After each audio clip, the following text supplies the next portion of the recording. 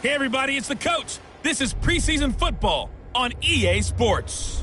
We are moments away from what should be an excellent matchup between the Minnesota Vikings and the New Orleans Saints. With that, let's get over to the Mercedes-Benz Superdome with the call from New Orleans. Here are Brandon Godden and Charles Davis. Okay, Coach, it is always a celebration here in New Orleans, and we are just outside of the French Quarter at the Mercedes-Benz Superdome.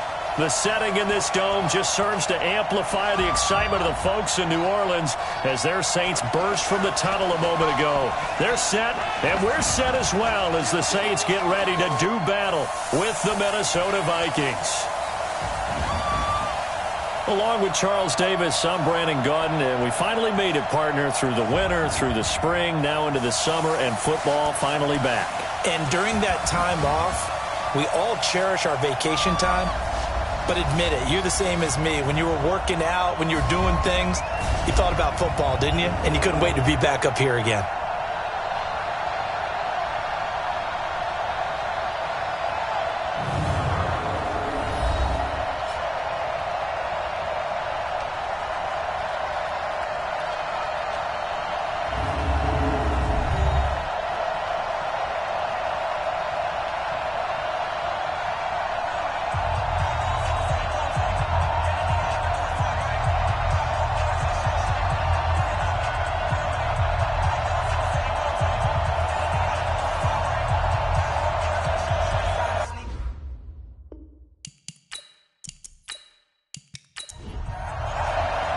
Here's a punter, Thomas Morstead, to get this one started. And we are underway from the Superdome. This fielded at the 2.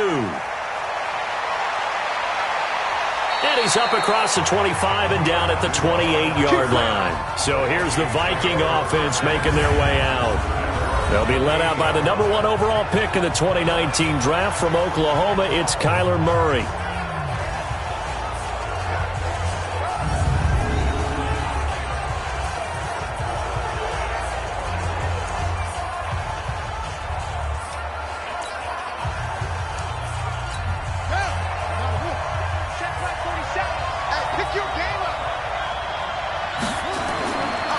This man was a Saint for 3 years. It's Darren Sproles. He'll wind up getting a yard on the game's first play at second down. On your screen now, here are the offensive starters. At wideout, Antonio Brown is certainly someone that the defense always has to account for. Without a doubt, a true number 1 receiver. It doesn't matter to him how defenses want to cover him. He sees it as a challenge and knows how to defeat him. Now it's Sproles trying to bounce it outside, but he's only able to get it back to the line of scrimmage. Officially, no gain on the play, and they're left with a 3rd and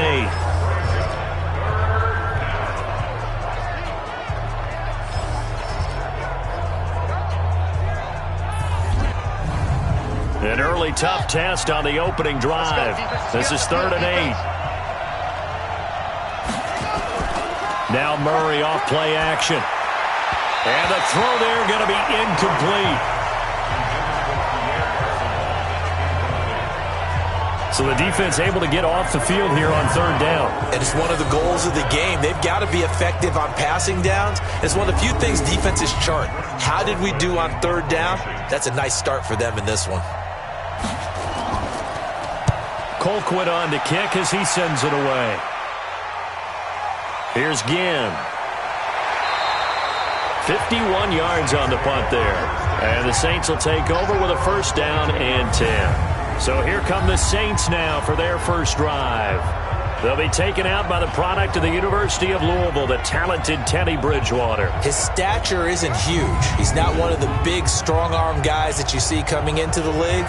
But his touch, decision-making, ability to make plays, that's why Teddy Bridgewater has a chance to be a top quarterback in the league. A 1st down throw for Bridgewater. And that is incomplete. Took a shot there on 1st down, but he couldn't reel it in. And a look now at the offense for New Orleans. The steal in the 2017 NFL Draft had to be running back Alvin Kamara out of Tennessee, who ended up being that year's NFL Offensive Rookie of the Year. Split time with Mark Ingram his first 2 years in the league. With Mark Ingram now in Baltimore, it's his show. And through his first 2 years, almost equal yardage, rushing and receiving. Expect his rushing numbers to take a big leap in 2019.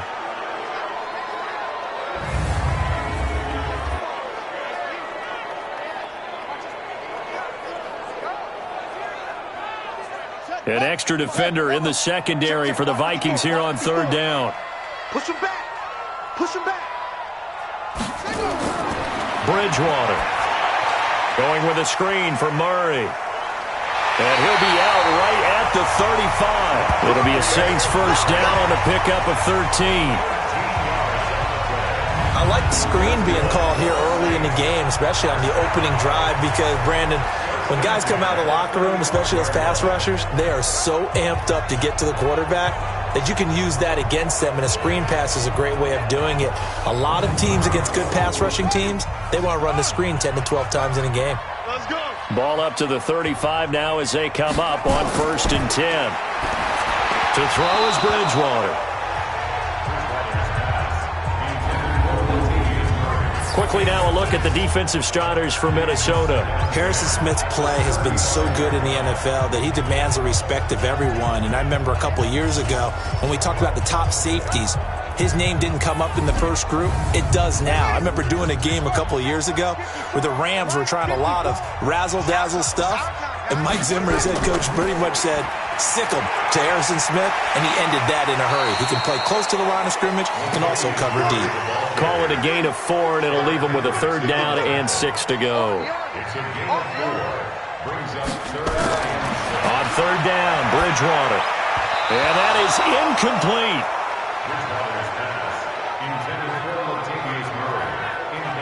Well, touch and time are critical for those types of throws. He put a lot of zip on that one. Needed just a little bit more finesse trying to get it to his back. Here's Thomas Morstead on now to punt it away on 4th down.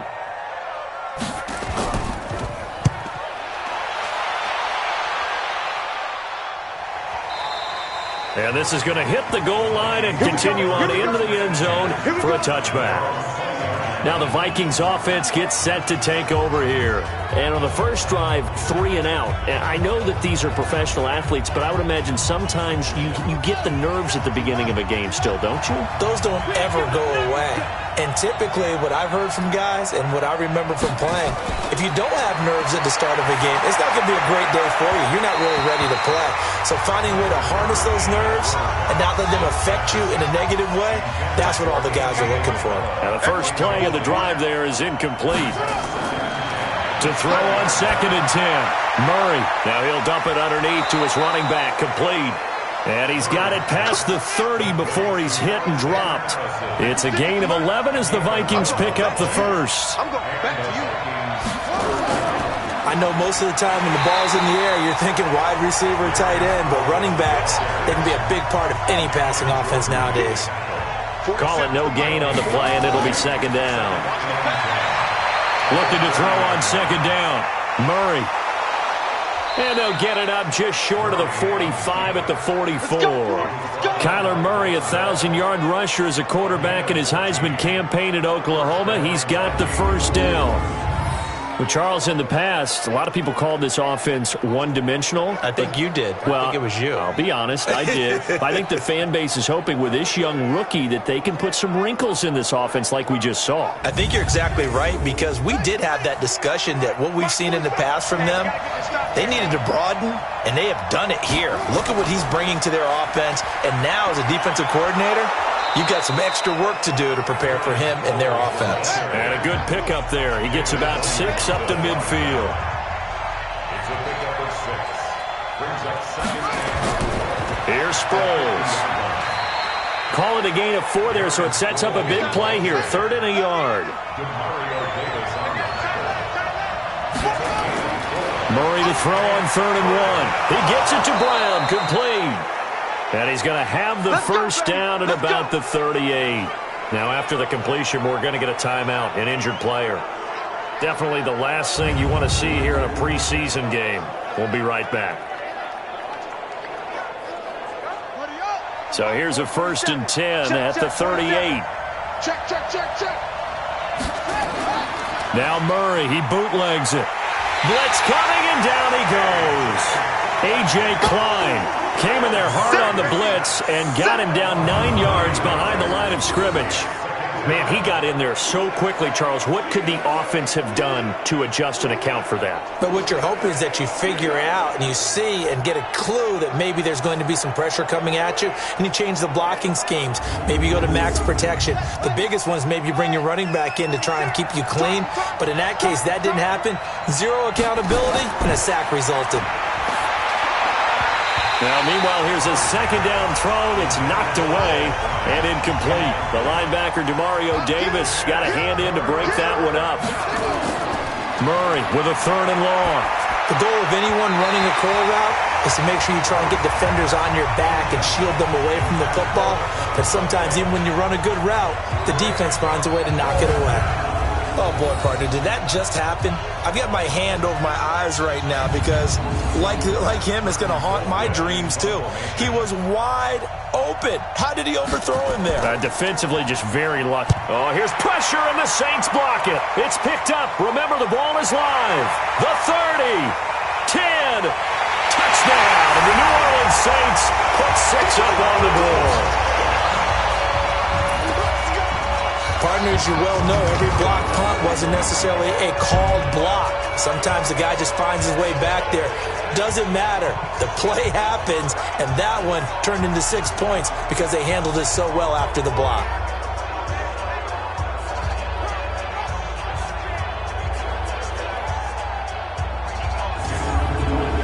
Will Lutz on for the point after.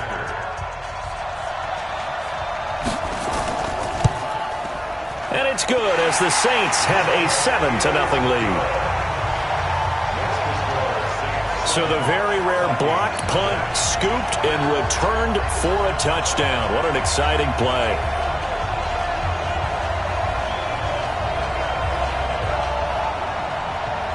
Morstead out now following the touchdown to kick. This will be taken in at the 1. And nice work on the return as they'll start their drive just past the 30-yard line. And now out comes Minnesota.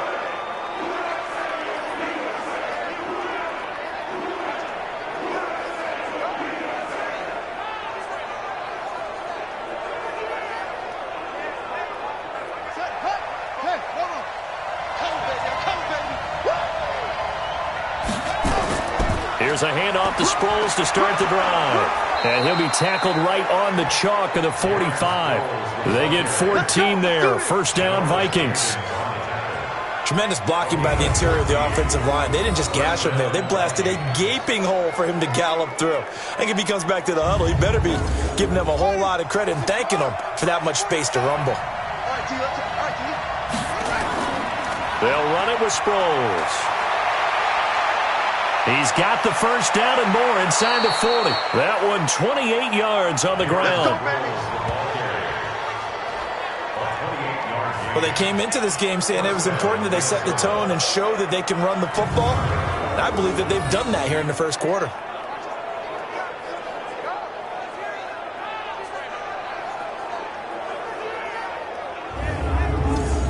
So in Saints territory now. Here's 1st and 10 at the 27. They fake the handoff. Now Murray out to his left. He's going to take off with it. Give him a couple on the scramble. It's 2nd down.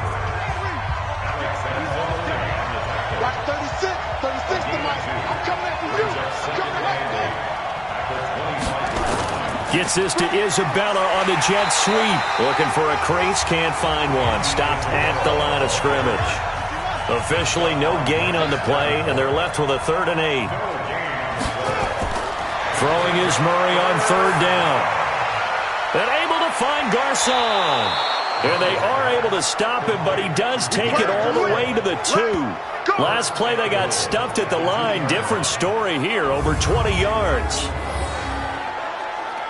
Nice catch right there. Brings to mind the sentence, when in doubt, find your veterans. He used to laugh back in the day when they would call guys like him crafty veterans. You get up in your 30s, you're still playing receiver, but you're around that long at that position, you're doing something right. Just remember this. When he was young, he thought the crafty veteran was simply a guy who couldn't run anymore.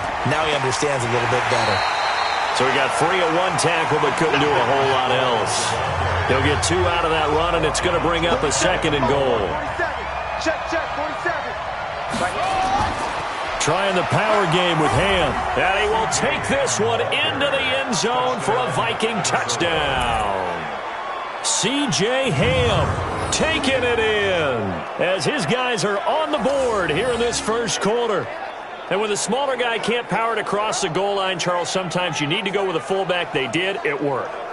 What's that thing about force and mass? How's that? Oh, yeah. Force equals mass times acceleration. Oh, that's big-time stuff. That's from the same guy the apple dropped on his head, right?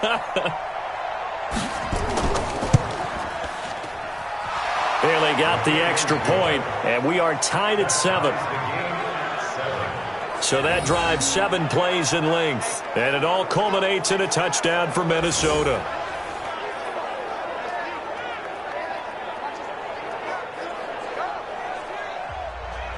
So all even at 7 now as they kick it away. This is fielded at the goal line. And a nice return sets him up pretty good here at the 30-yard line. The Saints coming out now to take the field and hoping to do better than they did their last possession when they punted the football. Appeal to the vanity of your offensive line. Tell them that they control your fate. Leverage guys. Win the line of scrimmage. If you do that, you start to win first down. You win second down. And guess what? You start accumulating first downs. And that's what they need in order to not punt the ball again. And he's got a good gain of 7 up to the 37.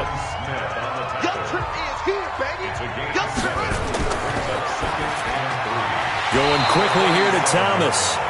No gain that time on the completion, and it'll be 3rd down.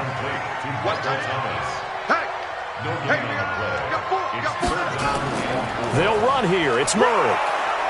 And he's going to be taken down here still a couple yards short of the first. Now it looks like we'll get a timeout as there's a Saints player down here on the field.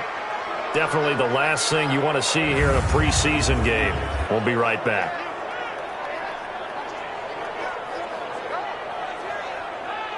Here's Thomas Morstead now as he'll kick it away for the 2nd time. This is away and a very good kick angled for the sidelines. This one will sail out of bounds. It'll depend on the spot here. And the side judge says that went out at the 7-yard line. Let's go old school there. That's absolutely a great coffin corner punt. Someone's put some time in working on that, hasn't it? Seems like every year these guys get better and better. It's amazing how they can command that football through the air. Yeah, they used to actually practice with hula hoops where they place them and try and put them there. Now a lot of guys use barrels on the sidelines to try and put the football in one. Watch the screen. They'll begin the drive with Sproles. And he takes this just about a yard shy of the 20. 12 yards there. 1st down, Vikings. Well, they're making an effort to get the ground game going tonight. So far, it's working. I like what we're seeing from the offensive line. They seem to have the leverage going and they're controlling things and reestablishing the line of scrimmage, moving that defensive front backwards, but also like what the runner's giving us, too. It appears that he's been waiting all day long to get out here and take off. He'll run it. He'll get 3 yards on the scramble there at 2nd down. It's a pickup of 3. Brings up 2nd and 7 at the 22. On the jet sweep, this is Bryant. And that one covered beautifully. Their defenders stayed home, and they'll stop him behind the line. A 2nd down play results in a loss of 2 yards. I like the idea to mix it up from time to time because, let's face it, you can't be predictable. But the execution was a little lacking on this one, right? They might want to go back to the drawing board with that call. And for the Saints here on 3rd down, an extra defensive back on the field. From the gun on 3rd down, Murray. And that will be incomplete.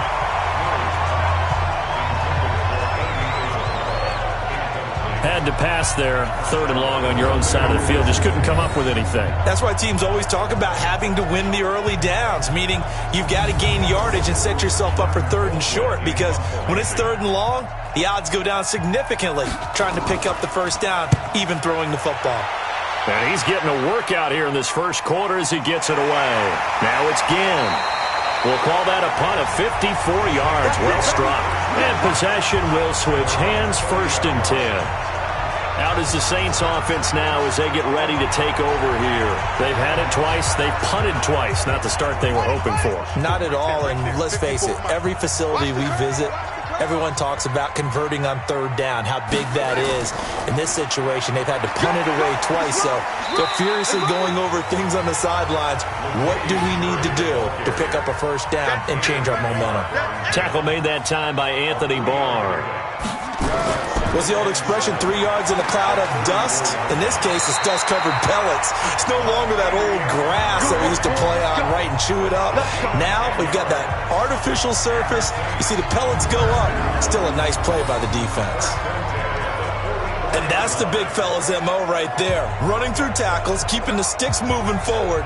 In this defense, if you don't bring 11 guys to the ball to try and get him on the ground, he's going to keep making runs like that. I feel the press box shaking every time he touches the rock. Watch us slide, right? First down, Bridgewater.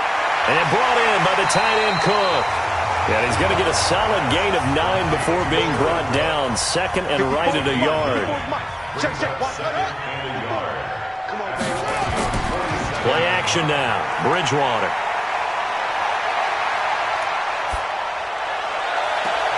And this is a catch by Ted Ginn. And he takes this just a few yards shy of the red zone before going out. Defensively, they just lost him. He was waving his arm saying, I'm wide open. They found him. Yeah, and it's so interesting about when a receiver starts to wave his arms, because some guys, right off the line of scrimmage, they declare themselves open. You know, those guys throw the one arm up, right. Hit me right now. In this case, he was so wide open that he was frantically trying to get his attention to make sure he got the football. And then I'm sure his only thought when the ball was in the air, don't drop it. Had too much time to think. They're going to be stopped up on this first down run. He might have gotten back to the line of scrimmage, but that's it. These two teams all tied after one. 7-7.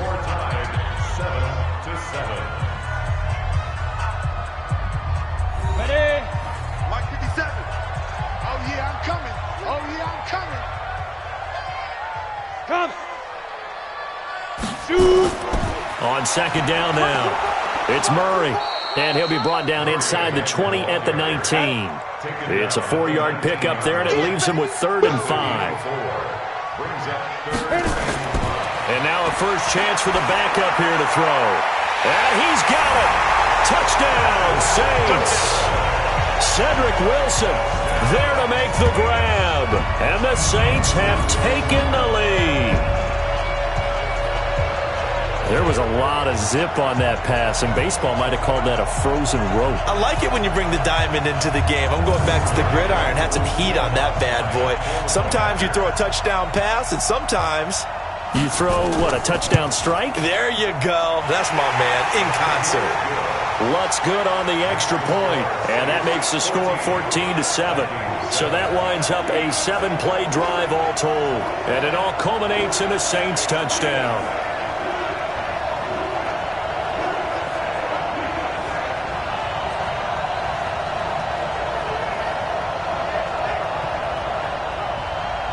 Morstead out now following the touchdown to kick.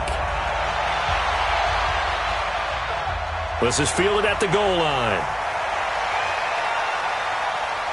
And he'll take it past the 25 and up to the 28-yard line. And the Vikings now heading onto the field. And on the last go-around, they really couldn't get anything going. They had to punt from deep inside their own territory, which means they're going to lose the field position battle as a general rule. What they're looking for now is a little more consistency, move the ball at least a few times on offense, get a couple of first downs, and hopefully flip the field. Yeah, just something to build off of. That's what they're looking for here. Eli Apple up from his corner spot to make the play. Stidham. Gates with a grab. And they get him down, but not before he takes it across the 40-yard line. It's a gain of 11 as the Vikings pick up the first. They run with Ajayi. It's a 6-yard pickup, and it gets him to 2nd and 4.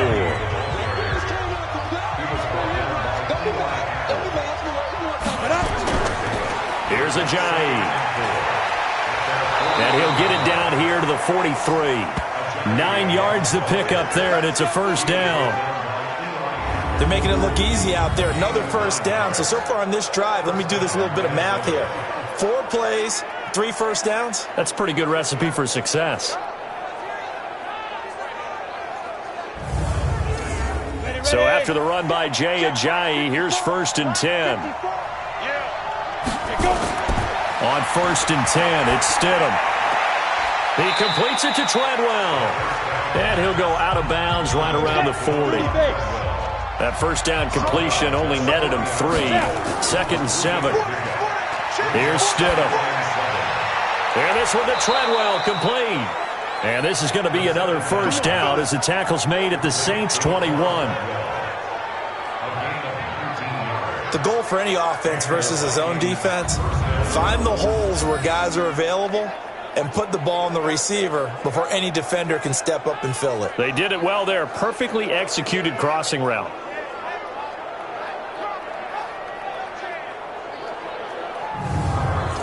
Ready to break. Mike 5-4. I'm coming after you. I'm coming after you. Ready. Here's Madison running on first down. And he'll take it down here just shy of the 15 at the 16-yard line.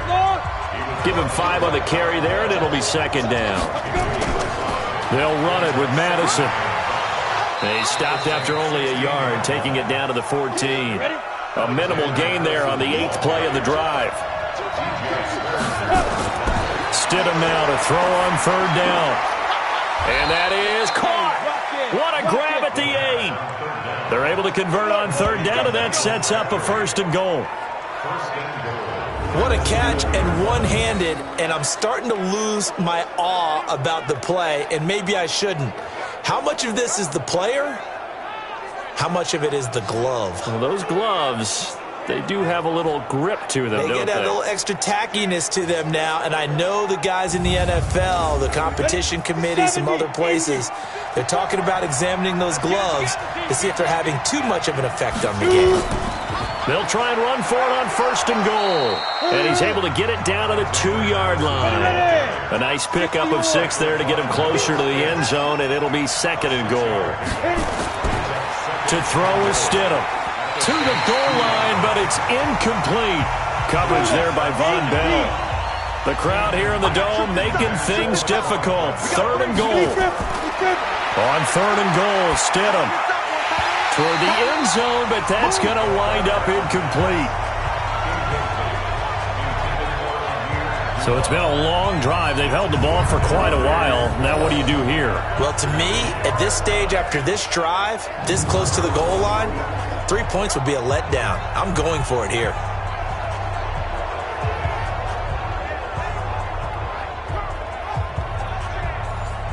Dan Bailey now for the field goal try. This is less than an extra point, just a 19-yard attempt. Bailey's kick is good. And they'll cut the lead back down to 4 now at 14-10. So they get 3, certainly hoping for 6 after a 13-play drive. So you console yourself on defense by saying you did your job, right? If they go 13 plays, you only give up a field goal, you did a nice job there. But here's the other part.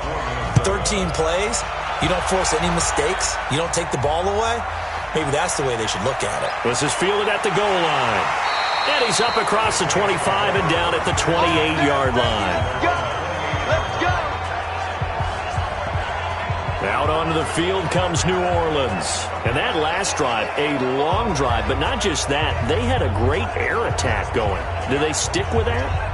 I would think that they would, because if they were confident enough to do it on the last drive, starting backed up in their own territory, why would you change anything? They've got to be confident about what they're presenting and continue to do so. Yeah, because the secondary, they really look clueless.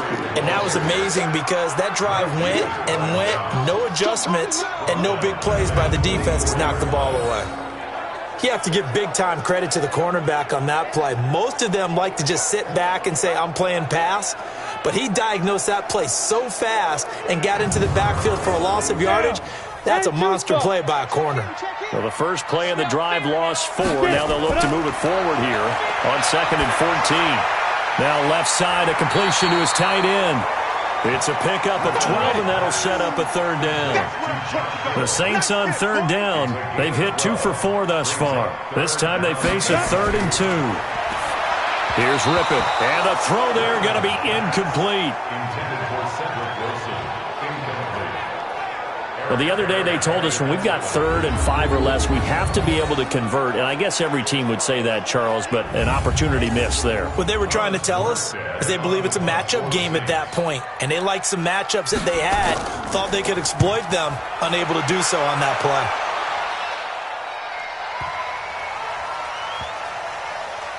And did they keep it in? They did. They kept it in. It's down close to the goal line at the 1-yard line. You rarely call your punter a weapon, but he certainly was there. How about that? Pinning him down at the 1-yard line and helping out the defense in a big way. I'm telling you what, if I'm a defensive coordinator, I might be thinking safety right now. Now the Minnesota offense set to take over again. You're down on the scoreboard, and this is not what you want to see, 99 yards of field in front of you. Yeah, and it just shows how important a good punter can be and how that person can really help out a team. Guarantee you his agent can be taking that video clip in the next contract negotiation, don't you think? 2 yards on the carry there. It'll be 2nd down. Stidham from down around its goal line. And an alley to run. And he's going to get this up to the 24-yard line. Well, apart from Kyler Murray, not too many mobile QBs in this year's rookie class, but some good scrambling there to get the first. Now, those are the ones that hurt defensively. You do everything right. Excellent pressure, good coverage downfield, and then he slips out the back door and turns it into a nice gain.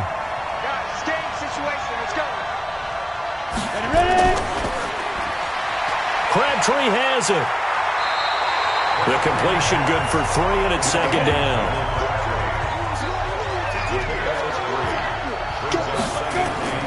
Play action. It's Stidham. He'll buy some time right, and he's going to keep it here. He'll wind up getting 4 there on his own, but it will leave him now with a 3rd down situation. Now it's Stidham. Incomplete. He had his hands on it, but couldn't pick it. But it's now 4th down. Not only was the call spot on, how about the execution of that defense right there? The zone was absolutely locked up tight. He was trying to force it in there on 3rd down. But if there's a time to force it, he felt like he needed to make a play, right? Yeah, exactly right. 3rd down, you got to try and find something. There's nothing available there for him. He gets us away. It's a good one, drawing toward the sidelines. And this will be up to the ruling of the side judge here. He says it crossed out of bounds at the 16-yard line. Back out onto the field now comes the New Orleans offense. They've got the lead. Last time had to punt it, though. What's the key to this drive? I think it's leverage. Leverage. Big guys up front. You know the motivational speech on the sideline is, guys, give us an opportunity. Protect the passer, create space for our runners, and let's go ahead and get these guys. Low man wins. Let's go do it on this drive. We'll watch that leverage on this drive. 17 there and a New Orleans 1st down. Although his reputation as a speedy runner precedes him, it's always fun to watch him work. It is eye-opening, isn't it? Because when you see him get the ball and just go, in addition to that speed, it helps out his blockers. They don't have to hold blocks for long because he's just going to speed right past them. Looking to throw on 1st down is Rippon. Pressure coming from the Vikings, and they get there and bring him down. Stephen Weatherly just would not be denied. That's a loss of 7. Great job defensively. I think he was trying to go through his progressions, find someone to get rid of the football. Before he knew it, he was on his back. So that just brings us right back to what you said in the beginning. A great job defensively. Nowhere to go with the football. That led to the sack. Don't need it all back at once, but you figure they're going to need something here. 17 yards to go on 2nd down. To throw it is Rippon. His throw incomplete. I think you put just a little bit too much heat on that one. When you throw it to the outside, you do have to be careful because you got to keep it away from the defender, but you also have to give your own guy a chance too. Going with a screen for Murray. And he'll be brought down right at the 30 here. 5 yards on the screen, but that'll take us to 4th down. Instead of throwing it downfield, Charles, they just tried to dump it underneath there. You like the call? I do. I think it's a high percentage play because you get the completion, and what you're counting on is your back to use his legs and his elusiveness to make people miss and pick up the first down. In this case, it didn't happen.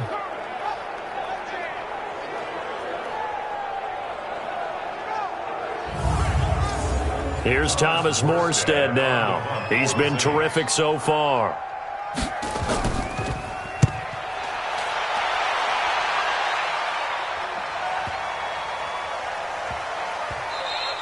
Yeah, he was looking for the checkup bounce, didn't get it. That scoots all the way into the end zone now for a touchback. Jay Ajayi works his way back onto the field. He's just been looking for some space. Yeah, I'm not going to pin it on him or the offensive line, but they need to get this run game going better. Sometimes you just have to credit the defense. They came in with a plan themselves. So I think now you try and mix things up a little bit. Get the ball in the hands of some other people, find some other playmakers, but always let the defense believe that he's still a threat. I was going to say, don't forget about it. No, don't take him totally out of the game. Here's a pass swung out left to his running back. And he will lose yardage on the play, back at his own 19-yard line. That play was well covered, just tried to check it down. Unfortunately, not able to find any yardage on that one.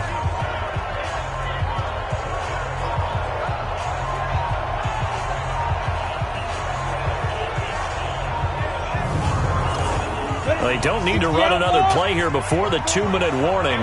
Let's see if they do it anyway. Now it's Ajayi. Gets this to the 24 for a gain of 4. These guys have punted 4 times already, and they're staring at a 5th, barring a conversion here on 3rd down. Coming up at halftime, I'll go from one personality, that's you, Charles Davis, to another one in Orlando, the coach. He'll have stats and scores from around the NFL. You and Jonathan Coachman, both larger than life. No doubt about it. But you're stuck with me in this booth, yes, and he's miles away and smiling. And happy. Not much going on this drive. Looks like they're going to have to punt it away, CD. And right now, I know a lot of their fans are screaming for the OC to change things up, get away from what he's been calling.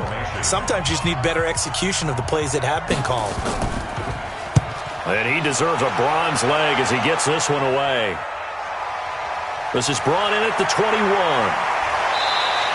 Nice job bringing that one back. 14 on the return. And the offense will take over with a new set of downs. Latavius Murray getting set to go again. He's been effective so far, over the 40-yard mark here in the second quarter. Don't forget about those guys up front, though. They've been effective, too.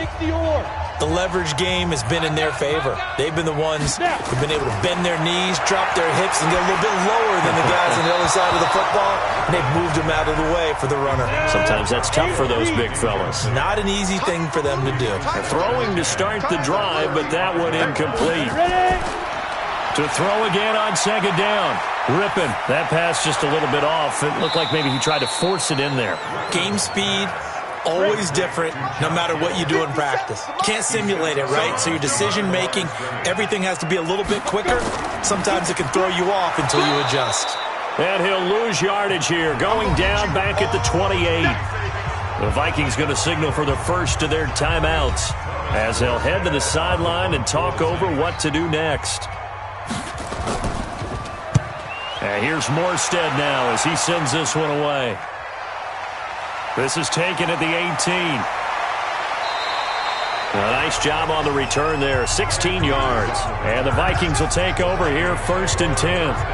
Here comes Brandon Marshall and the rest of the offense as they gear up to go again. You better believe that he's well aware he has 0 catches right now, and they're losing, so he's probably a little hungry. And you know the guys on defense are aware as well, and they're really excited he has no catches, but they're also worried because a lot of times that's like the ticking time bomb. The longer you hold him down, when he finally explodes, look out. Yeah, no catches, though, so far in this game. Here's Stidham to throw. And an incomplete pass. That'll stop the clock here with just under a minute to play in half number 1. Stidham, 3rd down from the gun. It's complete. Abdullah. Now the Vikings will use the second of their timeouts as they get the stoppage with a little over 50 seconds to go in the first half. They'll throw on first down with Stidham. It's caught by Treadwell. Just a yard on the catch there. It'll be 2nd and 9. The Vikings in the hurry up. They're hustling up to the line. Now it's Stidham, and that one will fall incomplete. Clock here now just under 30 seconds to go in this first half. Now Stidham lets it fly for Treadwell, and that'll wind up incomplete. Bold play call there. Now it's 4th down. And you just know when that play call came in, their eyes lit up because anytime you get a chance to take a big shot downfield, that's a lot of fun, and they missed an opportunity.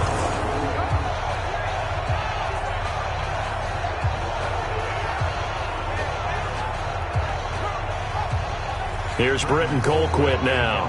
Remember, though, he did have one blocked earlier. So out of bounds on the punt, and the spot will be, the side judge says, right at the 35-yard line here. There again is the running back as he trots onto the field. And he's had his chances in this game. He just hasn't been able to find any daylight so far. Patience, patience, patience. And that's the hard part for a runner because they expect every run to be a big one for something to pop. So they have to sometimes go through the struggles before it happens for them later in the game. But you got to give credit to the rest of the team. They've worked around the fact that he hasn't had his normal big game. Yeah, despite his struggles, still winning here in the second quarter. So we have reached halftime in our first preseason matchup of the year. As we send you on over to Orlando for Jonathan Coachman in our EA Sports Halftime Report. Take it away, Coach. Okay, Brandon, thanks very much. This is one of 2 Friday night games here in preseason week number 1, with Tampa Bay and Pittsburgh currently in the third quarter. We had 11 games last night and 3 more tomorrow night to wrap things up. Cincinnati, Kansas City, the Rams in Oakland, and the Cowboys visiting the 49ers. In our game, most of the starters have made their cameo and departed, but plenty of youngsters out there with a lot to gain or lose as we get you right back out to Brandon Gaudin. Out come the Saints now. They'll go on offense first here to begin the third quarter. They have the lead. Now they'll be looking to extend that lead. And this is where I enjoy talking about one of my favorite subjects, tendency breakers, or counters as I also like to call them. You've done things in a certain way in the first half, and they've had ability to see what you've done. They're going to make their adjustments. So guess what? You adjust yourself and try and stay ahead of the pace because you are looking for some separation in this ball game. The adjustment to the adjustment. Without a doubt. Show them one thing, hit them with something else. And that didn't fool anybody. He's going to be dropped in the backfield. And that's what this defense is going to need to do more in the second half. Good pressure that time, forces some indecision in the backfield. He's going to wind up being taken down for a nice loss.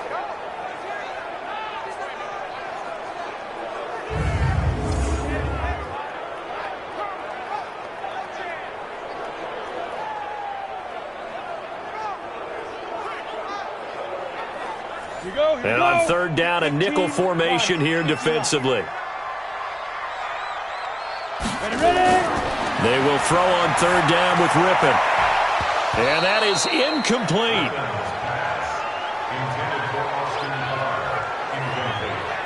You can tell they were hoping for a flag there offensively. Several on the sideline motioning, hey, why not a penalty? Why not a penalty? What did you see? Yeah, I think you've got to let them play, and the officials are instructed. If there's contact coming from both sides, no flag. Let them fight it out. And forces fourth down.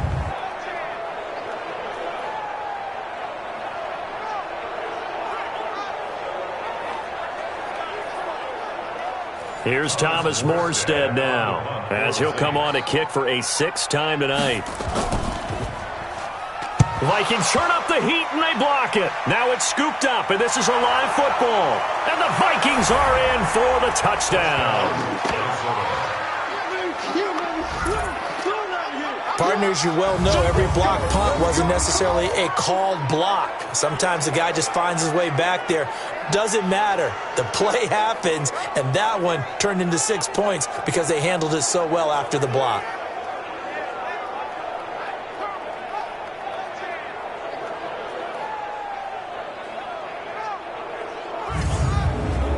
Bailey now for the extra point.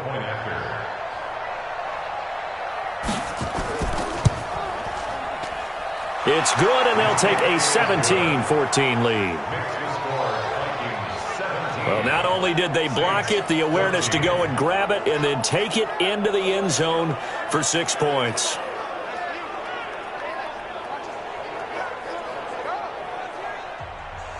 Bailey now to kick it away after the touchdown. This will be taken in at the 1. And a nice return sets him up pretty good here at the 30-yard line. Now the Saints, they trot their offense out here.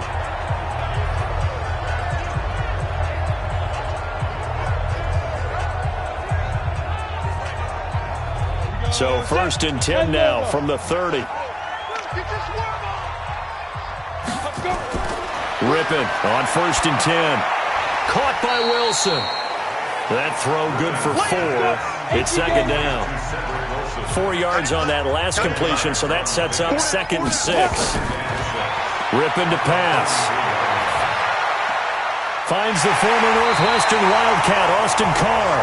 And he'll be taken down, but not before he gets into enemy territory.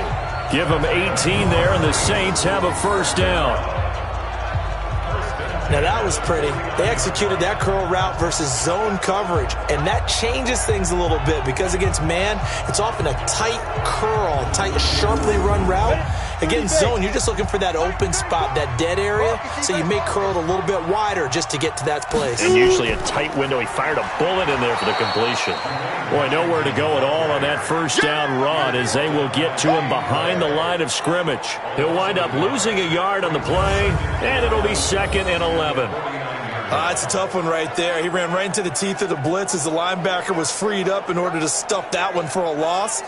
I think quarterbacks got to see that. Got to find a way to audible into something a little more advantageous. Staying on the ground with Washington. 2 runs in a row, but only 2 yards to show for it. And they'll need the 39 here for a 1st. This is 3rd down. It's 3rd and 7. Now Rippon. And this is going to be incomplete. Incomplete. Results in a 4th down. Here's Thomas Morstead now as he's on to punt for New Orleans. Averaging 50 yards a boot so far as this one's away. And this will be out of bounds, and they spot it at the 15-yard line. Not too bad. Now the Vikings offense works their way back onto the field. Now, if you're a fan of punting, and I know that not many people are, but this game kind of turning into one for you. Well, it's okay if it's a skills contest, right? We're really into it then, but not during the course of an actual game. This has turned into a field position game, though. Sometimes a better punter may actually determine the outcome. They run on 1st down as they get about 3. 2nd and 7 forthcoming. 3 yards on the pickup there, and it'll be 2nd down. The 1st run for the backup, Abdullah. They tried a quick hitter inside, but that one was swallowed up because when they're hoping, those big defensive linemen will take the bait and move laterally and open up a crease that they can run through. Didn't happen on that play. They're trying to show that they can run the ball and protect this lead. Give it to the backs, play a little bit of keep away, don't you think? And that's probably a good philosophy at this point, going to make that defense stand up and stop them. Come on, set, 50, plant. Check, watch 54, watch 54. Watch the back. They go back to Abdullah on 1st. Tackle made there by Kiko Alonso. Hey, too slow. Keep playing hard. This is Ajayi. And he's able to get most of what he needed on the carry there. 7 yards on the gain, and it's 3rd and 2 now. They stay on the ground. Again, it's Ajayi. And he's got the 1st down yardage before he's brought down at the 42. The 5 yards on the play there as the drive will continue. Brandon, they're still in the lead, but momentum's certainly been going the opposite direction. So to me, that's a really important pickup there on third down. Try and regain some confidence, and you're right. They need to stem the tide a little bit. That certainly helped.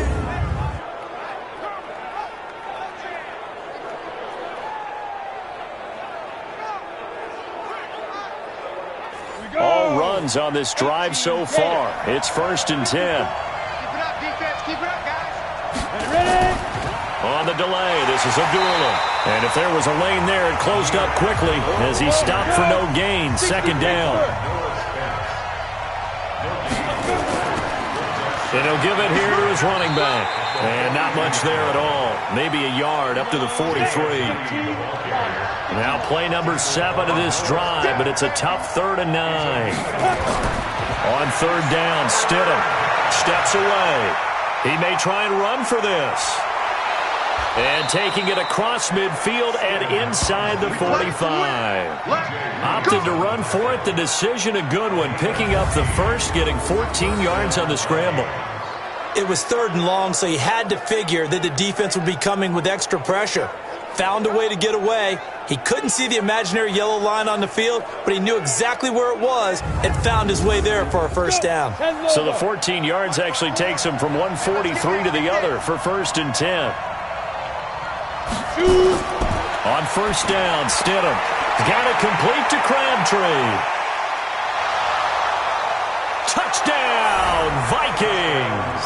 Touchdown. Michael Crabtree, 43 yards. And the Vikings are going to widen that advantage. A good, sustained drive there in this 3rd quarter, capping it off with a touchdown to give them a nice 2-score advantage. It was actually a fun one to watch, wasn't it? I mean, for me, seeing the mix of what they did, how they moved the ball downfield, very sharp, too. Each and every play seemed to be executed with great dispatch.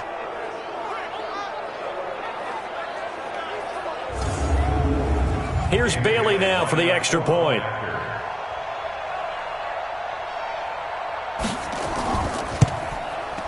And his guys will take a 10-point lead. Makes the score, Vikings 24. A good drive that time as they go 9 plays in all. And it's polished off by a Viking score.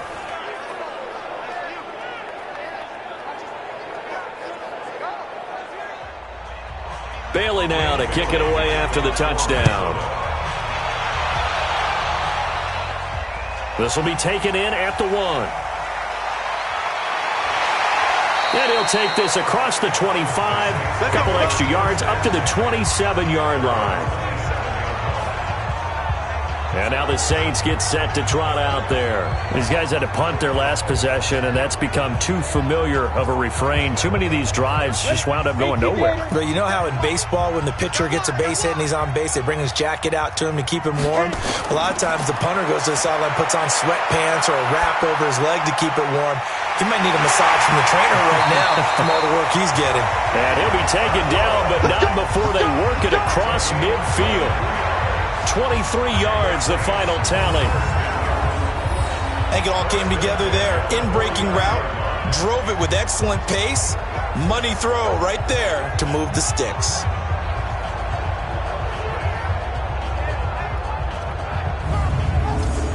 This quarterback now 6 for 6 since coming back out of the locker room. It's 1st and 10. Now Rippon on 1st and 10. Nowhere to go here. He lost the football. And the Vikings pick up the football. And nothing but green grass here, middle of the field. And they're going to bring this one back. It's a fumble return, a scoop and score for the Vikings. The offense, they've had some sloppy moments. Sloppy there again on that one, and it could be the backbreaker. From a defensive perspective, if the offense is going to be sloppy, you've got to take advantage of that. And that's what they've done all game long.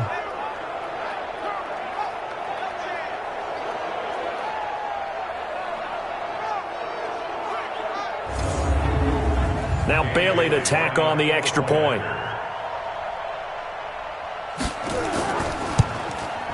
And that'll make this a 3-score game as the lead moves to 17. So not only the cough up, but then the pickup on the other side, the scoop, and the score the other way. The fumble return for a touchdown. So here's the kickoff now as they'll get it again following that fumble return for a score. Fielded about a yard deep. And he'll bring it a few past the 20 to the 23-yard line. Out onto the field comes New Orleans.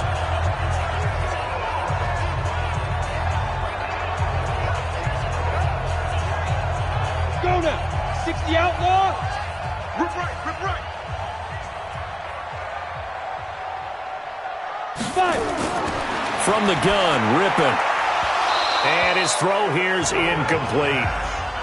Fair to say, hasn't been his best game throwing the football, but also not getting a lot of help out there either. Yeah, you nailed it pretty well, you know. He's got to throw it better. Got to get more help. Obviously one that should have been caught. They got to find a way to bring those two elements together so they can make some progress in this one. And now offensively it's 3rd and 10, and I'm just thinking to myself, actors always say, what's my motivation before a big scene? Right now the play caller's thinking, what have I done before that's worked well that I can go to right now? Yeah, because they were pretty successful in the first half scoring points. Haven't done anything so far here in the second half. And that's a crusher right there. Had his man open for a first down, throw a fastball when that wasn't necessary, incomplete pass. When are these quarterbacks going to learn? You don't get extra points for how hard you throw the football. On is the punt team now as this one's sent away. That'll be a 48-yard punt, 1 yard on the return. And out will come the offense as they take over. And out now come the Vikings. And they're hoping to redo their efforts in the last drive when they got into the end zone. And just think of what it's like now on the sideline, because when you score a touchdown, you have to go over and look at the tablet and see what you did on the last drive. When you scored points, it's a whole lot better view than when you're trying to figure out how to fix things there. A nice burst there as they'll get about 7 that time on the first down run. 7 yards on the pickup there, and it'll leave them with a 2nd and 3. And to give this time to the tailback. And to the 42-yard line here and brought down there. That one a first down pickup of 8. For a lot of guys playing this game, there's no better feeling than running right through a tackle. He's able to lower his center of gravity and churn his legs for a really nice pickup.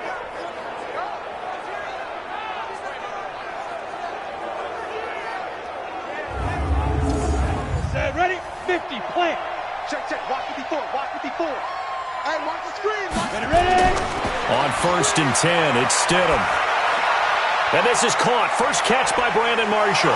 And they'll get this well past midfield before being stopped just before the 35. And a nice gain of 21 yards. I'm sorry, but it's almost unfair. Brandon Marshall can make so many plays, but even when you think he's covered, he's not. No, he's really not. He uncovers and makes a play on you and picks up good yardage in doing so.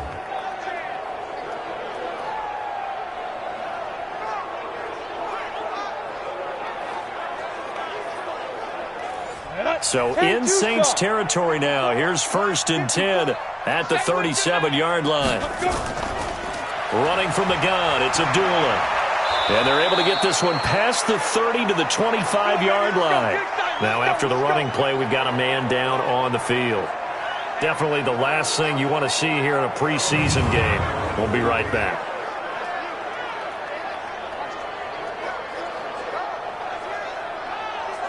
Here we go. 90 Wolf. Watch the pass. Watch the pass. Here we go. Here we go. Now a handoff here to his running back. And he gets it inside the 10 to the 9. Another nice gain, 16 yards there, and a first down again. Now this is an example of breaking down a defense, because on a lot of these runs, he's getting past the point of attack, and guess what he's doing? Forcing the secondary guys to have to make a lot of tackles. Here we go. Here we go. 18 Gator. Hey, here I come. Here I come. Shoot. They'll try and run for it on 1st and goal. And he'll get about 4 there as he takes it from the 10 down to the 6. The 6-yard line, the line of scrimmage on 2nd and goal. On 2nd down, this is Madison. And he's dropped just before the line to gain. 4-yard pickup leaves him with 3rd and 1.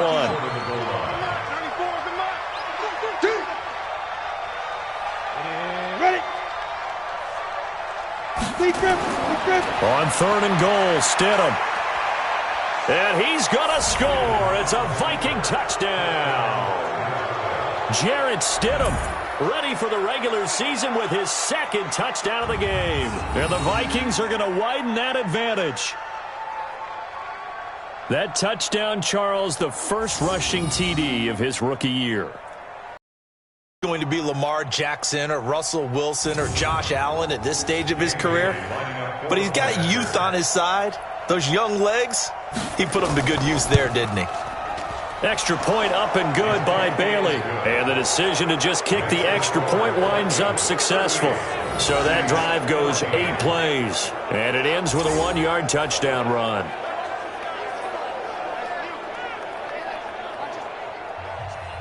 Bailey now to kick it away after the touchdown. This fielded at the 2. Solid return, pretty good field position. They'll start at the 32-yard line. Back out onto the field now comes the New Orleans offense. They've got to dig down deep. I mean, they need something right now, really anything to cling on to. This offense has struggled. Partner, join me in a walk to their locker room at the half, okay? Because I think what we would have seen is an offensive coordinator and his assistant coaches getting together with all their positions, then coming together as a group, going over adjustments, and then the head coach coming in and just screaming, wake up. Yeah. Let's get moving, guys. I'm kind of glad we weren't in there halftime, actually. You think you might have turned it on us, too? Yeah, but right now, whatever was said hasn't been working. Now left side, a completion to his tight end. Only 3 yards on the catch. It's 3rd down. These guys have punted 4 times already, and they're staring at a 5th, barring a conversion here on 3rd down. They complete it to Hill.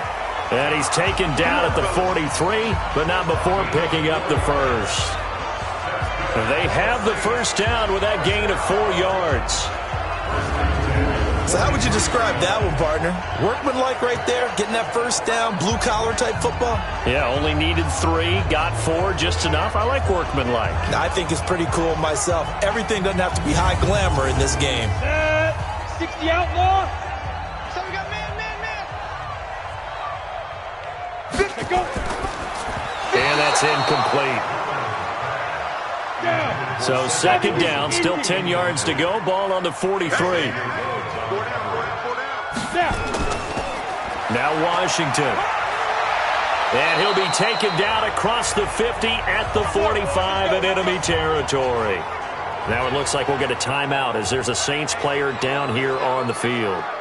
Definitely the last thing you want to see here in a preseason game. We'll be right back. Come on, set. 60 or. Cut. Ready? Out of the gun is Rippon. And that's going to be incomplete. Too tough to hold on to that one. It's 2nd down. So now 2nd and 10 after the incompletion on 1st down. On 2nd and 10, it's Rippon. And his throw's going to be incomplete. This offense in desperate need of a conversion as they come up on 3rd down. Here's Rippon. They're able to locate Wilson. And he is out of bounds, but not before he's inside the 30. 17 there and a New Orleans first down.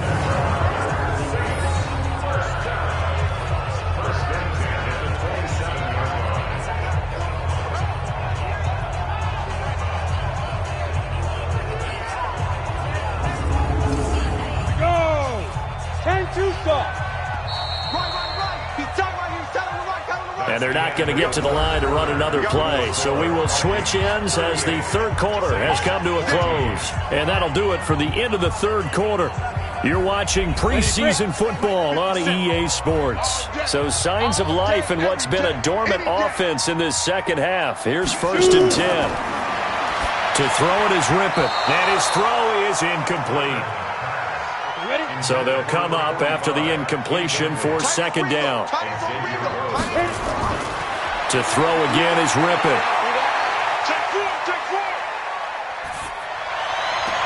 He gets this into the hands of Kirkwood. And he's out of bounds. Almost gets to the 10. He'll get 15 and a Saints 1st down. And he went in route there from the slot for the completion. Love how he runs his routes because it's all setting up your defender.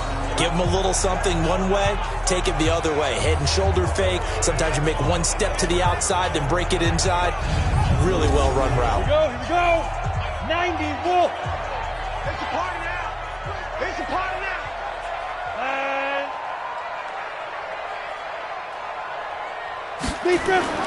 Looking to throw on 1st down is Rippon. Throwing over the middle, and it's incomplete. He was trying to find Keith Kirkwood that time, and that'll bring up 2nd down.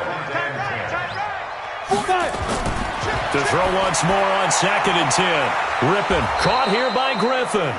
And here he'll get it down to the 7. That catch good for 5. It's 3rd down. And, partner, I think that was a great example that not all tight ends are created equal because everything was right. Got the completion, but he's not one of the more dynamic guys in the league. So even though he caught it, couldn't turn it into much more.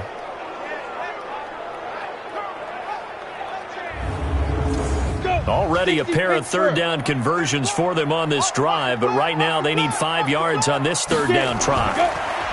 He'll look to throw. To the end zone, but it's incomplete. Defensively, you look at the numbers. Another incomplete pass that we just saw, and they're under 200 yards passing for the game, so they've done their job on that side of the ball. Yeah, recently I was actually working a game where a quarterback had a streak of 5 straight games without a 200-yard game, and that was a big talk, both in his town and amongst his team. How do we get the passing game going? So big. And he's got him. It's caught in the end zone. Touchdown, New Orleans. Josh Hill there to make the grab. And the Saints make some inroads here to that deficit. Obviously, the scoreboard right now is not the friend of this rookie quarterback. But, hey, a touchdown pass there maybe builds a little confidence. Every rep is valuable when you're a rookie. Every time you step up and throw the football, there's a lesson to be learned. Yeah, he took advantage of a little bit of loose coverage there with the lead. But at the same time, got it done. And it'll take a little bit of satisfaction away from that throw.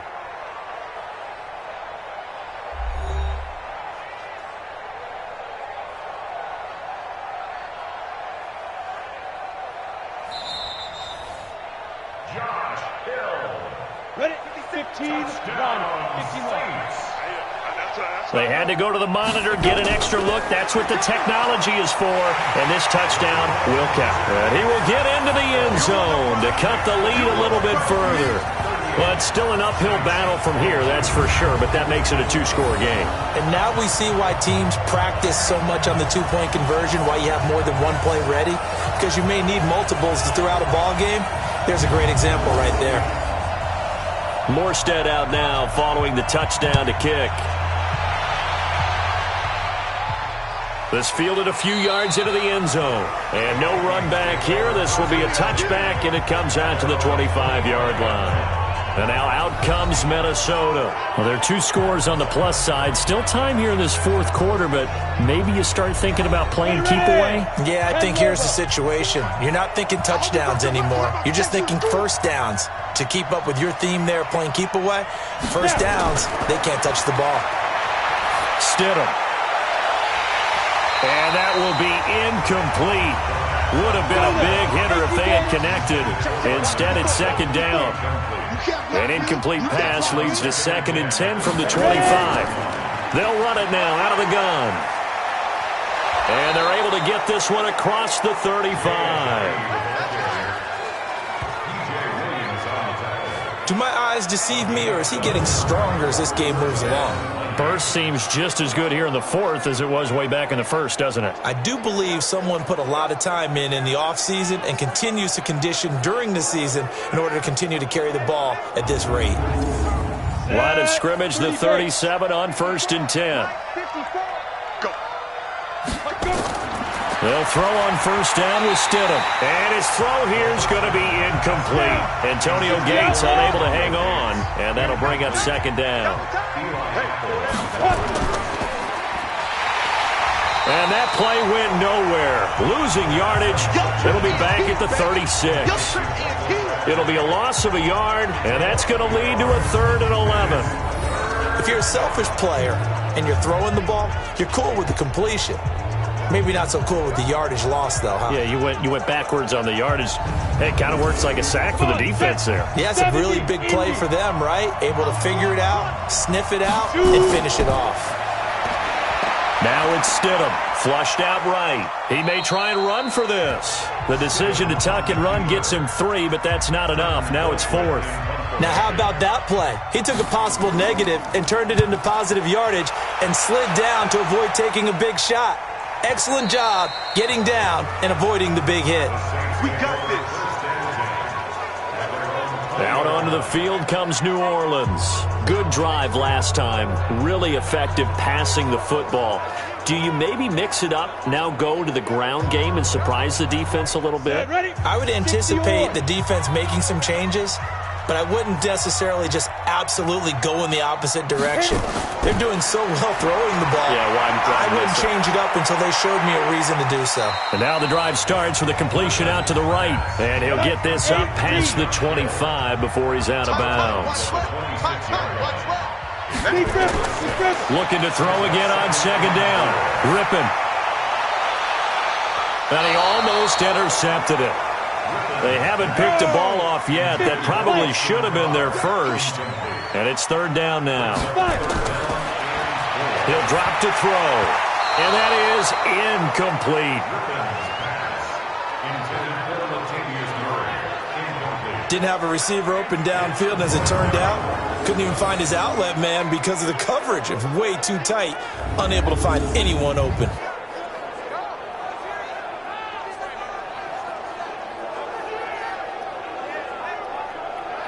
Here's Thomas Morstead now as he's on to punt for New Orleans. He's averaging just under 50 yards a punt as he gets this away. Pulled in at the 24. So a change of possession here on the punt. The Vikings offense now heading out to take over. They're out in front. Last time they had to punt it away. We'll see if they can add to their lead now. They don't want to go out and punt it away again. This team now wants to get a cushion, put people away. They want to run their offense and have it end up in the end zone. Here's a handoff to Ajayi to begin the drive. And he'll muscle his way up to the 43 for a pickup of right around 5.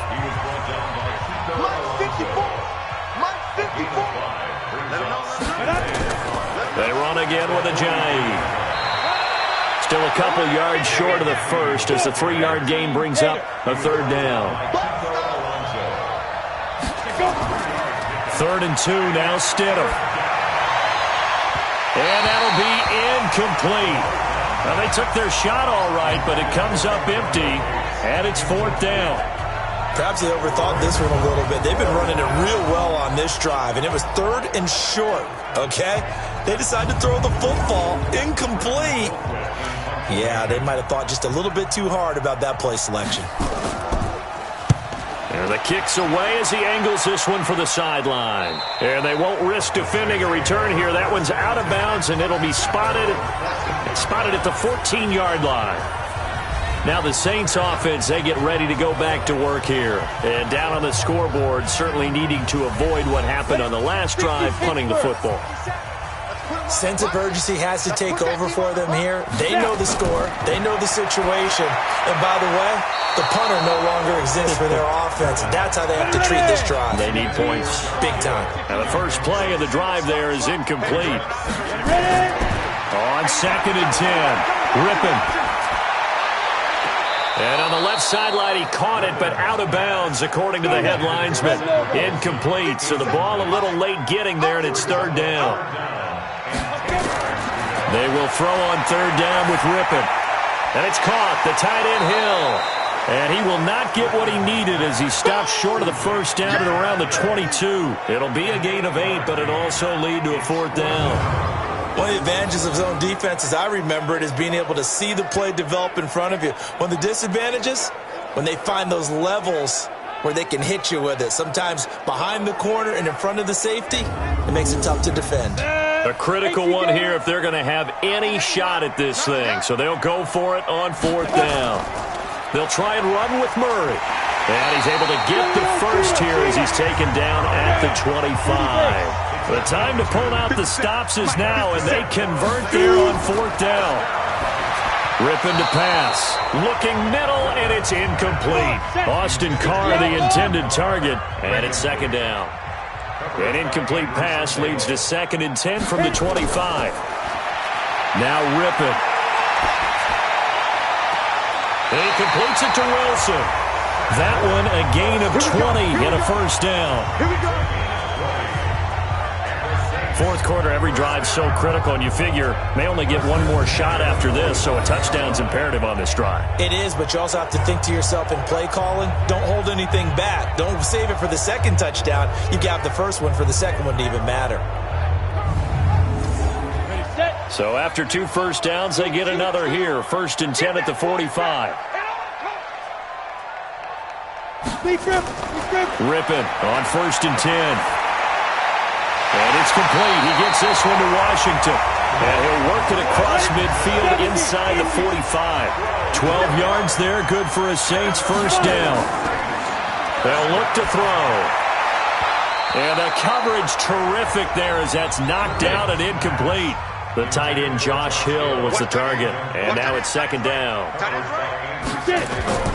Throwing again on 2nd and 10. Rippon. And his throw's going to be incomplete. This offense was on the move. Now 2 straight incompletions have them looking at 3rd and 10. Rippon looks to throw it again. He's got a first out or more inside the 30. And he'll be taken down at the 26. And this is going to turn into another first down as the tackle is made at the Vikings 26. And a 2-score game, obviously. Every play, every third down, like we saw there, magnified. Big pickup. It was a huge pickup. What they really want, though, is to not even get to third down. They've got to maximize time and conserve as much as possible. On the double. 57. Let's go, let's go.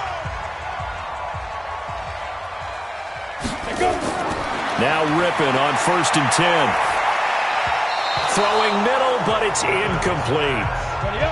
Once again, they'll come up on the 26-yard line, 2nd and 10. 2nd and 10. And that'll be incomplete. Took a pretty good shot as he tried to pull that one in. Couldn't hang on, 3rd down. So back-to-back incompletions, and that has him staring at a 3rd and 10. Nowhere to escape, and he goes down. Well, they went with the nickel. They throw in an extra defensive back. Coverage was very good. Yeah, it was exactly as you would expect. A passing down. You bring in the nickel package. Just as you described, the coverage was excellent and allowed one of their linemen to end up getting to the quarterback.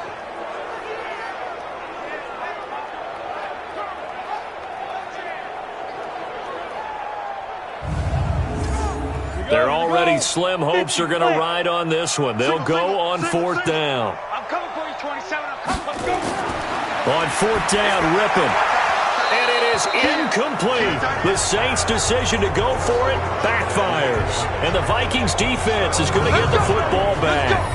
So they really needed points here in a 2-score game. Could not come away with anything there on 4th. And while we know they're a little bit discouraged here, they can't check out of this game. You and I have called a good number of games over the course of our career where we've seen these types of situations. Teams get the ball back, and that miracle does occur. So they can't let that dream go just yet. They have to get stout on defense here. Yeah, right now really hoping for a turnover. They'll start out on the ground with Ajayi. And brought down, but not before reaching the 45-yard line. 12 yards there, first down Vikings. He's still rumbling, isn't he? Still looking fresh in this one despite the heavy workload. But you and I both know, well-conditioned, and he did tell us that he thrives on being at his peak late in ball games. Let's go. 90 Wolf. Check. Watch 54. Here we go. Running game working. They'll stick with it on first down. And no room to maneuver there. Give him a yard up to the 47.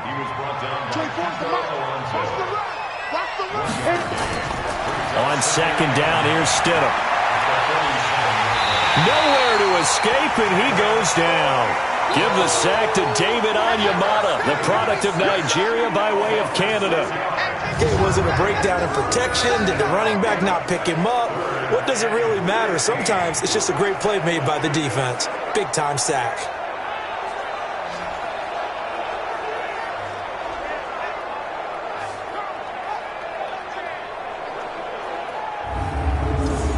Ready. 60 Pittsburgh. 54. Oh, yeah. Big grip. Third and long. It's Stidham. And that will be incomplete.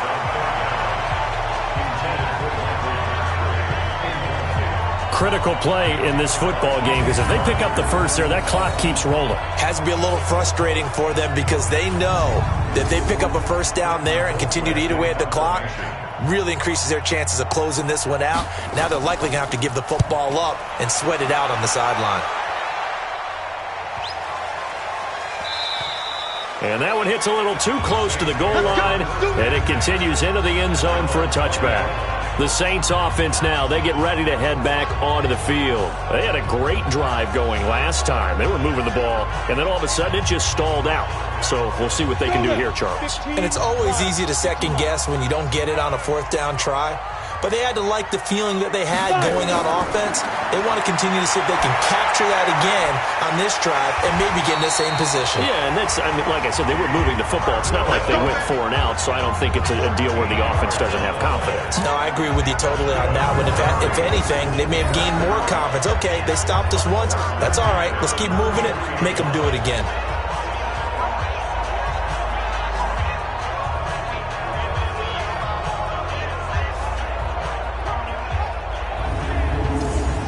So they'll come up first and 10 now from the 33. From the gun, Rippon. Got his open man, it's Carr. A Saints first down there on a gain of 11. Back-to-back good plays have them on the move on first down. Out of the gun is Rippon. Caught by Wilson. The extra effort after the catch makes it good for a gain of 26 and also a first down. Clock management definitely critical here if they want to get back in this game. Absolutely agreed. They have to up the tempo in this case, down a couple of scores. Want to make sure they have a chance to win this ball game.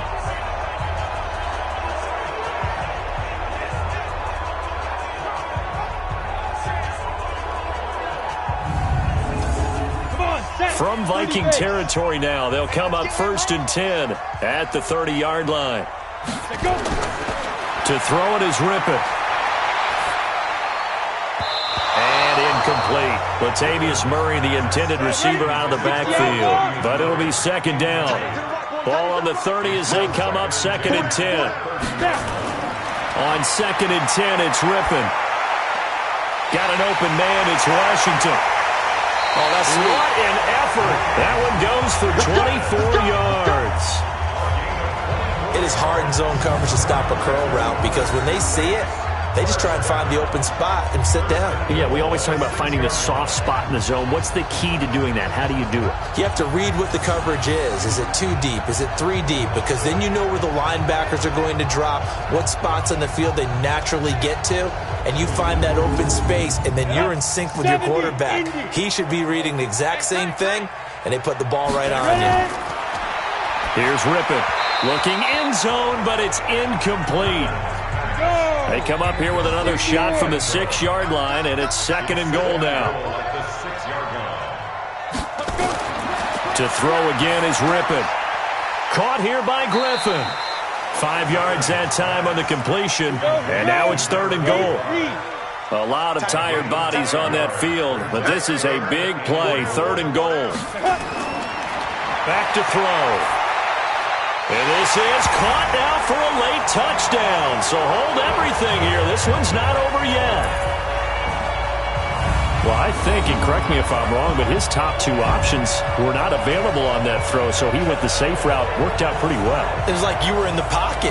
How about you going through the progressions like that? What a lot of offenses say, touchdown to check down. Look downfield first, bring it back to the line of scrimmage. Not easy for a rookie to do. Oftentimes they get one look, and they make their decision off of that. He went through 3. That was impressive. They'll stick with the passing game as he looks to throw. To the end zone, but it's incomplete. A very pivotal 2-point try that does not go their way. Now it's a big uphill battle for the rest of the 4th quarter. The attempt was to try and make it a 1-score game, right? Touchdown, get 2, now you've tied it up. Instead, they don't get it, still down 10. 2 scores down, 3 timeouts left. Still a chance if they can somehow get this one back. And the Vikings able to recover. The hands team does its job. They knew they needed a miracle. They had to have that onside kick. They didn't get it. Well, as we knew, even before they put the toe to the leather on that one, their chances of getting that done, slim and none. And I do believe we saw Slim just leave the door, didn't we? We did indeed. I think we're down to none. Now the Minnesota offense set to take over again. And a few kneel downs should just about do it. Now defensively they do have all 3 timeouts, but very little reason to use them at this point. They'll run with Madison. This will be stopped about 2 yards shy of the marker. 8-yard gain, 2nd and 2. And whistles, and we're going to have another stoppage of play as they call the timeout on defense with 1:53 left. So they come up on 2nd down. If they can get another run like we just saw, would likely put an end to this thing. And now we're going to get a timeout defensively. So another stop, 1:50 left in the football game. Go, and 2 stop. 54. Yeah, I got you. 5. They'll try to get it on the ground with Madison. And he is going to have the first down, and that is going to suck the life right out of this crowd. Now the Saints will use their 3rd and final timeout, and they'll be disappointed to have to burn one there after giving up the first down. And he'll give it here to his running back. And only able to get 2 here, stopped at the 30. This, in all probability, another run here on 2nd and 8.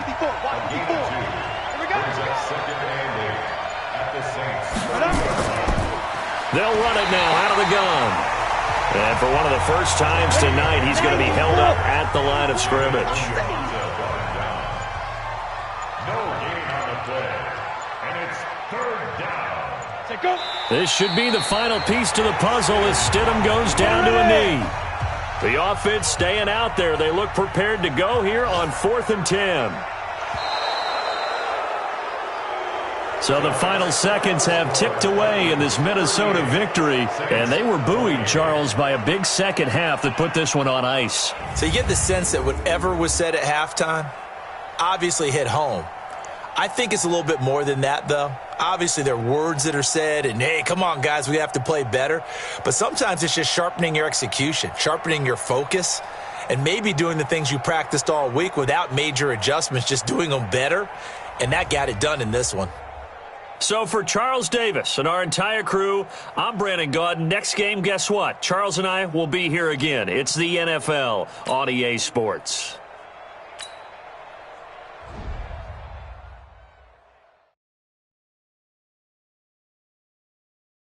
The players on your team earned XP. Quickly upgrade your team at the end of each game.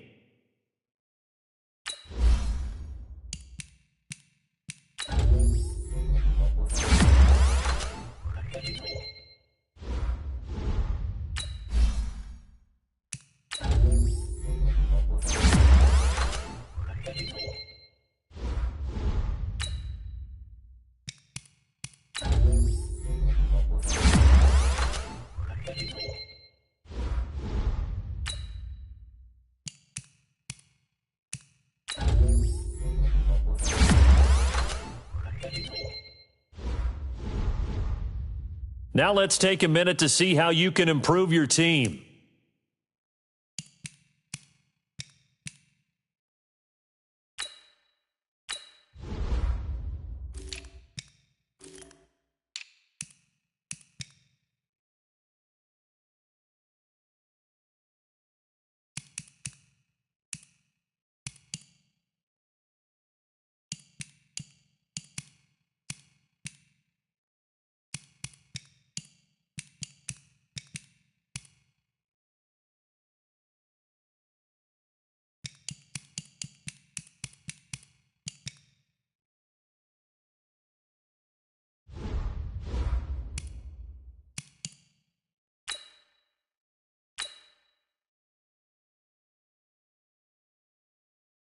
Now let's take a minute to see how you can improve your team. You have grades for each position that range from A to F. Browse available players to improve your team.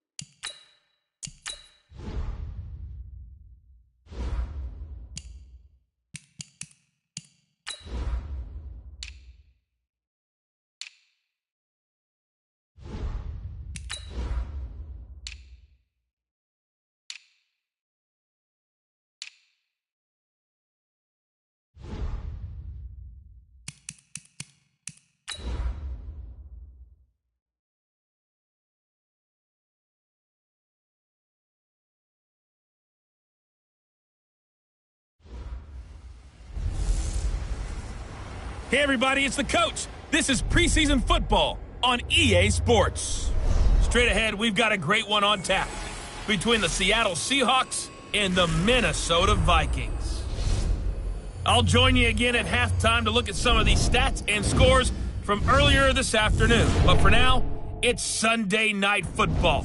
And on the call, as always, Brandon Godden and Charles Davis. All right, Coach. U.S. Bank Stadium holds just under 70,000 spectators, and they've come out in full force for this one. A fantastic atmosphere here in Minneapolis.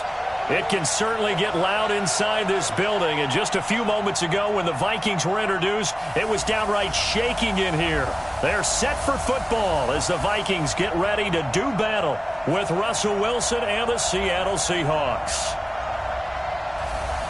Brandon Godden, Charles Davis, happy to be back alongside you. And I'll tell you what, yes, it's just week 2 of the preseason, but now they've got one game under their belts, and a lot of guys trying to prove some stuff down on the field here today. Not only that, these coaches like to win. And I used to think it really didn't matter who won in the preseason. Then I watched some of those shows that the NFL does, and you see the coaches in preseason after a loss jumping all over their guys. So I learned one valuable lesson. Wins and losses count no matter what time of year it is.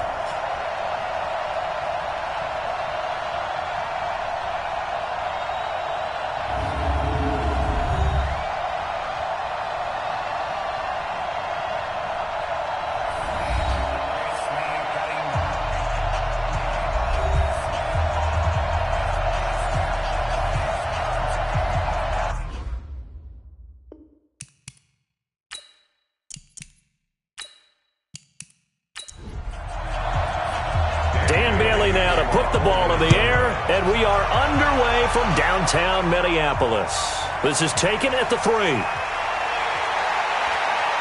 And a good effort on the return there. Gets him across the 30 to the 33-yard line. The Seahawks offense here set to take over with Russell Wilson leading the way.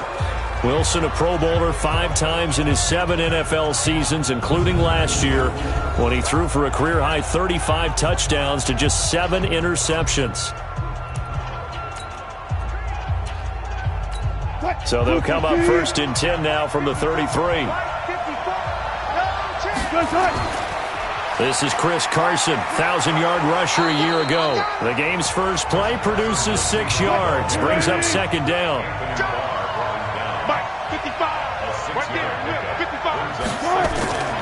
On second down, it's Carson, and he'll get up to the 43-yard line. 4 yards the pickup, first down.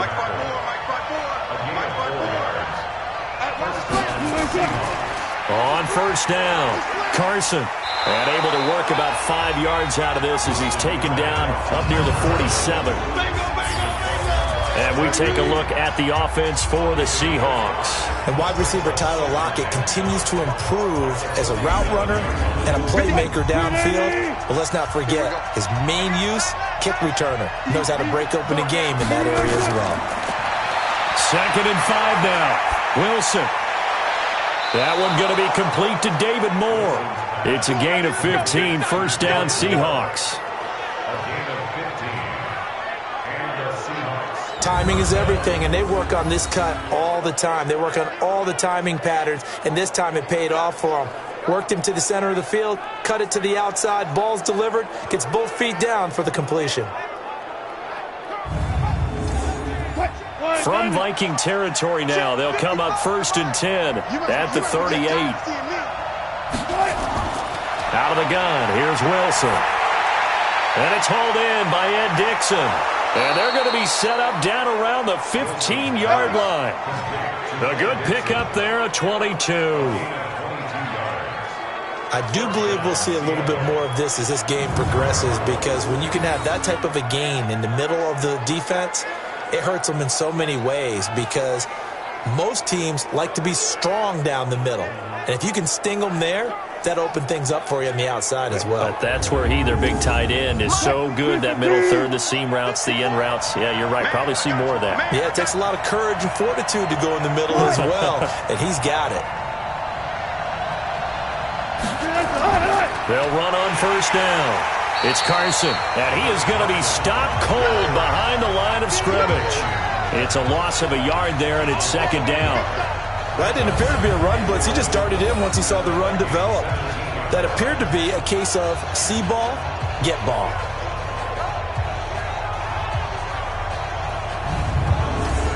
Maybe just a slight detour on what's been a strong drive. Here's 2nd and 11. Now the first carry for Marshawn Lynch. And he's eaten up at the line of scrimmage. Might have gotten a yard down to the 16. And a look at the Vikings defensive unit. Linval Joseph is in a hurry to get his name mentioned as one of the top defensive tackles in the game. I think he's accomplishing his goal. The 7th play now of this opening drive. This is 3rd and long, though. From the shotgun, Wilson. And a throw there going to be incomplete. So now here in the second week of the preseason, you'd expect the starters play a little bit more than they did in week 1, but not a whole lot. So if you're an offensive coordinator, what are you looking for? What you're looking for is things getting cleaned up as you go along, because most of your playbook's probably installed. How well are they handling it? Easy in and out of the huddle? No mental mistakes? Are they starting to look like a good offensive football team? So they'll likely get a few more drives before we see the second team, but a good start for the first unit with 3 points. Yeah, good start, and now they want to see them build on it, because you're exactly right. They'll get a few more drives at this stage of the preseason. Can they continue to evolve and add to what we just saw in the first drive? This will be taken in at the 1. And he'll make it across the 20 as his guys will set up shop at the 23-yard line. So here are the Vikings under 6-year head coach Mike Zimmer. They'll be led out by Kyler Murray, the #1 overall pick in April's draft, and also the Heisman Trophy winner out of Oklahoma.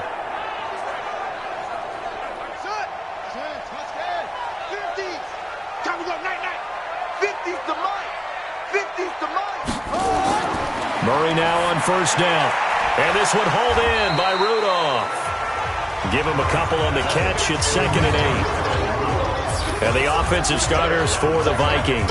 In an NFL that's uncertain from year to year, you know what you're going to get from year to year from tight end Kyle Rudolph. Very consistent, a nice threat in the passing game. The thing he's most proud of, his continued improvement as a run blocker. To throw again on 2nd down. Murray. And that's going to be incomplete. Good effort there trying to take a shot, but it's 3rd down.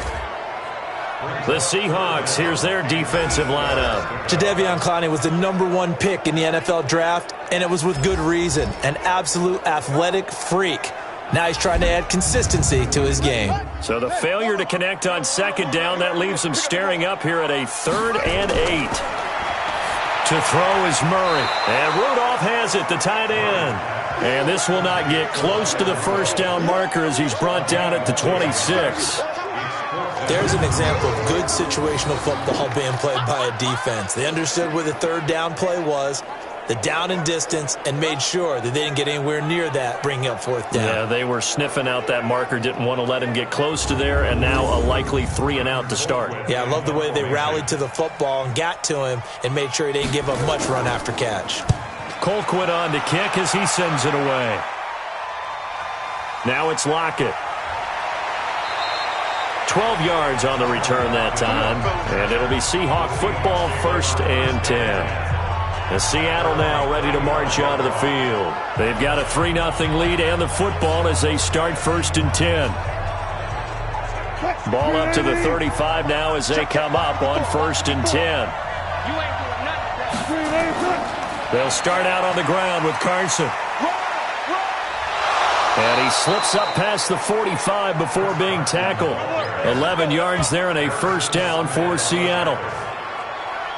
Usually we see runs like this as the defense breaks down later in the game, but this guy is setting the tone early, running through all types of tackles and put the defense back on its heels.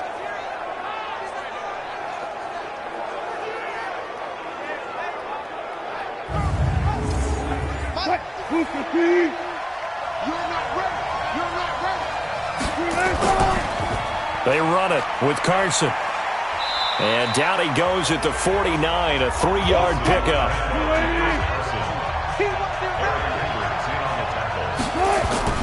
from just shy of midfield.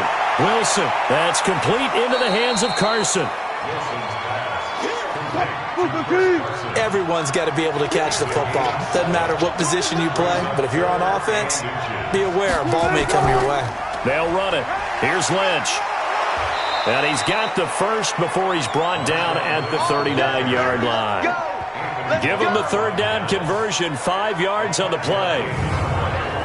Just about every coach we talk to says the crowd shouldn't affect us. That shouldn't be an issue. And then the next breath they talk about taking the crowd and taking them out of the game by picking up first downs and keeping them at bay. I think we just saw an example of that there, didn't we? Important to do, especially early in the game like they have. Hey, check.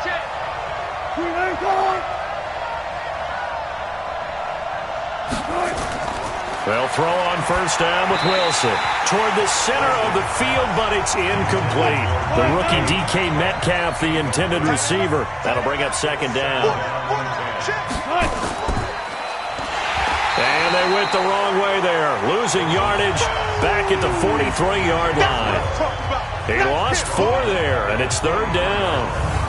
And never good on a pass completion there to go the wrong way. Lost yardage. No, for some reason it seems to work better when you throw it downfield or you can move the ball downfield running it that way, doesn't it? But in this case, if you're the defensive guys, you're energized, executed well, and you caused a lost yardage play. That's going to feel good and look great in film. He's going to go for a big play down. This is caught inside the 15. And he gets this one inside the 15, just a yard or two shy of the 10. That's a first down and then some, a 32-yard pickup. We always talk about the guy who paid off the play, don't we? A guy who caught it or ran it. But how about the elements that go into making a big play? This one in particular, able to scan the field, pocket held up nicely. What a terrific job by the offensive line. The route well run, and the football right on the money.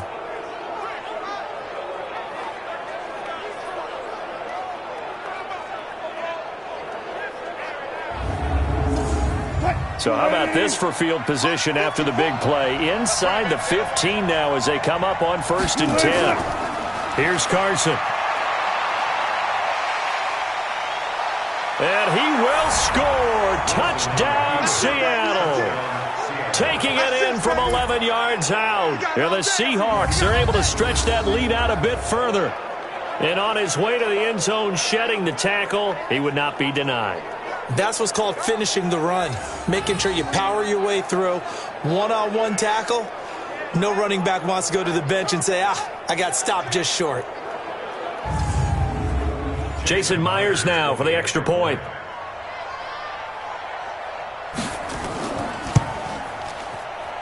It's up and good, and that'll increase their lead to 10-zip. So that drive takes them down the field in 8 plays. And it was all capped off by the Chris Carson touchdown run.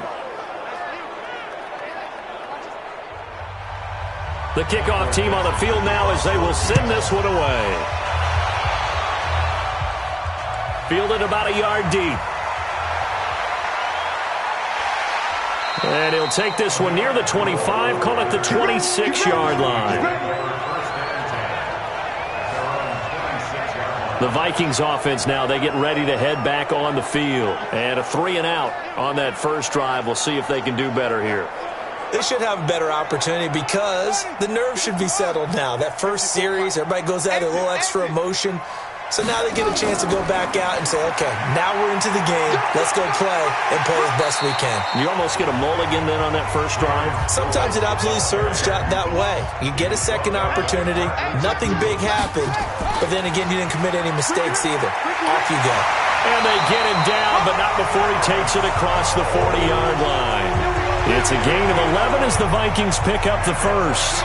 I have to admit, I'm excited by that play call and the end result because this is a team that's down big early in the first quarter, and a lot of teams will just panic, abandon the playbook, and just start firing the ball all over the place. It's way too early for that. Stick to what works for you. Down double digits, and we talked about their game plan being both running and passing there. You're right. They're sticking to the game plan, getting the ground game going. A lot of football left to be played.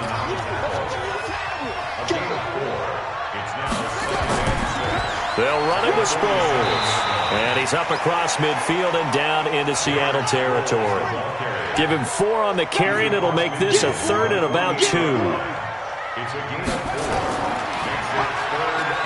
And he will be very close to a first down, but I see the closed fist of the referee, and that means 4th down. Only a yard on the 3rd down throw, and that leads to a 4th down. Well, we hear so often how tackling has become almost a lost art in the NFL game, but it's so important to tackle well on these receivers, especially in a play like this one. 3rd down, they gave him the underneath stuff. You got to go up and make the tackle right away. And the punt team on now as this one's sent away. And no return possible here as they angle this one out of bounds. The Seattle offense now set to come back out on the field. They're looking sharp, out early to a 10-zip lead and looking for more as they've got it 1st and 10. Wilson and the Seahawks take over now 1st and 10 at their own 15. From the gun, it's Wilson. That's complete to DK Metcalf. And he'll get this up to the 34-yard line. The drive starting play, a good one. Give him 19. Well, they obviously red man coverage their partner, and he got downfield, broke down the defender, made him What do you mean by that? He made him think he was going to run a different route. Probably thought he was going to take it upfield. Then he curls back inside for the completion. From the 34 now, here's 1st and 10. Wilson after the play fake to Carson. He's going to look deep down the field. It's caught inside the 25. A big play that time for the Seahawks. 43 yards. How about this first quarter for them throwing the football? This defense has 0 answers for what they've seen so far with the ball in the air. I'm not sure how they're going to change things around, but offensively, I keep attacking. I keep throwing the football until they make me change. So the big play gets him all the way down to the outskirts of the red zone here for 1st and 10. Now it's Carson. And able to get about 3 as he's taken down right at the 20. Not quite the success they had last play. This one goes for 3 yards. On 2nd and 7, Wilson. That's complete to Disley, the tight end. This will be a 5-yard pickup as they move it from the 20 to the 15. Well, they were unable to make anything really big out of that, but it's not a bad idea to find your tight end and give him an easy completion and keep moving things forward. Almost as bread and butter as a good running back dive play.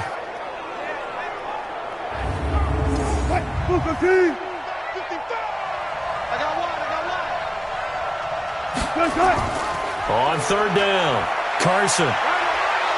And stopped a few yards shy of the goal line at the 3. They're able to convert on 3rd down, and that sets up a 1st and goal. Well, they're making a real first quarter statement with a run game, no doubt. For those who remember old school football, running it, establishing things, seeing backs find holes, get through them, they've got to like what they're seeing from this unit so far. Right now, they've decided to, as you've said, establish the run game, and they've been successful doing it.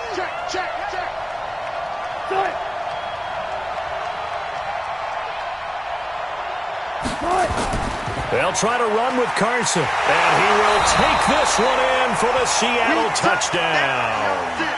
Chris Carson with his 2nd touchdown in this opening quarter. And the Seahawks are able to stretch that lead out a bit further.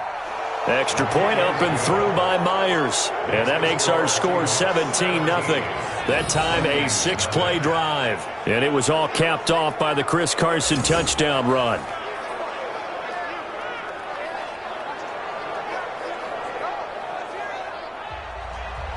Set now to kick this one away, and off it goes. This is taken at the 3. And he'll take it past the 25 and up to the 28-yard line. And now out comes Minnesota. They've shown precious little here offensively thus far as they try again with a 1st down now.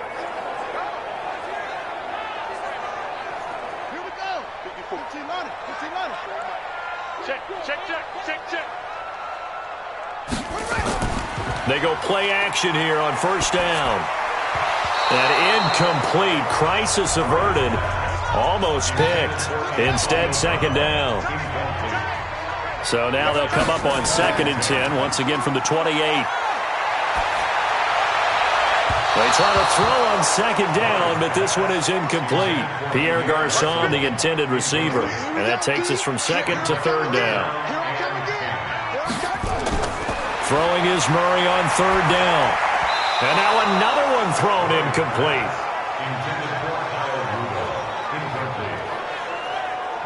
You know, during these preseason games, we're in week 2 right now, it's always funny looking at our spot charts up here in the booth because with all the guys that might play in this one, it seems to get bigger and bigger each year. Yeah, we pretty much supersize them, don't we? Because, you know, remember, they're carrying 90 now. And with the new rules, they'll carry 90 all the way through the preseason before they make the final cut. Oh, yeah, a lot of guys to learn for these games. Returnable for Lockett. So possession goes over here on the punt. And the offense will take over with a new set of downs. On 1st down, Wilson. This one into the hands of Metcalf. 5 yards on the catch there. Brings up 2nd down. 17-0 our score after 1.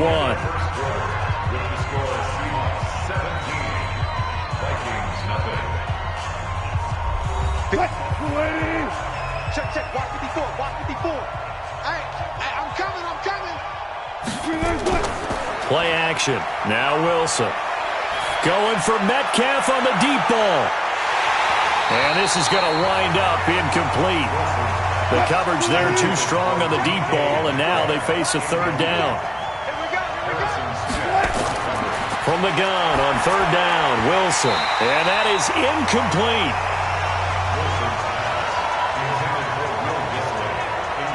They went with the dime look that time on defense, just flooded the field with defensive backs, blanketed everyone, took away all the passing angles, thus the incompletion.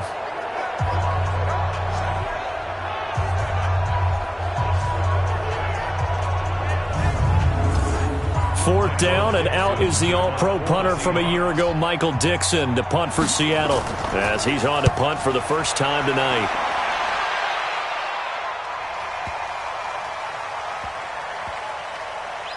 Oh, and what a play on special teams here. This is going to be down inside the 5, all the way down at the 2-yard line.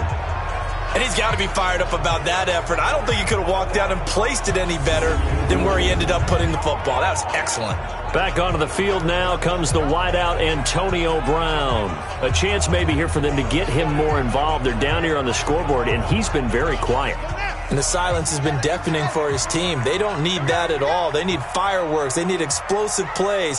They need him touching the football in any way possible. Maybe go to some jet sweeps. Anything to get him going. Yeah, something to get in the ball. We'll see if they can do it. The tackle made by K.J. Wright. Here's Sproles. And that won't buy him much room. Just a 1-yard gain to the 5.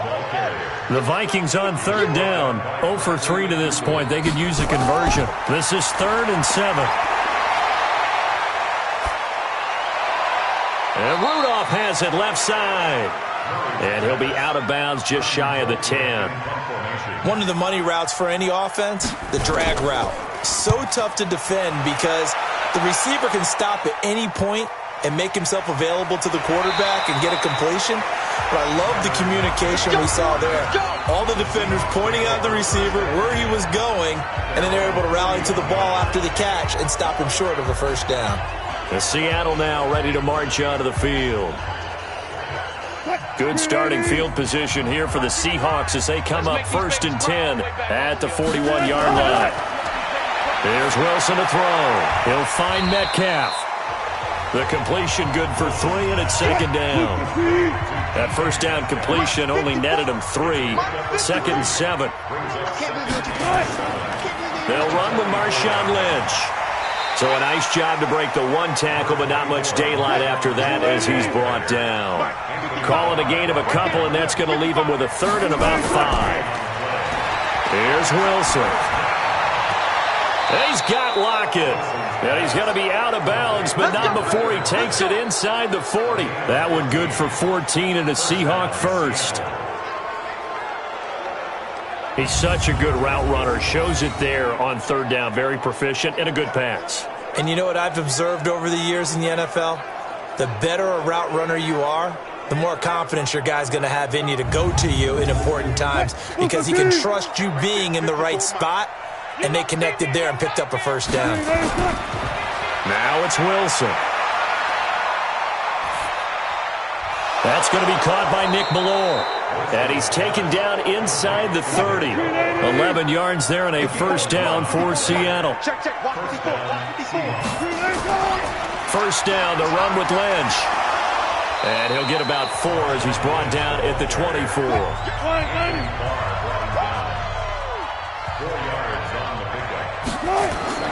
From the 24, Wilson over the middle, and it's incomplete. David Moore, the intended target, and it'll bring up third down. So after the second down incompletion, they'll come up now against a 3rd and 6. Now Wilson from the gun, he'll throw. Completes it to Dixon. And they do get him down, but not before he's able to slip it inside the 5-yard line. They're able to convert on third down, and that sets up a 1st and goal.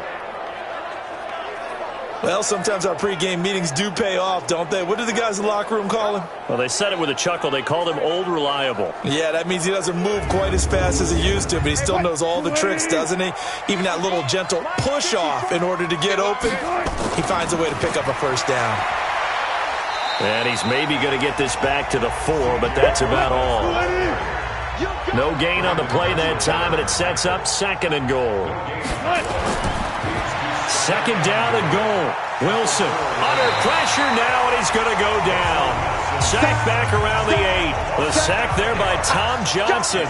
2nd goal, last thing you need to do is get pushed backwards to take a sack. But he couldn't find anywhere to go with the football. Had to eat it and ended up on the ground.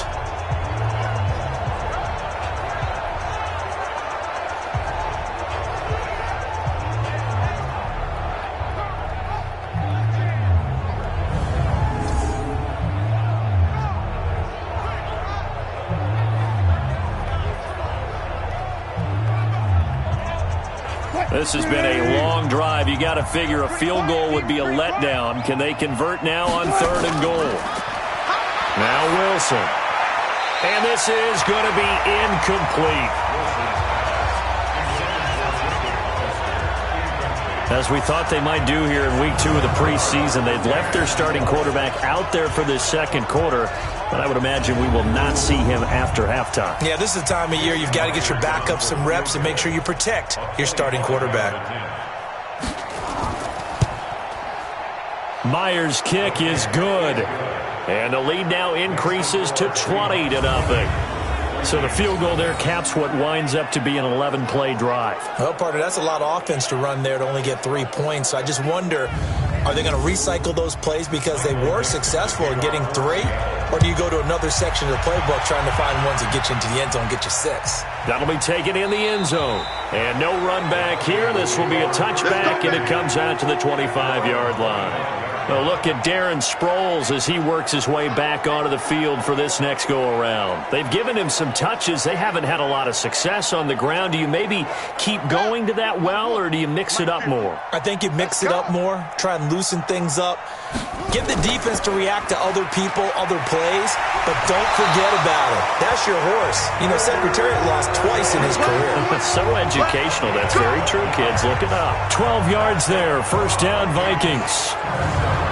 I don't know what this says about me, but I love successful runs up the middle when the blocking is so well executed like that. And it doesn't matter whether it's zone blocking, whether it's a power scheme. When you have a blocker on a defender and the running back can read it, find the proper hole, and just go, it's sometimes a thing of beauty.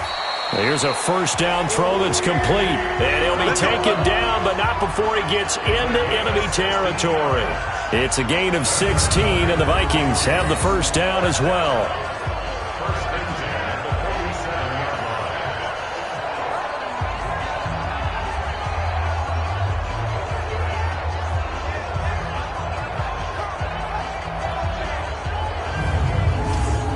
This offense finding its legs now. Here's another 1st and 10. Sproles. And a pretty big hole as he's down to about the 40. A solid run on first down. Gain of 7 leaves him with a 2nd and 3. From the 40 now on 2nd down. Murray, he's going to take off with it. And that'll wind up moving the chains again as a tackle's going to be made at the Seahawks' 25-yard line. Partner, he was going through his progressions. Not there, not there. After about the 3rd one, he decided better pull it down and run for it. And he slides down and avoids the hit for good measure.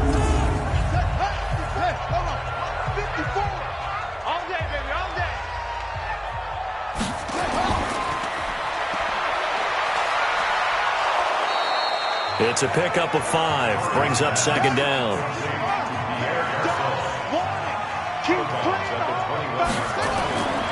Second and 5 now. Murray.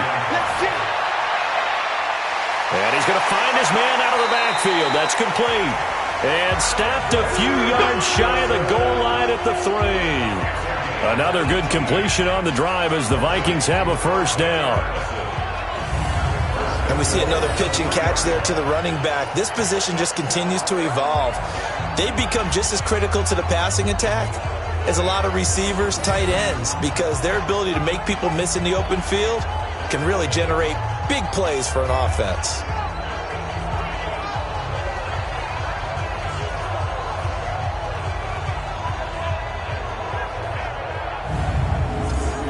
First and goal, and they got to be thinking a chance to get right back into this football game. To throw, it's Murray. It's caught in the end zone. Touchdown, Minnesota. Brandon Marshall there to make the grab as they are now on the board here in the first half. On those slants, everything happens so quickly. What makes it work? The timing between the passer and the receiver. In this case, a slant route ordinarily is probably about 3 steps before you go on the slant. In this amount of time, I think it was a 2-step deal. Boom, put his foot in the ground and got inside for the pass. Got inside for the pass, got inside for the catch and the score. And they got the extra point, and that cuts this lead down to 13. So this drive spans 7 plays, and it all culminates in a touchdown for Minnesota.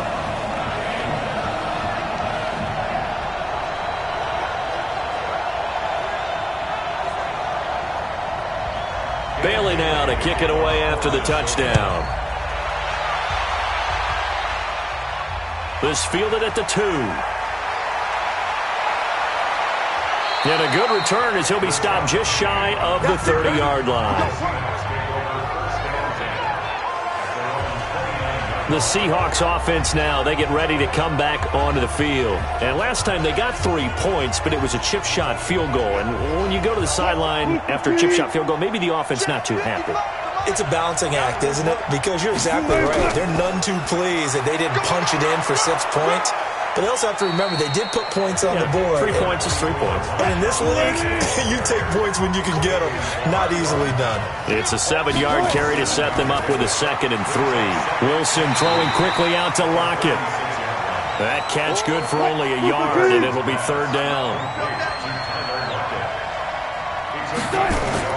On 3rd down, they go Lynch.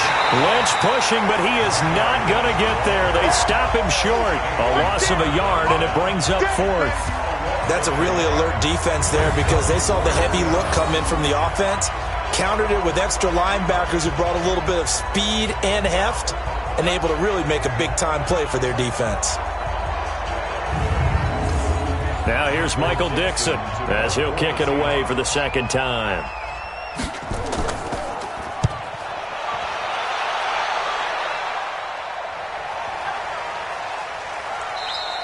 And he didn't quite have the backspin on that one. It hits at the 4 and continues into the end zone. It's a touchback.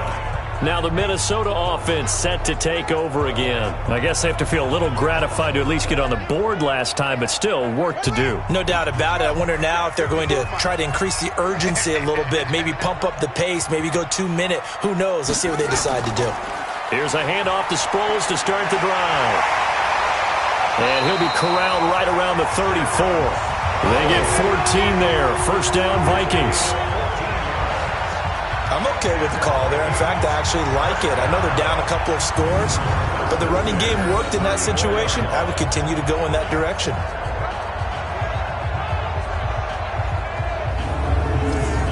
From the 34 now, here's 1st and 10. Let's go, team. It's going to be a long day. Here's Madison running on 1st down. And he slips up past the 45 before being tackled. 12 yards there, 1st down Vikings. When he runs, he seems to do a nice job of knowing when to be patient and find the hole, and then when the hole is there, he goes quickly. You're exactly right. He knows how to just take off, but you know what else? Brings a little thump with him, doesn't he? He does. He packs the boom at the end of the run and finishes it going forward. That's what you want to see out of your backs. And now he's going to use his legs. And they'll get this just to the 47. 1-yard gain.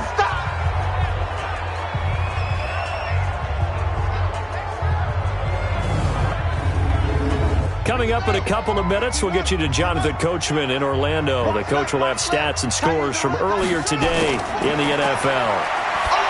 Throwing again on 2nd down. Murray. It's been my observation there's been a nice variety of play calling defensively. You and I often talk about an offense's ability to keep a defense off balance with what they're doing. I think the converse has been true in this game. I think you're right. They seem to have gone off tendency quite a bit, but only the 2nd quarter. A lot of time to change things.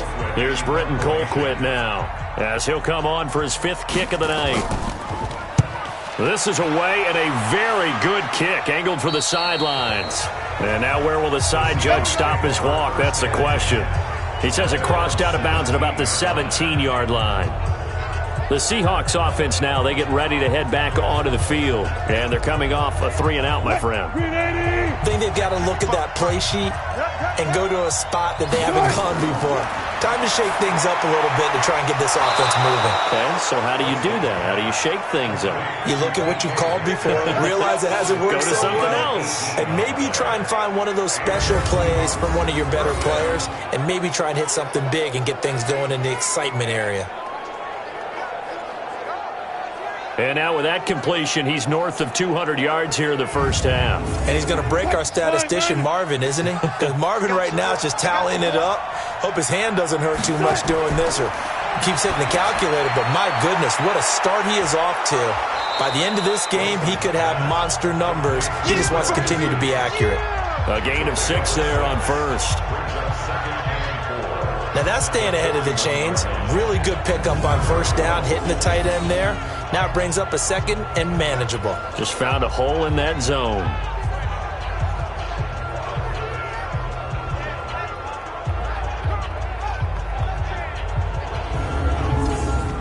Now the Seahawks call the 2nd of their 3 timeouts as they'll stop it with just over a minute to go before halftime.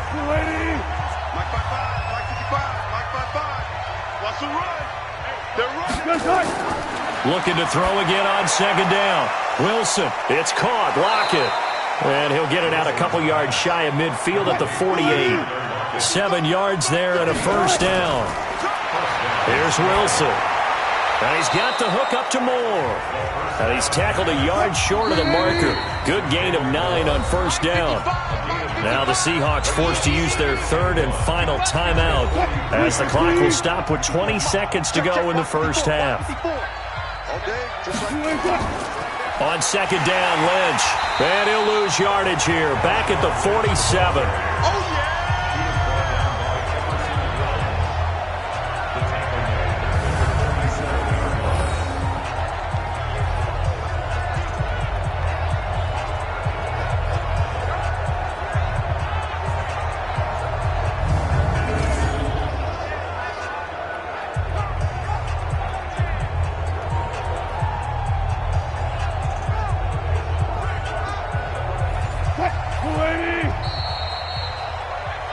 So we've reached the intermission in what right now is a 13-point game.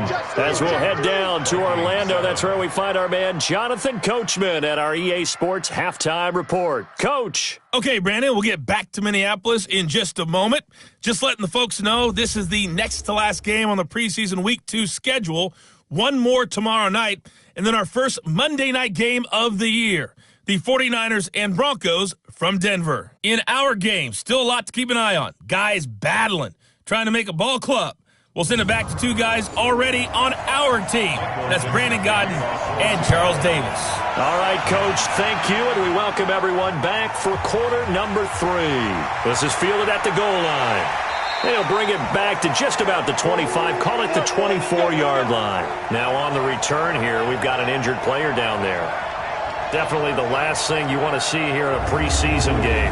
We'll be right back.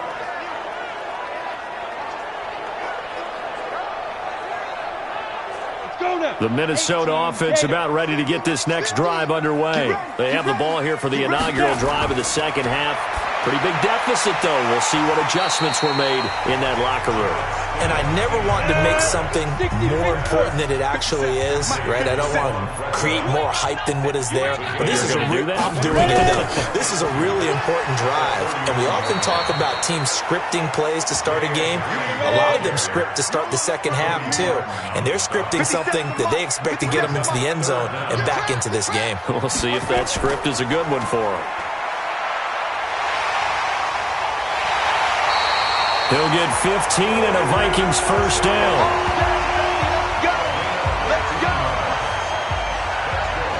I like watching the wide receiver screen because it's a real teamwork play. Because guess what?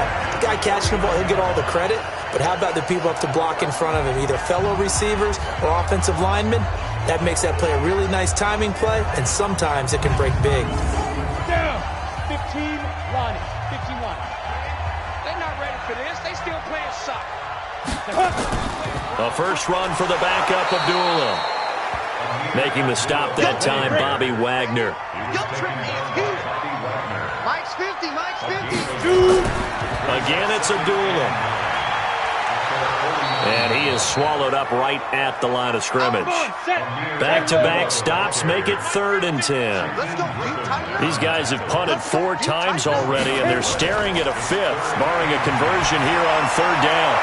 That's caught by Treadwell. And that'll wind up moving the chains again as the tackle's going to be made at the Seahawks' 31-yard line. So on that play, defense was in the zone. They ran a crossing route offensively, but the defense there, you got to be good with communication, don't you? You certainly do, and it's not something that is really evident when you watch it on the screen. But everyone's talking, communicating, pointing, and it keeps you from chasing receivers because you have a specific zone you have to cover. When a receiver's in your zone and he crosses to another one, you got to let your guy know. They got a completion there, but I like the discipline they showed to stay in their proper areas and then make the tackle. A nice run there, 9 yards, and it'll be 2nd down. Got it complete to Crabtree. And he will lose yardage here back at the 23-yard line. It'll be a loss of 1, and they're going to have a 3rd down. A pass for negative yardage, obviously no good. Maybe he shouldn't have thrown it, or maybe he shouldn't have caught it. And I think we were seeing it at the same time, weren't we? Maybe you let that one go, right? Because you can see the lost yardage about to develop. But that goes against every instinct of a receiver. They're taught to catch everything. So it's really hard to be mad at him and yell at him for trying to make that play.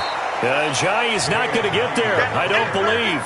Indeed, they stop him short. Nothing doing on 2nd and 3rd down after that 9-yard gain on 1st.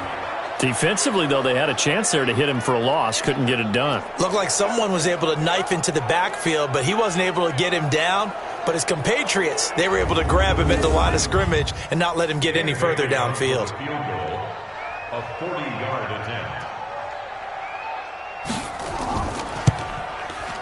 And Bailey able to knock it through. And that cuts into the deficit. It's now 20-10. So a decent drive there to start the 3rd quarter. They only salvaged 3 out of it, but they inch a bit closer. Yeah, but still lots of time to go in this one. That's why you hear that clapping on the sidelines, right? Hey, got some points. As you said, inching their way back in. Time left to go out and get that victory. This is taken at the 3. And he'll take it up past the 25 to the 26-yard line. Here comes the Seahawks offensive unit. They'll have it first to begin the 3rd.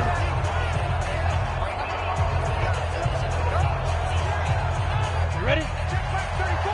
Mike, 34.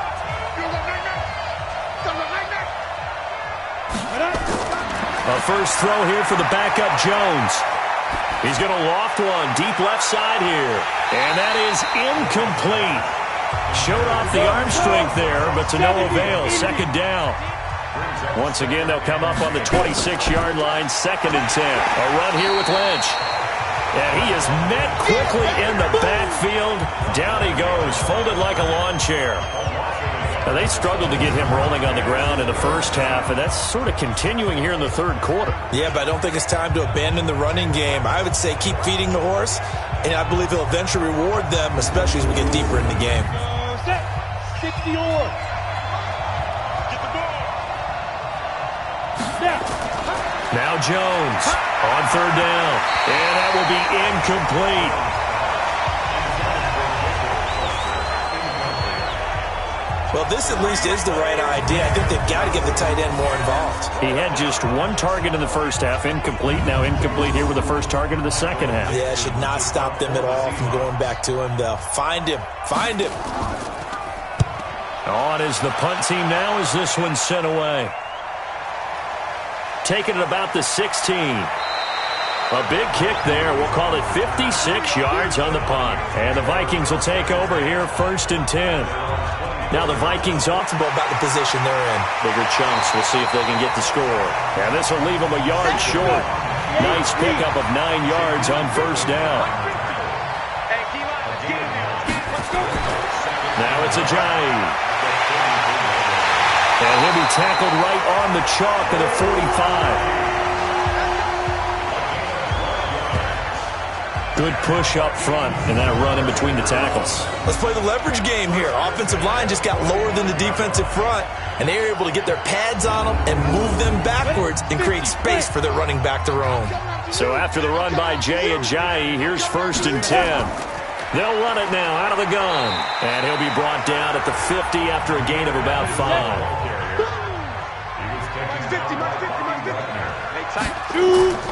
And to give this time to the tailback. And they'll get him down as he's inside the 40. It's a gain of 11 as the Vikings pick up the first. Blocking at the point of attack there was very strong. He had a couple of running lanes. And I never want to overlook the offensive line, but that's what they get paid to do. How about the quarterback? Everyone thinks all he's going to do is throw the football. His movement and deception can help a running game as well. Here's Ajayi. Ajayi hit. He lost the football. And the Seahawks have recovered. No coach or team's ever happy when someone has a turnover, but if there's ever a good time to do it, preseason. Yeah, right now. You know that come regular season, he's going to be ready to go, and maybe he'll remember, yeah, I don't want to do this when it comes time for the games to count. The Seattle offense now set to come back out on the field. They punted last time they had it. What steps, Charles, you think they have to take to make sure they don't do that again? Well, let's just go to the football 101, the trade expression 101. Win first down. Make 5, 6, 7 yards on first down and make it a 2nd and 3, 2nd and manageable. Keep accumulating first downs that way. Keep moving the football. You don't want to get behind the sticks because then the defense has the advantage. To throw on 2nd and 10. Jones. And he almost had it defensively. Could have been a game changer there in the second half. Instead, it's 3rd down. Big play coming up. Here's 3rd and 10. I would expect to see some pressure here. The pressure drops off as they'll look to throw. Open man is Jacob Hollister. And they're well past midfield, just a yard or two shy of the 40. A 3rd down gain of 19. It certainly feels like there are more stars at the tight end position than there were even 10 years ago. And I think it's become more of a glamour position because of the ways it can hurt a defense, and guys want to be involved. They can be in line, close to the line of scrimmage. They can split out like receivers. But hands, route running, speed, and some toughness to go across the middle, you put it all together, you got a heck of a tight end candidate. 11 yards there and a 1st down for Seattle. Running lanes were at a premium in the first half, but he's able to find some room there, and he's hoping that that's a precursor of a big second half.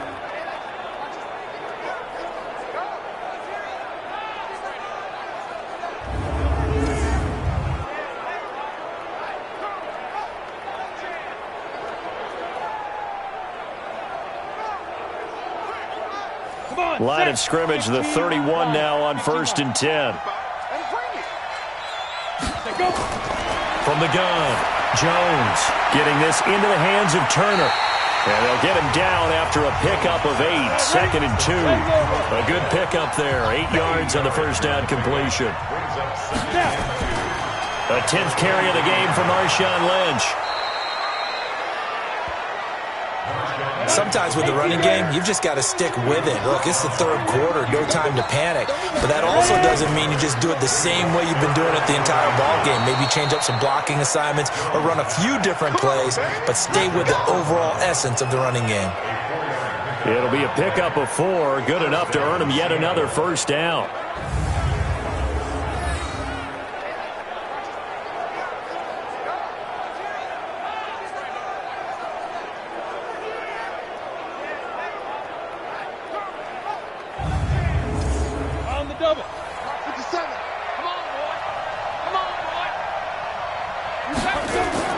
From the red zone now, they'll look to throw.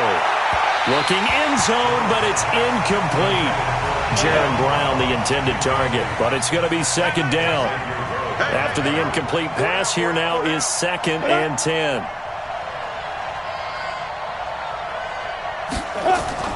Out of the gun, here's Procise.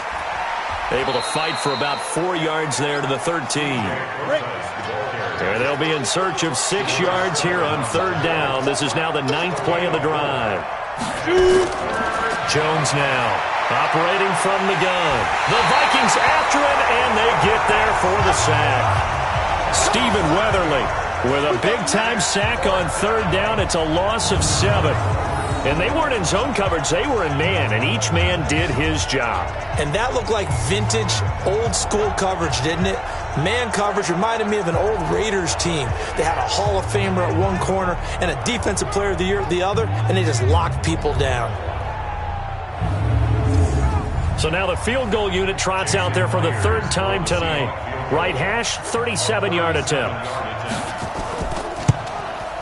And Myers able to knock it through, and that will stretch the lead up to 13.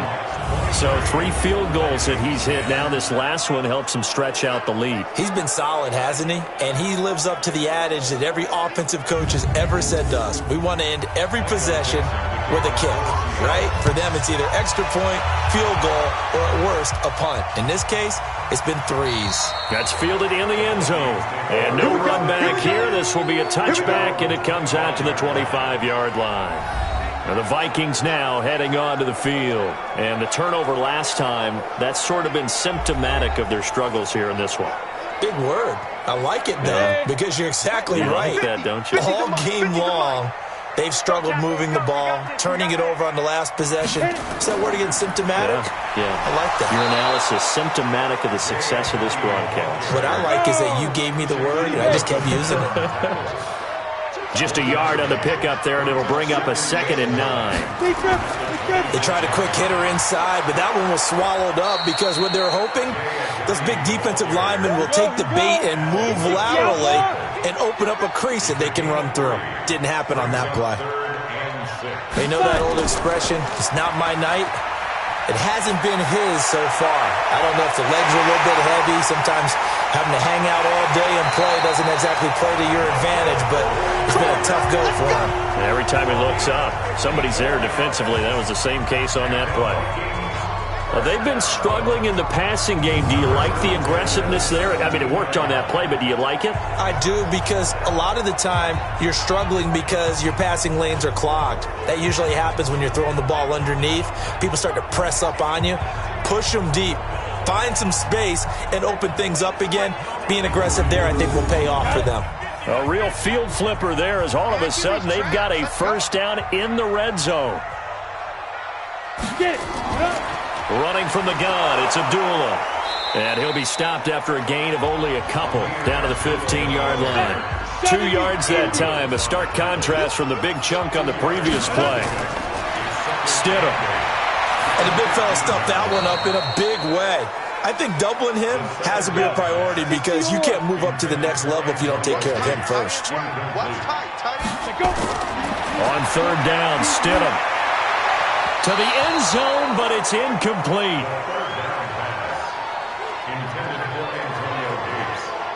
I'm going to need some help with this one. How did he miss it? Wide open in the end zone. He's not hurried. He's not hit. And somehow, incomplete? Yeah. What happened? During film study, that's one where he's just going to shake his head, not be able to believe it. 6 points go by the wayside on that one. So unable to convert for the touchdown inside the red zone, but they do come away with 3. Yeah, it's a 32-yarder. That's essentially an extra point nowadays, right? Because it's 33 as a general rule for these guys. So it should be a simple kick. But you know what's really strange nowadays? When they miss an extra point, I think they carry that with them longer than missing a field goal because an extra point's supposed to be automatic. Absolutely, and I would think even field goals inside of 30 yards, even though they're substantially shorter than a PAT, it just has a different feel, doesn't it? A different feel, a different vibe. That's what I get from all the kickers I talk to. They always say if I miss an extra point, that's the one that bothers me more. Ready? 8, read. Rip left, rip left. Here's Jones throwing on first down. That's caught by Hollister. 5 yards on the catch there, brings up second down. 2nd and 5 after the 5-yard completion on first down. Throwing Jones. His throw incomplete. He's a little trigger happy right there, and it turned into an ill-advised throw into their zone. Well, we know he has confidence. He'll throw it any place, anytime, anywhere. That time it fell incomplete. Now a 3rd down throw, but it misses the target, incomplete.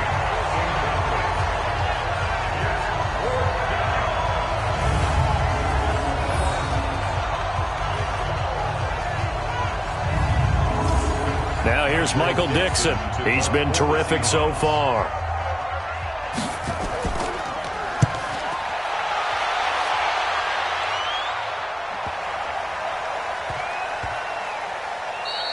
And he couldn't get it to check up. That kicks all the way into the end zone for a touchback.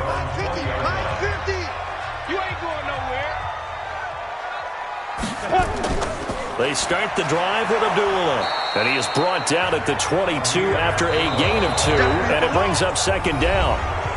And we return, welcoming you back to Minneapolis.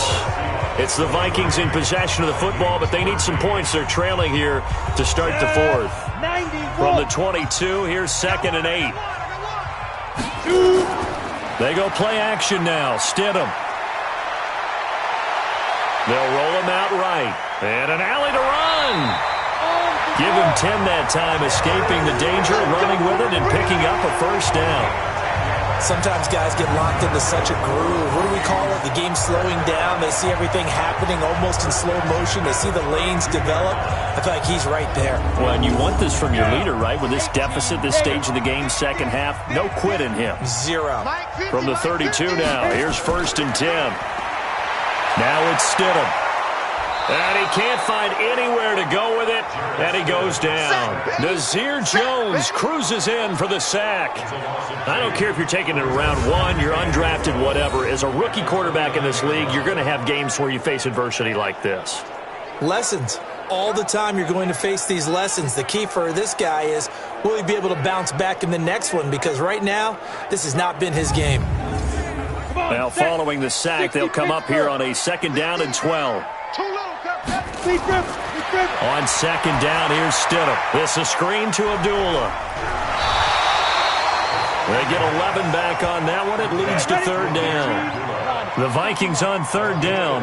They're hitting at just 30%, 3 for 10. They're up against a 3rd and 1 situation. And he'll be taken down, but not before he works it past the 50. 12 yards there. First down, Vikings.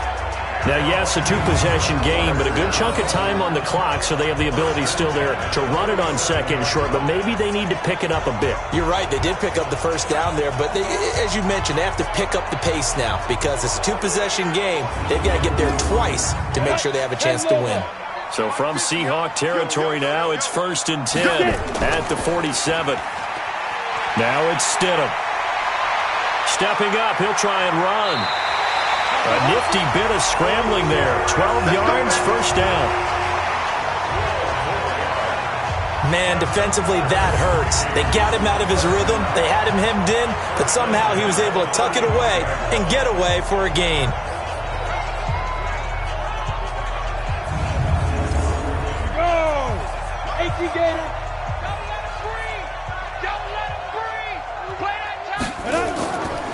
throw on first down with Stidham. And nowhere to fit that football in. It's knocked away and incomplete. He was looking for Antonio Gates that time. And that'll bring up second down. Trying to get that one to his tight end, and they've been trying to get the ball to him, but as of yet, unable to successfully complete one. But you know, there's usually a nice comfort zone in throwing to the tight end. Great sight lines, usually right in the middle of the field. This linebacking core, they've done a good job of keeping that running game in check, haven't they? They certainly have, and what they'll also do when this game is over is thank the guys up front, the big defensive line, because they've kept them clean, so to speak. Not letting blockers get to them, allowing them to run to the football and keep that running game bottled up. To throw is Stidham. They'll try and set up the screen. It's complete. And he's going to get this to the 31, but that is still well short of what he needed. The screen good for 6, but it's not enough as it leads to a 4th down. One thing I think that's safe to say defensively, the tackling's been really good. And because of that, it's been very, very hard for them to move the ball because you're not getting the benefits of run after catch. They're tackling them almost on the spot. That means they have to run extra plays, harder to move it. So on 4th down, out trots the kicker in a big spot here. On the left hash, this from 48 yards. Oh, they get to the football. It's blocked. It's picked up a lot. It's a foot race. He's at the 40. He's at the 30.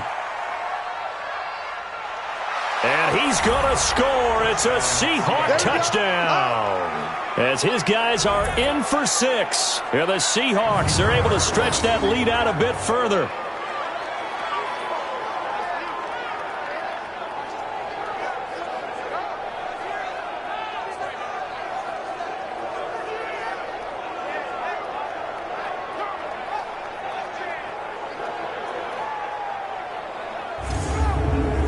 Now Myers for the extra point.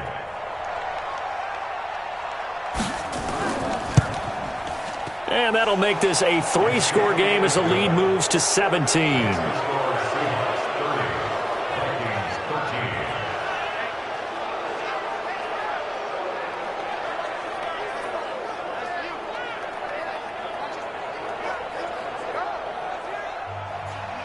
Out is the kickoff unit as they run up and send this one away.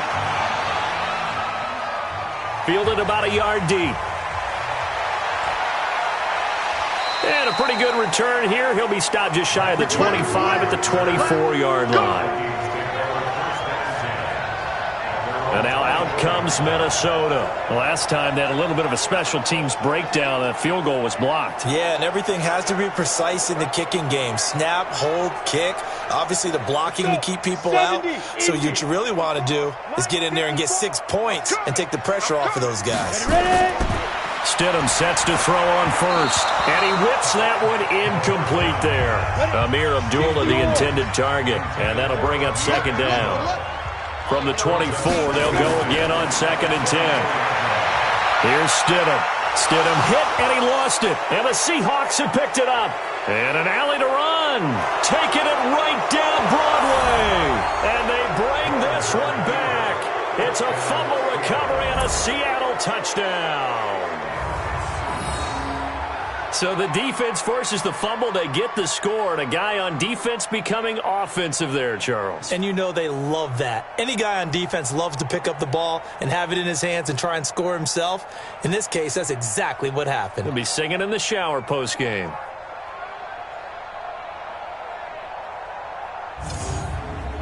The extra point now coming from Myers.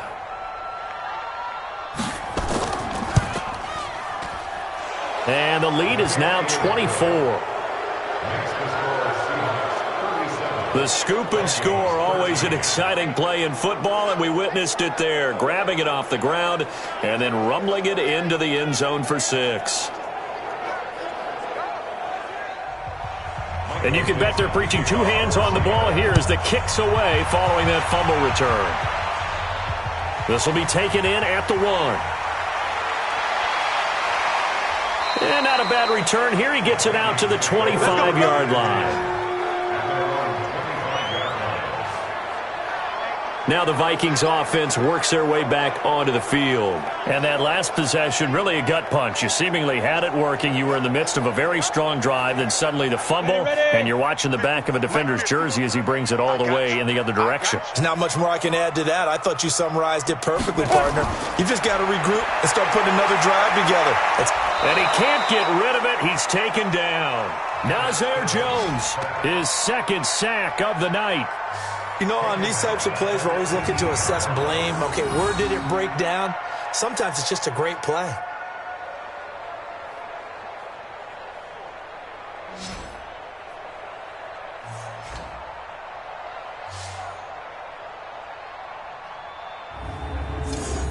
Now following the sack, they'll look to make amends on a 2nd down and 17. Mike's 50, Mike's 50. Now Stidham. Now he'll pull it down.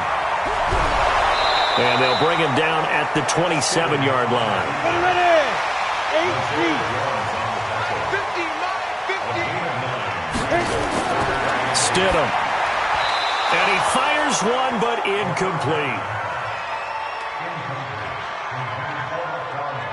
Another wayward pass. You know, things started out poorly in this game, and to be frank, they just really haven't gotten much better. And all that does is embolden a secondary.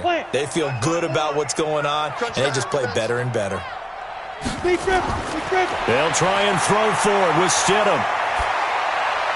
Now this is incomplete. Mike Zimmer got to be unhappy with how that turned out. And the Seahawks, they'll get the football back in outstanding field position. Well, at this stage of the game in the second half, down 3 scores, I guess they felt like they needed to push. And let's face it, with this deficit, if they give up another score here after they didn't get it, does it really matter? Right. It really doesn't. They had to go and try and make something happen if they had any chance of winning this game. Set. And 2 stop. Come on, come on. 5. On 1st down, Lynch. And he'll go down right on the edge of the red zone following a pickup of about 7 or 8. Check Mike 57, Mike 56. Go. On 2nd and 2, Jones. He'll find Ballore out of the backfield. And he'll get him inside the 15 down to the 14-yard line. 57. They'll run on 1st down. It's Lynch, and he is met in his tracks behind the line of scrimmage. A loss of a full 3 yards, and now it's 2nd down. Brandon, it's clearly a running situation when you're up in the 4th quarter. They're going to have to stack the box and make it difficult for them to move the ball. Made it very difficult right there. Now they need to repeat that effort. Yeah, bring 7, 8, 9, whatever it's going to take to slow them down.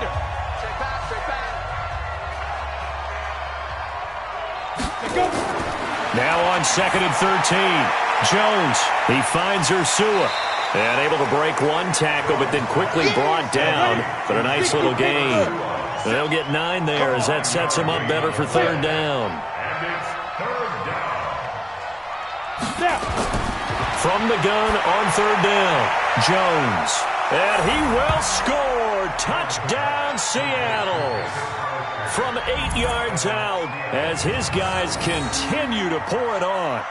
And now we've hit that stage of the game, partner, where one of our predecessors, one of the great commentators of all time, he used to sing in this situation when this game appeared to be over. I know the fat lady's been singing for some time. No, not her at all. This is one of our guys. But she's singing too. Oh, she's at least... She's on like the 5th tune at this point. She left Scales way behind, but he used to sing something about turning out the lights. The party was over. Now Myers for the extra point.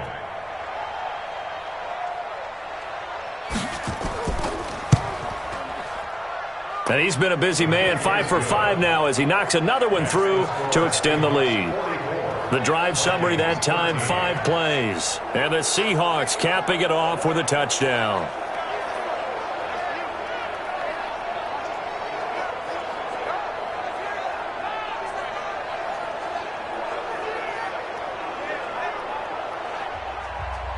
The kickoff unit is out on the field, and they will send this one away. That'll be taken in the end zone. And he won't return this one. He'll go down to a knee, and they'll start at the 25. And out now come the Vikings. And last time out, went for it on 4th down, turned it over, gave him great field position, turned into 6 points, so they've got to recover here, Charles. It's amazing what one decision can do in the chain of events, right? The decision to go for it on 4th down. Caused all of that. It caused every bit of it, but it showed confidence. Hey, I've got confidence in you guys. Go pick it up for them. Didn't happen. Also showed confidence in the defense. They didn't pick up their end of the bargain, so now they've got to come back out and start over and rebuild that confidence. On the delay, this is Abdullah.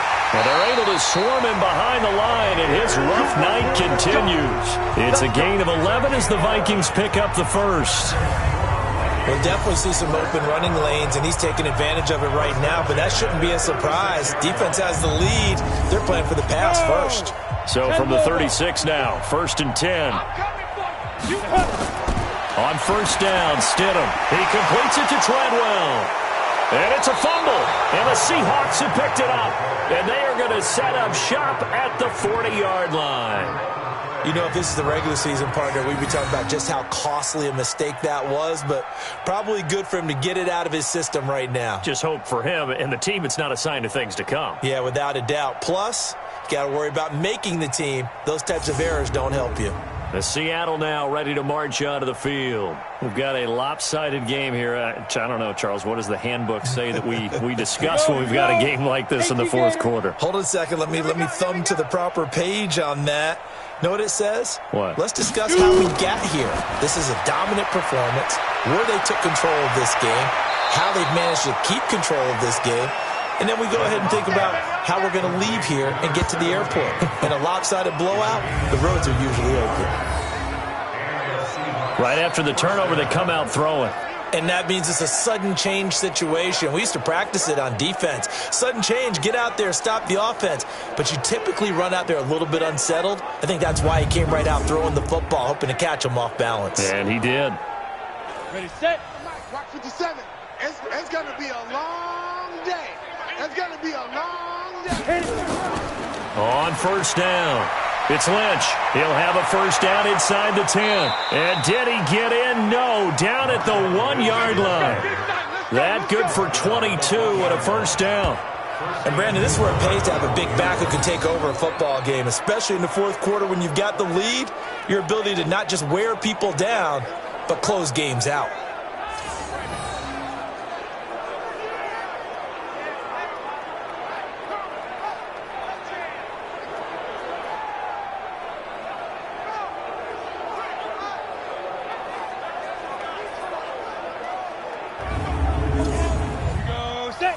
Base. He can't hang. He's not going to get me. Cut.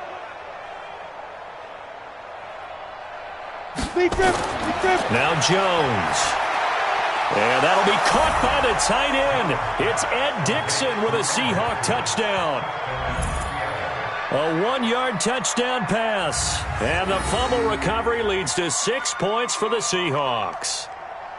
There's no doubt in my mind. And do you hear that? Do you hear the... It's not scales, right? No. I don't hear scales. Do I actually hear a tune being warbled? I think the fat lady's humming. Yeah, she's doing more than humming. She's belting it out right now. She's going. She's full bore. Yeah, this thing is flat out finished.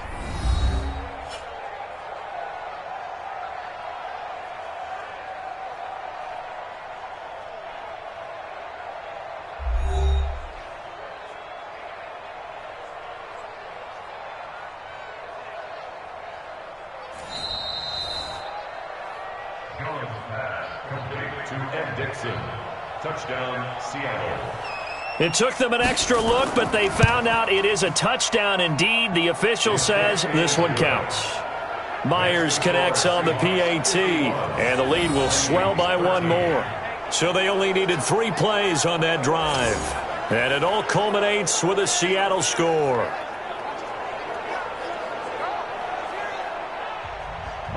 The kickoff team on the field now as they will send this one away. This fielded at the 2. Solid return, pretty good field position. They'll start at the 32-yard line. The Vikings offense now heading out to take over. And last time, not only the turnover, but that turned into 6 points. They got to make up for that here. We always hear about empty possessions, but some are worse than others. You can have an empty possession, punt the ball away, get yourself... Stidham hit, and he lost it. And the Seahawks have picked it up. And they will take over at the 29-yard line. All right, you've had to put up with me in this booth. I'm going to try and be simple this time and succinct. It simply has not been their night. No, I think that fumble's kind of indicative of how this whole evening's gone, isn't it? Without a doubt. I mean, they've tried, but nothing has ever really taken throughout the game. That's why they're down so big. Marshawn Lynch heading back out into the huddle. And after a sluggish start, he's really bounced back. The numbers bear that out. And you're a baseball guy, partner. How many at-bats over the course of a baseball season? Oh, boy, four in a game. Yeah, about four in a game. 4 times 162. 350 or so, right? 70, Sometimes it takes a while for a guy to get going. That's my point. It's not the first few carries. You don't worry about that. As they go along, get that guy lathered up, get those blocking assignments down. Those 2-yard gains turn into bigger gains as the game moves along. The first play of the drive there is incomplete. Under 4 to go now as they come up on second down. The shotgun handoff to Procise. Call it about a gain of 3, and they'll be looking at a 3rd and 7 coming up. Jones off the play fake. Under pressure, and he'll go down. Sacked back at the 31. Shamar Stephen, he's the culprit, causes a loss of 5, and it brings up 4th down. What a nice read and play by the defensive tackle. Never bought the play-action fake. Went right for the quarterback and put him on the ground. So they'll turn to the kicker again. He's been a busy man thus far. This one from 48 yards away.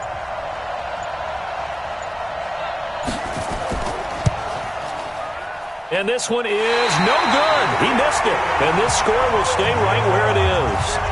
Well, they can probably live with that with this late lead in the 4th quarter. That's one of the few things that's gone wrong. You're exactly right. This one was well in hand. That kick there was more for cosmetics, to add to their score.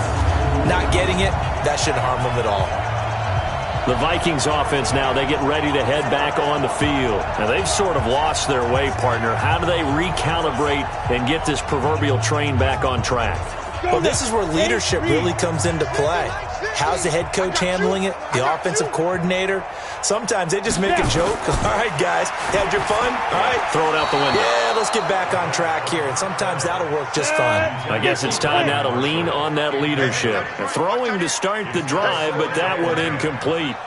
At this point, down big, you'd have to imagine this defense are just going to sit back, blanket the field as best they can. Yeah, this is actually the easy part of the game for them because, just as you noted, they can sit back, keep everything in front of them.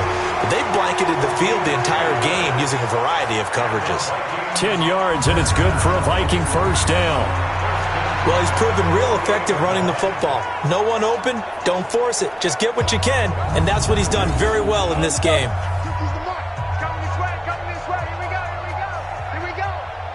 Mike's 50, Mike's 50. Let's go.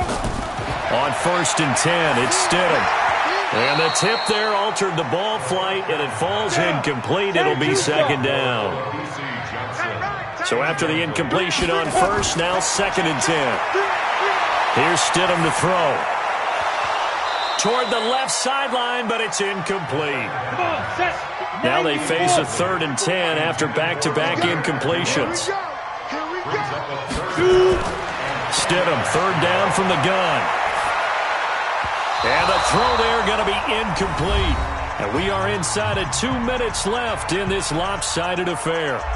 So the Vikings in possession of the football as we get you reset.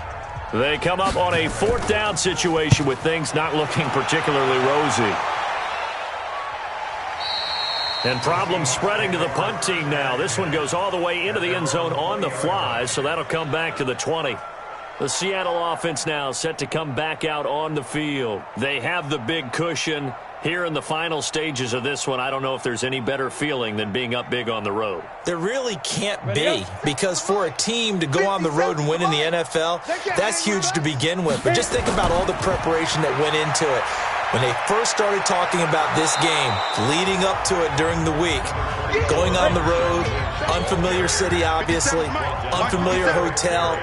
No one's going to be with you once you get to the stadium. They're all going to be against you. You name it, all those things they had to deal with, they were able to conquer them and do it convincingly. Yeah, they did it very convincingly, and now the final moments of this one. 2 yards on the carry there, and it's going to lead them to third down. A gain of 2 brings up third and less than a yard. On third and short, they'll try and pick it up through the air. And that is incomplete.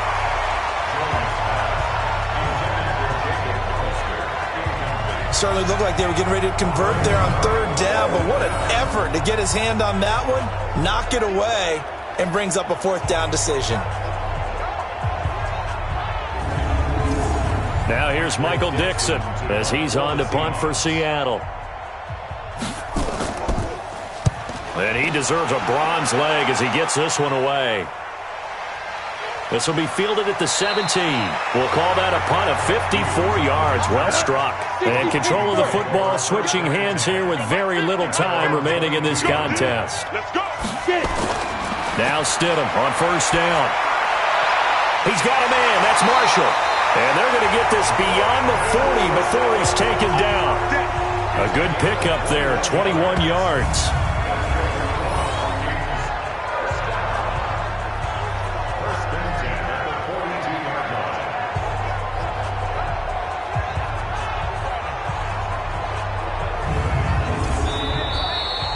A big offensive explosion helped leading them to victory, and the defensive guys, they're just saying, hey, put those points up every week, we'll just keep winning.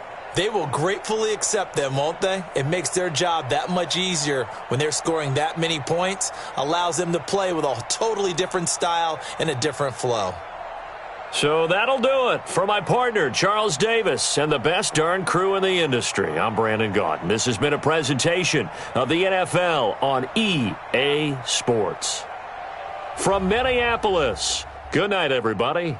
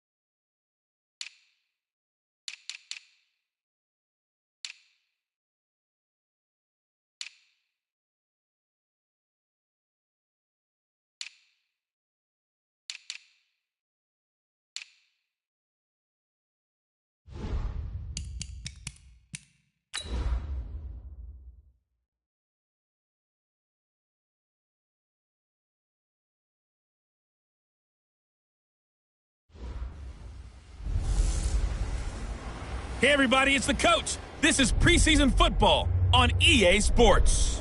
Up next, we've got a good one on tap between the visiting Arizona Cardinals and the Minnesota Vikings. With that, we send you up to US Bank Stadium in Minneapolis. Standing by our commentators, Brandon Godden and Charles Davis. Coach, a very warm day outside by Minnesota standards, but then again, it is still summer. Either way, the AC is working just fine at US Bank Stadium in the Twin Cities. The scene a short time ago, this crowd decked out in purple, and they were in full roar as their guys burst out of the locker room. We're ready for football, folks, as the Vikings get set to do battle with the Arizona Cardinals.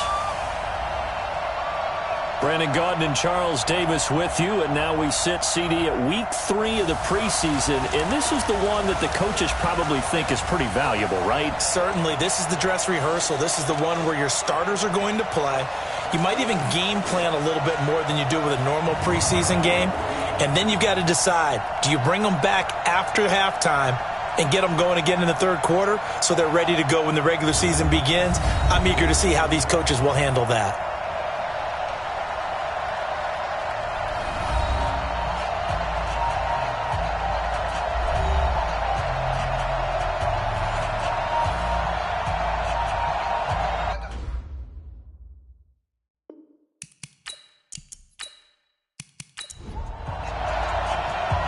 Set now to kick this one away, and off it goes. This fielded at the 2. And he'll get it up to about the 26-yard line, just across the 25. So here's the Viking offense making their way out. They will be led out by the Heisman Trophy winner from 2018, drafted number 1 overall the subsequent year, Kyler Murray.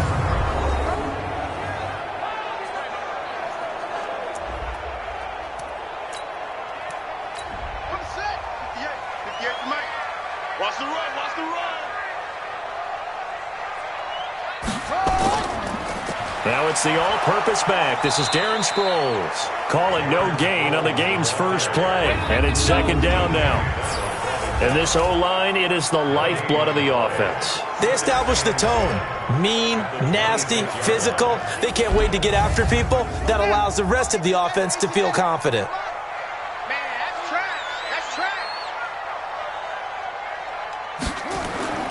Throwing on second down, Murray, and his throw here's incomplete. He was looking for his tight end there, Kyle Rudolph. Third down here. And here is the Cardinal defense. I played college football at the same time as T.J. McDonald's father, Tim. And what a great player he was. T.J. definitely is following in his father's footsteps. So now an early 3rd and 10 here on their opening drive. Throwing is Murray on third down. He can run for it, and he will. And a nice job there defensively to contain him and get him to the ground a few yards short of the first down marker. Decent gain on the scramble to 6, but now it's 4th.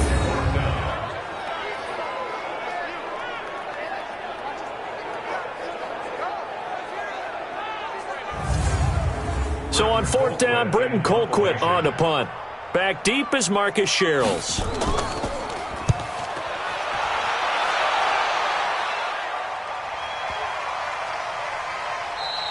And no one there to stop it. Hits at the 8, but it carries all the way into the end zone for a touchback. So here are the Cardinals now under first-year head coach Cliff Kingsbury.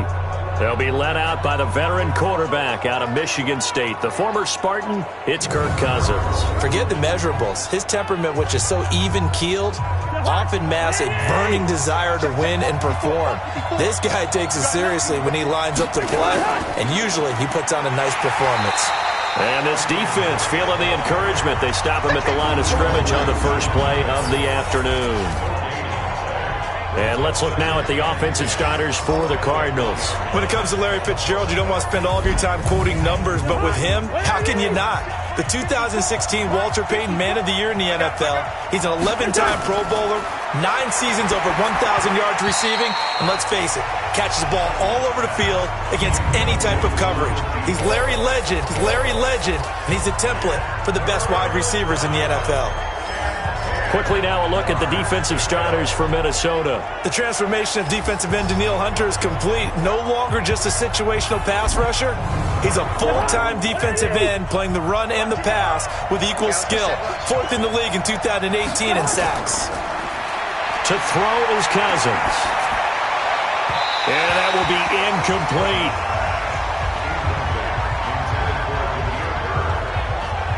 You know, last week I remember asking you, what would an offensive coordinator be looking for week 2 of the preseason? Now we're in week 3. Defensive coordinator-wise, what's he looking at? For the most part in preseason, you're playing pretty basic stuff, pretty vanilla defenses. You're looking for guys that play with abandon, that just go out and make plays, and kind of let their athletic ability take over in order for you to notice them. And that's going to go in the books as a 55-yard punt. Well done. And that will come the offense as they take over. Now the Minnesota offense set to take over again. And on the first drive, 3 and out. I know that these are professional athletes, but I would imagine sometimes you get the nerves at the beginning of a game still, don't you? Those don't ever go away. And typically what I've heard from guys and what I remember from playing, if you don't have nerves at the start of a game, it's not going to be a great day for you. You're not really ready to play. So finding a way to harness those nerves and not let them affect you in a negative way, that's what all the guys are looking for. Now it's Sproles. They got half of what he needed there, 2 yards, and it'll bring up a 3rd and 2 more. They'll try to get it on the ground with Madison. Breaks the tackle, now with Allen. Pushing tacklers aside. And he'll be taken down, but not before he works it past the 50. It's a gain of 16, and the Vikings have the first down as well. Nothing too fancy, just to carry up the middle, but a successful carry up the middle against this 3-4 defense. And to be able to do that, what do you have to control? The nose guard, right? Got to be able to move him. Otherwise, you're not getting anything up the middle. Nice job by the center. Got a little help from one of his friends playing guard. So into Cardinal territory now. It's 1st and 10 at the 49-yard line. Murray now on first down. And this will be incomplete. Physical play on the football there, and it's 2nd down. An incomplete pass on first down. That leads to a 2nd and 10. On 2nd down, this is Madison. And they'll get him down as he's inside the 40. And that's a run that'll energize an offensive line. They'll take that one all day long. Fundamental breakdown by the defense. You've got to be able to make plays on the edge.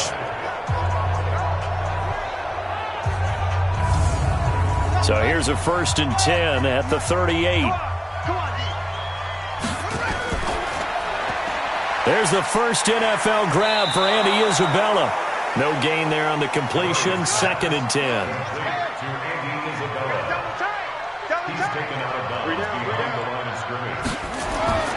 Looking to throw on 2nd down. Murray got his target, Pierre Garçon. And he'll get into the end zone. Touchdown, Minnesota. Pierre Garçon. 38 yards as his guys are able to strike first here in this opening quarter. And a nice job by him to catch the slant and then navigate and break free. And receivers love slant routes because it gets the ball in their hands so quickly and oftentimes on the move. And when they're on the move like that, then they get to use their best asset, which is usually their speed. And their speed sometimes, like this instance, can take them into the end zone. Extra point up and good by Bailey. And that makes the score 7-0. So that drives 7 plays in length. And it's polished off by a Viking score.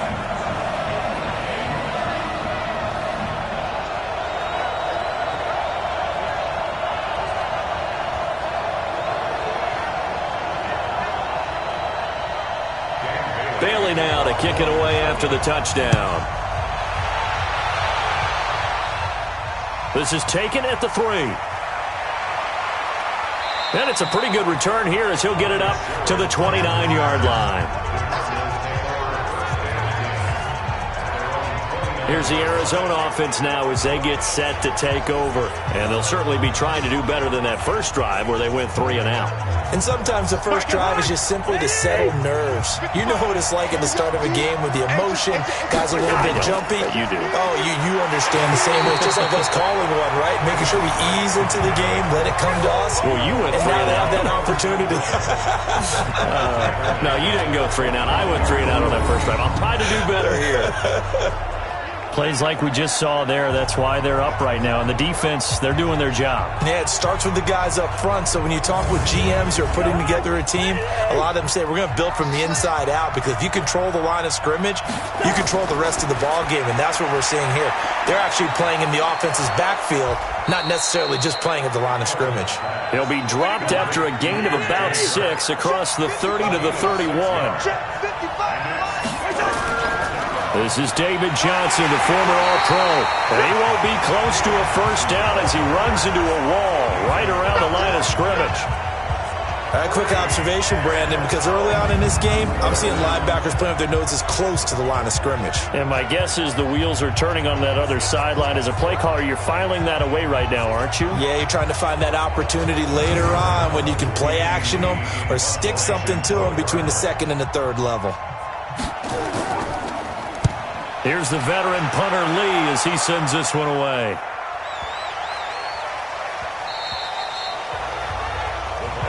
Come on, baby. Let's go.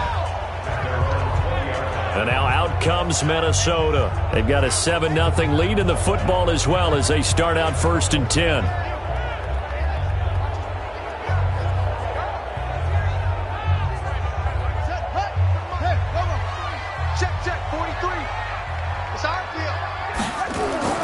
Murray now on first down. This is caught by Antonio Brown. And he'll get this up to the 30-yard line. 10 yards, and it's good for a Viking first down. They'll run it with Sproles. And he'll get this up only to about the 33. Tackle made by Tanner Vallejo.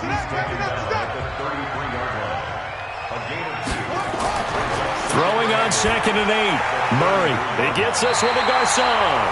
And brought down, but not before reaching the 45-yard line. 12 yards there, first down Vikings. Toss play to Sproles. And this one's going to go the wrong way, losing yardage back at the 42. That sends him 2 yards in the wrong direction and leads to 2nd down. An interesting and intriguing decision there defensively, because they kept extra DBs on the field despite seeing the multiple tight end look that came out for the offense. I thought they were going to switch out of it. I didn't know if they felt they didn't have time or what the case was. Well, in any event, the extra speed allowed for great penetration as they stuffed that one behind the line of scrimmage. On 2nd and 12, Murray. It's caught by Garcon. And they're going to have another first down as the tackle's made here at the Cardinals' 45-yard line. Running from the shotgun with Madison. And he's corralled, but not before getting it inside the 35. It's a gain of 11 as the Vikings pick up the first. Getting the sense, Charles, are going to put big emphasis this afternoon on the run game. And why not? What we're seeing so far, working pretty well from them. And here's the best part. We always talk about the best performers do their job when the lights come on. I think he likes natural light best. From the 34 now, here's 1st and 10. On 1st and 10, here's Murray. And he's got the hook up here. It's Kyle Rudolph. Give him a couple on the catch. It's 2nd and 8. So 2nd and 8 here after the pass play for 2 yards on first down. And he's going to be stopped up just short of the first down at the Cardinals' 26. They're trying to keep the drive going. This will be play number 8. It's 3rd and 2. Here's Sproles. And he gets this down to the 18. Good enough for a first down. 8 yards, first down as they're able to convert. We use the word relentless a lot with guys who are aggressive on the field. In this case, it really fits, doesn't it? How about his ability to break tackles and his feet never stop moving?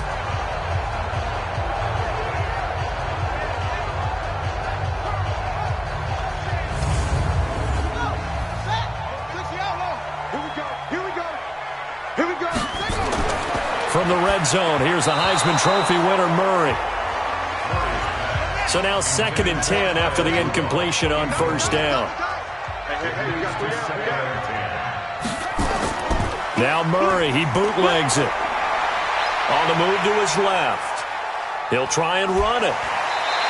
He turned that into a nice gain. Gets him 8 yards closer for 3rd down. Here we go, G. Get off the field. Now a handoff here to his running back. And he's got the first down as he gets it to the 8. They only got 2, but that was enough as they'll convert to make it 1st and goal. 3rd and 2, right? So this is a situation where low man has got to win at the line of scrimmage, but it's not just the low man winning. It's the low man who's winning with some force, and they had that to pick up the first down. Barely picking it up, but they did. Let's get off the field, D. Let's get off the field, D. They'll try and run for it on 1st and goal. And they'll get this from the 8 to the 5. Pickup of 3. And the ball smack dab on the 5-yard line. Here's 2nd and goal. Here's Madison. And not a whole lot there. He does get a couple, taking it from the 5 down to the 3. Now we're going to get a stoppage here as we've got an injured Cardinal on the field. Definitely the last thing you want to see here in a preseason game. We'll be right back.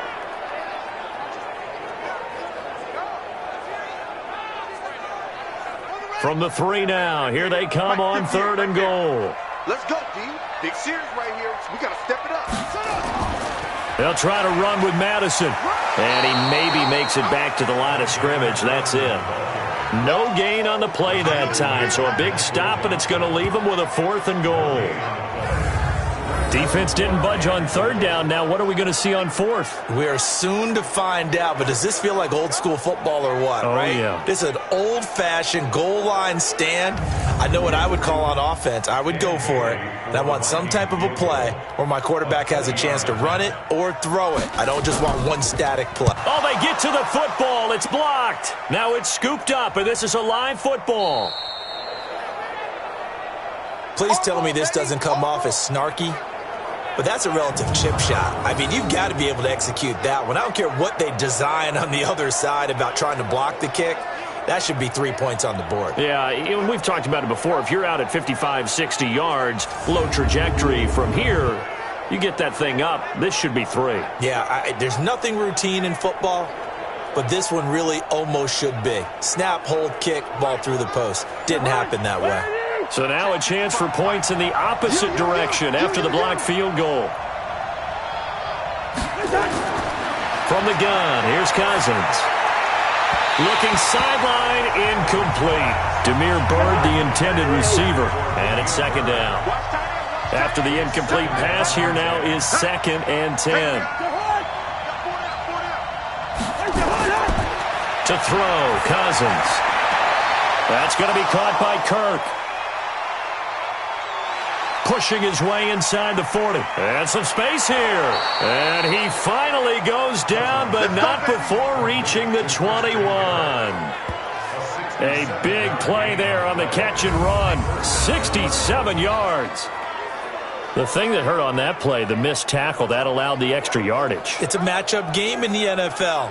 You get the guy that you want isolated, have him miss a tackle, and off you go.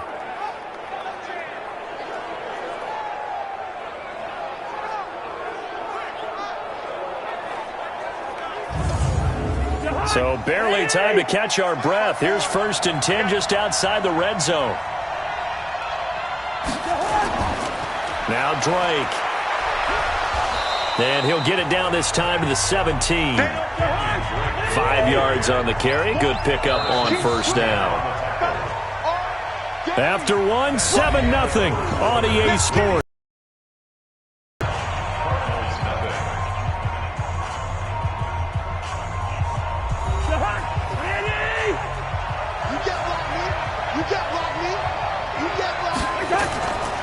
Off the draw, here's Johnson. And all the way down inside the 5 to the 4. A solid pickup at 13 sets him up 1st and goal. Partner, if you want more carries, I think we saw how you get them. Showed that he's got the fresh legs, and he picked up the 1st down on that run. Don't just ask for them. Show them that you're supposed to get the football.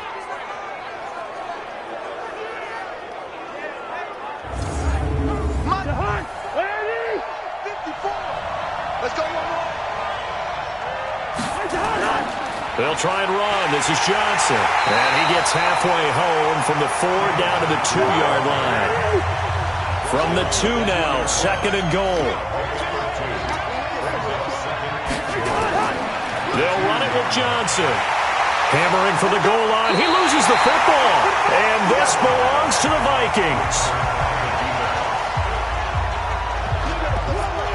Partner, you know how often we hear about the red zone, right? From the 20-yard line going in, that scoring zone, getting points on the board. A lot of teams call from the 10-yard line in the green zone. That's your money zone. He fumbles the ball inside the money zone. You have one job, take care of the ball. That didn't happen. Well, look at Darren Sproles as he works his way back onto the field for this next go-around. A good job in the passing game, decent job in the running game, but really they've been more effective through the air. We'll see if that shifts at all as this goes on. Thus far, it feels like they're calling this game in reverse. Normally you run to set up the pass. Here it feels like they're passing, hoping to set up the run and be more effective later on in the game. Yeah, you can do it both ways. We usually talk about it in the reverse, however. No doubt about it.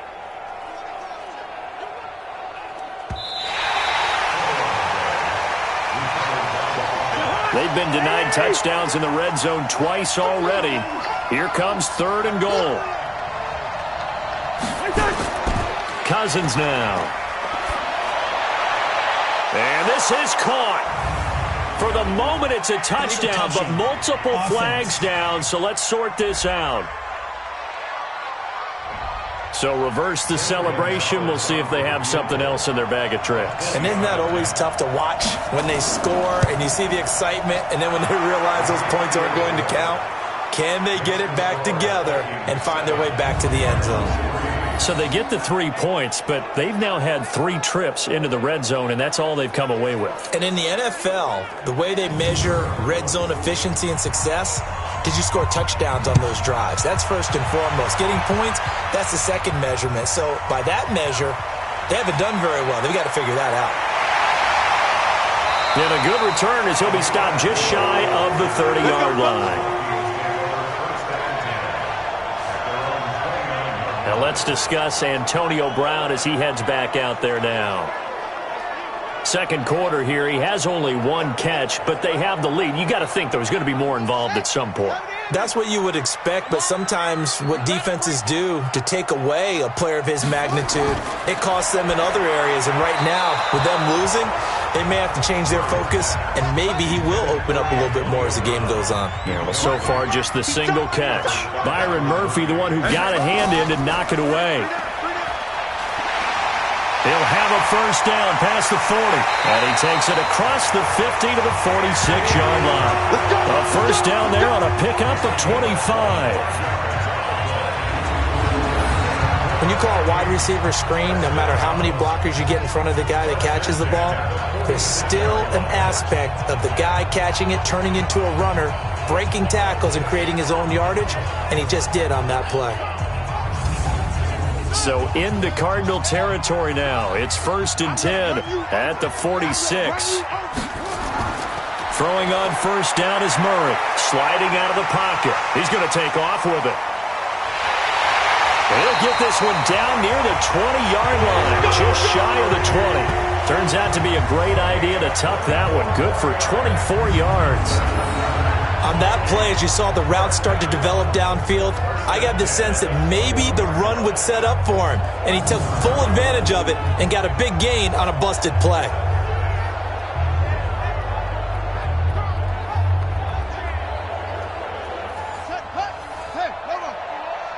Tighten up. Pull it together. Sproles. And he'll take it down here just shy of the 15 at the 16-yard line. 5 yards is the tally on first down. That brings up 2nd and 5. And he'll give it here to his running back. And they get to him quickly here as he's stopped right around the 13. Still a couple yards short of the first as the 3-yard gain brings up a 3rd down. 3rd and 2, and here's Murray. And that's one of the reasons you like to blitz even on rundowns. It confuses the blocking assignments. It doesn't allow those offensive linemen to get up to the second level. And they keep those sticks moving forward, that time with a gain of 3. And that one was a lot of fun right there because that was the game within the game. 3rd and short, blitz was on. What's the key for the quarterback? Get out of your hands in a hurry. And that was a quick little completion. Got the job done for a first down.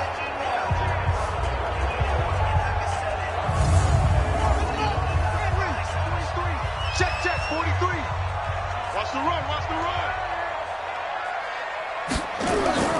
First down, Murray. And he will score. Touchdown, Vikings. From 10 yards out. And the Vikings are going to widen that advantage. Certainly there are good things about quick strike offenses that score fast. But a long drive can also work to your advantage as well. In so many ways, Brandon, because number one, you get them tired, but the big one is mentally. They can't figure out how to slow you down, how to get off the field, how to get the ball back. They go to the bench wondering, what are we going to do next time in order to stop those guys?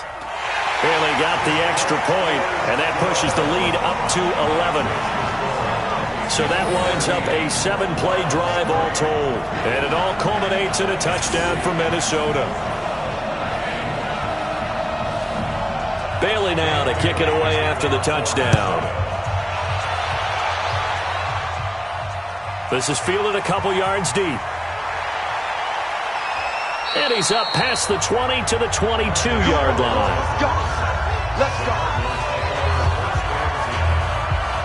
Arizona getting ready to go as they take the field. They trail now 14-3, an 11-point deficit as they start things out with a 1st and 10.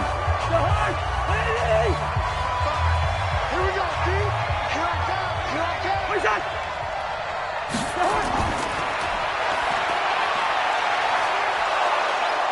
And the result here, a pickup of 8.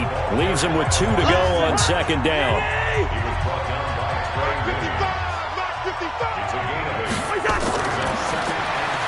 He'll get this into the hands of Bird.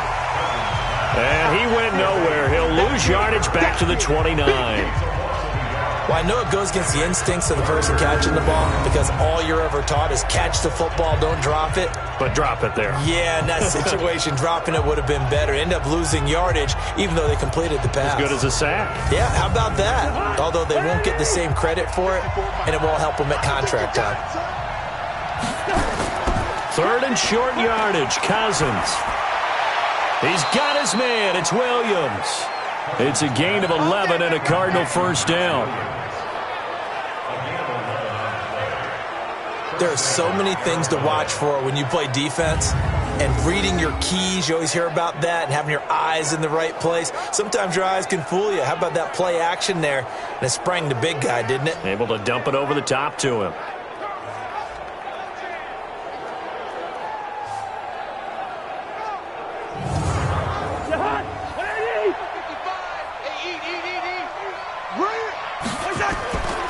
The first down carry here for Johnson. Give him 3 on first down. It'll set up a 2nd and 7.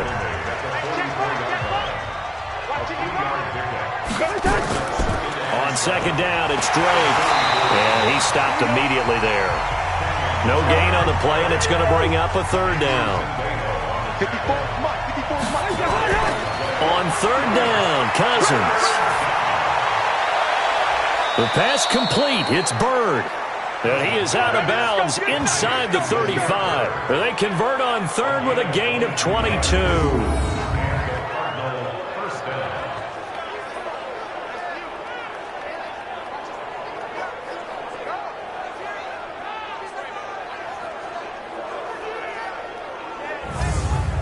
This offense finding its legs now. Here's another 1st and 10.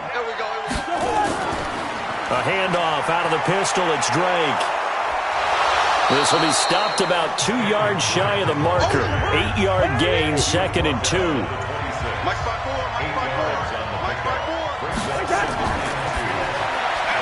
He finds his man Johnson.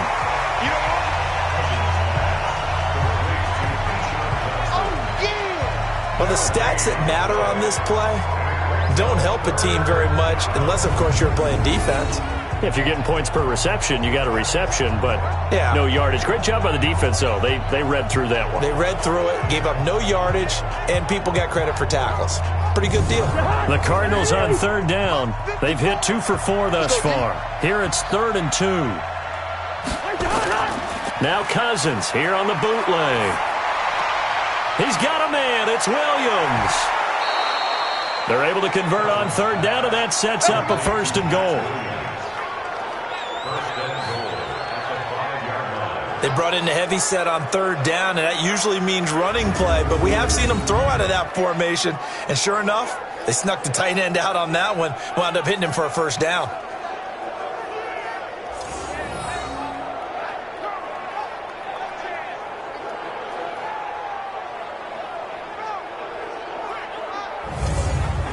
They've been in the red zone 3 times, and it's yielded just 3 points. Can they find the end zone here on 2nd and goal? They go back to the ground with Johnson. And he is in for 6. Touchdown, Cardinals. A 5-yard touchdown run as his guys are back within a single score. Solid job up front. Really just a solid job all the way around to get that one in. Yeah, that was well executed, wasn't it? Well blocked, well run. End result? 6 points. Touchdown. Zane Gonzalez on for the extra point.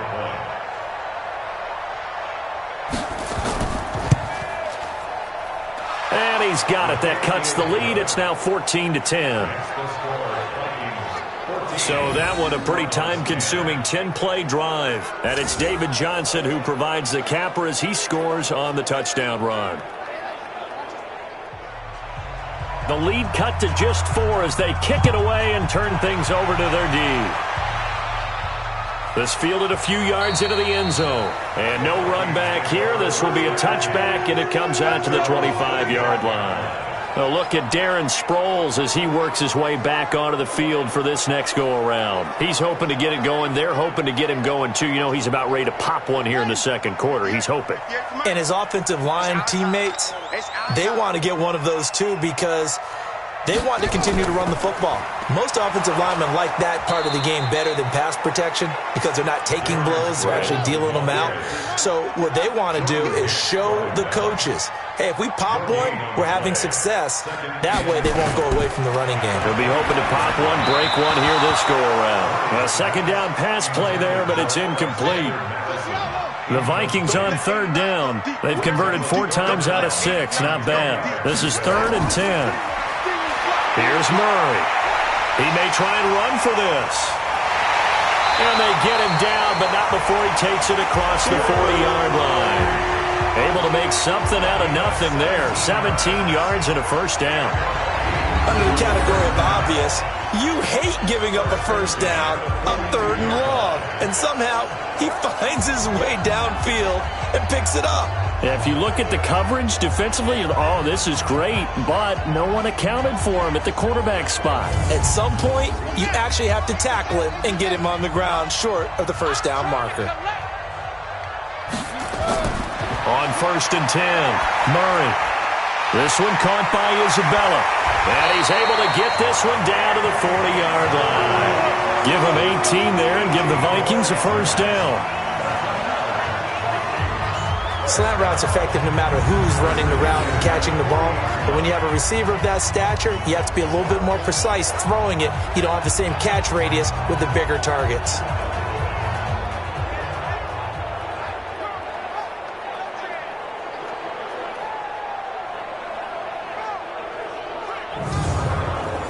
So into Cardinal territory now. It's 1st and 10 right at the 40. And to give this time to the tailback.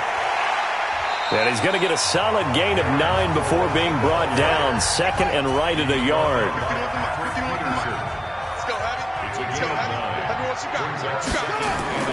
Off the bootleg. Murray. He's going to find his running back. It's complete. Murray now hitting on 2/3 of his passes. 10 for 15 so far. 1st and 10. Now Murray, rolling to his right. He'll run it. Murray, strong running. And they'll get this down to the 10. The coverage may be too good that time as he breaks away for 19 with his legs and a first down.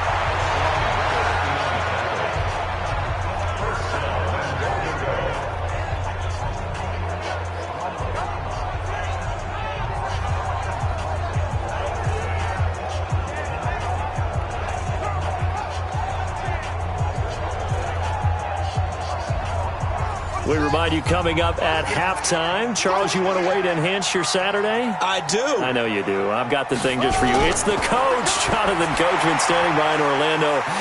And he'll get into the end zone. Touchdown, Minnesota. Antonio Brown, ready for the regular season with his second touchdown of the game. And the Vikings are going to widen that advantage. And remember, partner, that's a rookie quarterback back there. Apparently, he's getting the hang of this NFL thing pretty quickly. Have 3 touchdown passes. You're right. He looks comfortable. What are they doing? Anything in particular? Well, they keep talking about making sure they're giving him plays that fit his talents and also maybe shrinking the playbook a little bit. They did tell us that. Bottom line, he's really good.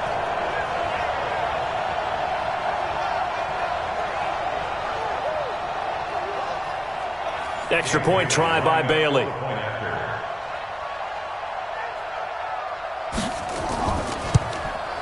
It's good, and it's 21-10.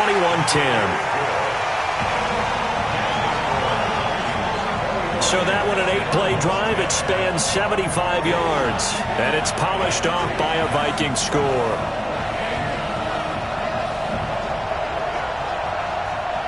Bailey now to kick it away after the touchdown.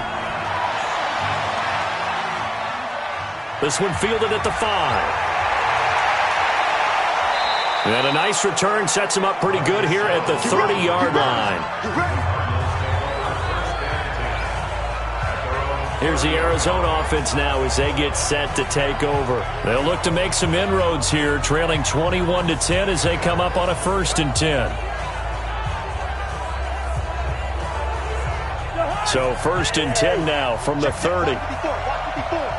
Big stop, G. Big stop. Let's go. From the shotgun, it's Cousins. He gets it into the hands of Larry Fitzgerald. And they get him down, but not before he takes it across the 40-yard line. It's a gain of 11 and a Cardinal first down. Open man is Kirk, complete. And he'll go down, but not before getting this inside the 30. A gain of 32 that time. But one thing's for sure, they're going to have to come up with something at halftime because he is absolutely roasting them right now. They're going to go through the whole litany of things, changing coverages, what are we going to do to put a man on him? The big thing to me is treat it like a good pitcher treats pitching a game. Change your timing, change your location. So sometimes you're up on him, sometimes you're back. Just change up the looks that he sees and make him just a little bit more hesitant. That's caught on the left side by Kirk. A well-executed 22-yard gain. This offense can certainly move quickly when they want to. 3 plays, 3 pass completions. In the blink of an eye, they've got it 1st and goal. Almost felt like a lightning bolt hit in this game, didn't it? For them to get downfield that quickly. And now 1st and goal, expect them to attack right here on this play.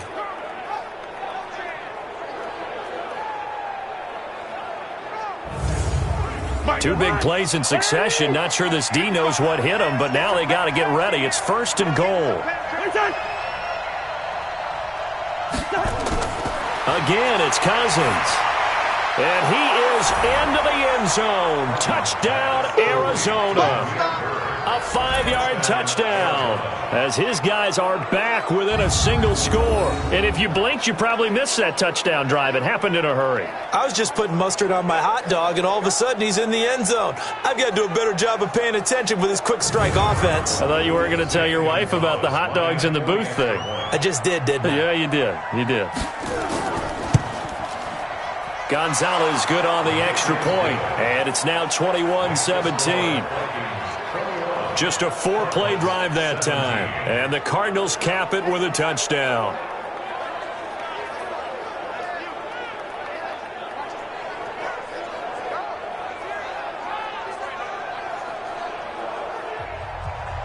The lead cut to just 4 as they kick it away and turn things over to their D. This is fielded at the goal line. And he'll wind up getting an extra couple yards here for his trouble as he'll bring this one out to the 27. Here again comes the captain of this offense leading his crew back out there now. And how about the start so far, Charles? 3 first-half touchdown passes. And that's how you generate excitement on a team. Keep your offense moving at a really high level. And it's also how you establish leadership by playing that well. 3 touchdown passes, that's the way to lead. Now he's just hoping for number 4. The Vikings going to signal for the first of their timeouts as they get the stoppage with a little over 50 seconds to go in the first half. 6 yards was the pickup on the last completion, so here's 2nd and 4. They'll run with Madison, and this won't be enough to pick up the first. A gain of 2, 3rd and 1. The Cards going nickel, an extra defensive back out there now on 3rd down. Murray going to try to throw on 3rd down. And able to find Garcon. And they'll get this well past midfield before being stopped just before the 35. They like going to him in the slot. He catches another one. I think this comes under the heading of until they stop him, why not go back to it? He has something going really well. Great working relationship with the guy throwing the ball, and they keep making the connection.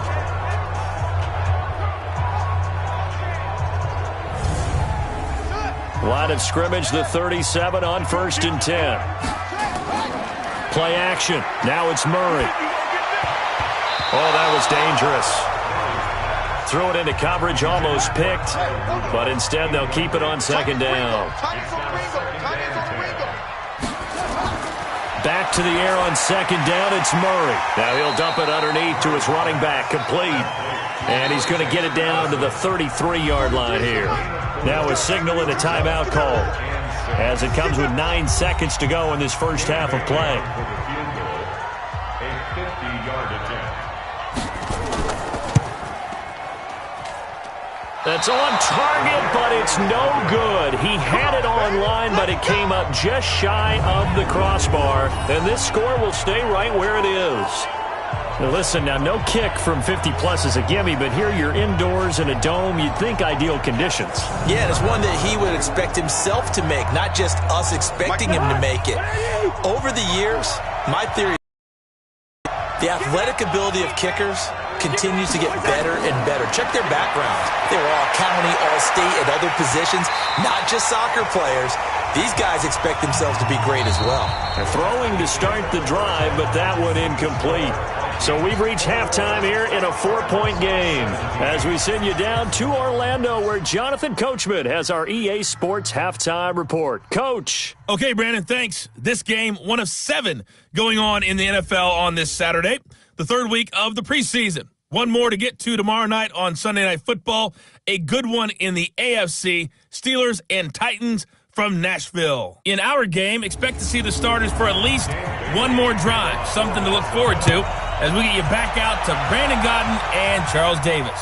All right, Coach, thank you, and we welcome everyone back for quarter number 3. And it's a pretty good return here as he'll get it up to the 29-yard line. Here we go. So here's the Cardinals offense now as they get set to start this 3rd quarter. They're close game, but they're going to need to do a little bit better probably here in half 2, no? I would agree with that totally. I would guess it in the locker room. They talked about cleaning up some of the errors, but overall, I think they wanted to be positive with them. Guys, we're right there. Just not playing as well as we need to. Let's pick it up, and we still have a chance to win this game. Yeah, they do. We'll see if they can pick it up. To throw on 2nd and 6. Cousins. Screen play. Johnson. Nothing on the screen that time. Now it's 3rd down. So nothing there on the screen that time. That means all that great acting they tried on offense went for naught, didn't it? Because you have to try and influence them. Make them think that you're doing something else. Make them think that they can get to the passer by letting them by and then setting up the screen and getting downfield. Didn't happen at all. Give a lot of credit to the defense for not tumbling to that one. They had the catch on 2nd down, but it didn't help at all, and now they're looking at 3rd down here. And a throw there going to be incomplete.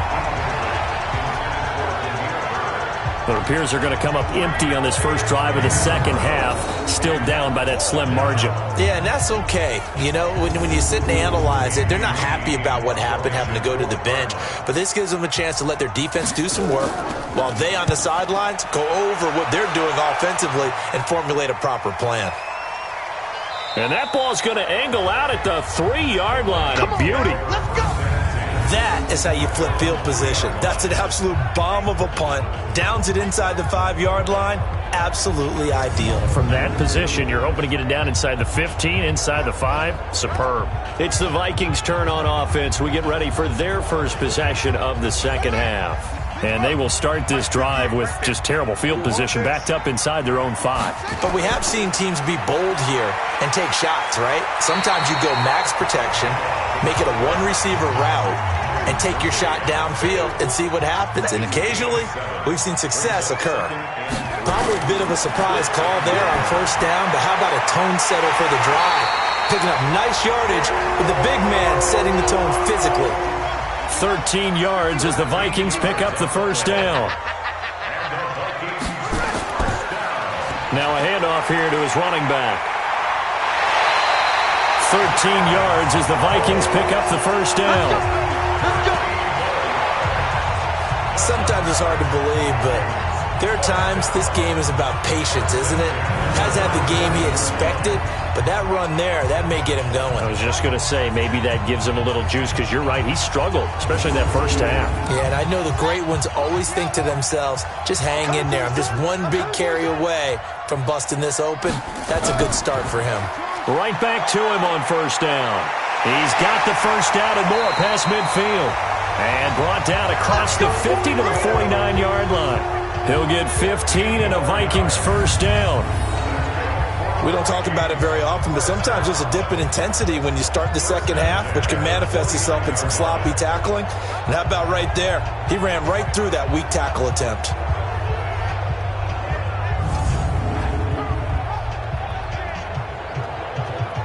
So into Cardinal territory now. It's 1st and 10 at the 49-yard line. On 1st and 10, here's Murray. He completes it to Treadwell. 5 yards on the catch there, brings up second down. 2nd and 5 after the 5-yard completion on first down. On play action, it's Murray. And that is incomplete. They come up now 3rd and 5 following the incomplete pass. From the gun on 3rd down, Murray. And that is incomplete.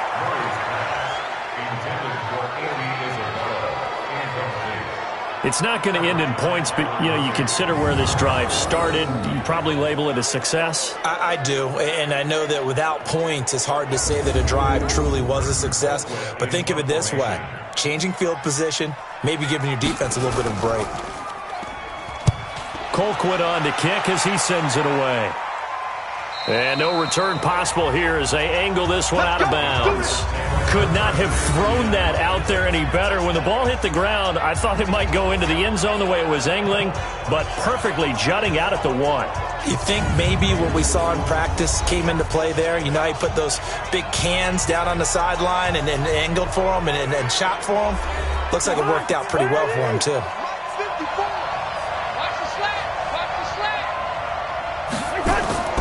And they'll start the drive on the ground with Johnson. And he'll take this up to about the 7 or 8 yard line. 7 yards on the pickup there, and it'll leave him with a 2nd and 3. Throwing on 2nd and 3. Cousins. This is caught by Williams. And able to get it across the 20 before they get to him. That goes for 14 yards. First down, Cardinals. They'll run on first down. Johnson. He'll get a nice chunk there on the first down run, and it's 2nd and 4.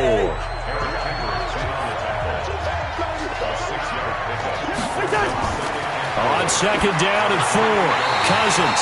The tight end, Max Williams, the intended receiver. And it's 3rd and 4. An incomplete pass on that last play, and that means they'll need to come up with something here on 3rd down. Cousins now. And that will be incomplete.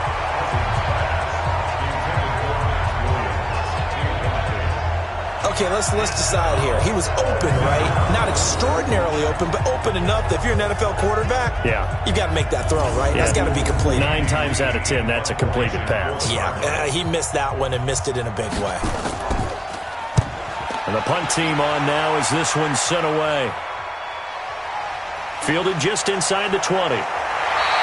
Give him 11 yards that time on the return. And possession will switch hands, 1st and 10. Now the Minnesota offense set to take over again. And a tight game after punting last time. See if they can get something going on this drive. As they head to the field now, with the game this close, you've got to feel there's a sense of urgency for them going on offense right now. But they have to do it without letting panic creep in and affect their play. He's tackled a yard short of the marker. Good gain of 9 on 1st down. That last catch short of the marker by just a yard leaves him with a very manageable 2nd and 1. Throwing now is Murray. Under a heavy rush, and down he goes. Good job. Like how they've started the 3rd quarter here. They force a punt on the 1st drive, and after this sack, it looks like they'll be forcing another one as well. Absolutely. Maybe got their 2nd win coming out of the locker room.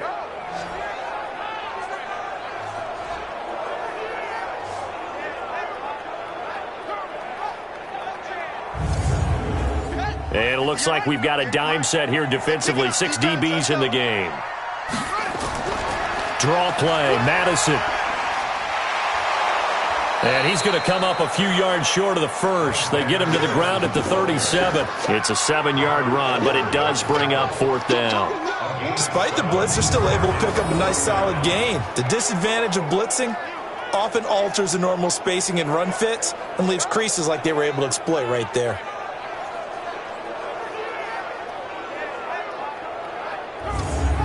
Here's Britton Colquitt now as he's on to punt for Minnesota.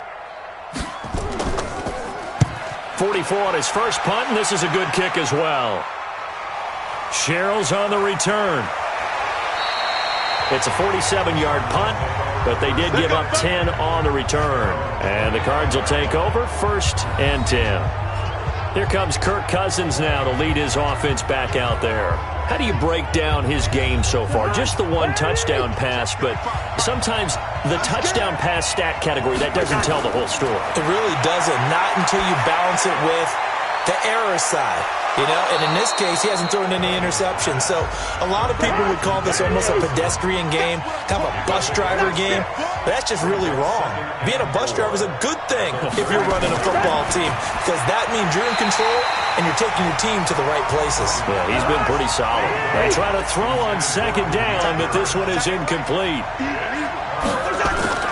Cousins from the gun on 3rd. And the throw there going to be incomplete. Timing was just a bit off, and that can happen occasionally, even with these fine professionals in the NFL. But on those out routes, that requires precision, doesn't it? It absolutely does. Everyone has to be in sync from the time the quarterback hits his back foot and delivers the ball to the receiver turning to find it. On is the punt team now as this one's sent away. And that'll hit at the 5 and go into the end zone for a touchback. And now out comes Minnesota. They've got the lead. Last time had to punt it, though. What's the key to this drive? I think it's leverage. The leverage. Big guys up front. You know the motivational speech on the sideline is, guys, give us an opportunity. Protect the passer, create space for our runners, and let's go ahead and give these guys. Low man wins. Let's go do it on this drive. We'll watch that leverage on this drive. Here's a run on 1st down that won't even get back to the line of scrimmage. He will lose a yard. 2nd and 11. As we surmise, Charles, most of the starting units still out there for this 3rd quarter. First time this preseason that they played into the 2nd half. And that's by design. Most of the time by this point of the preseason, you want them to go into the half, cool down, and then come back out and warm up to start the 3rd quarter like you would a regular season game. That's exactly what they wanted to get done. They'll get that one out quickly to Brown. Breaks the tackle. He's got room to run. And he's going to get this one across the 30-yard line. It's a gain of 11 as the Vikings pick up the 1st. Line of scrimmage, the 31 now on 1st and 10. Here's Madison running on 1st down. And they'll get it up just short of the 45 at the 44. 13 yards as the Vikings pick up the first down. Yeah, they really needed to get something going, didn't they? They had punted on the last 2 possessions. The running game starting to come to the front for them, providing a nice pickup there to keep this drive going.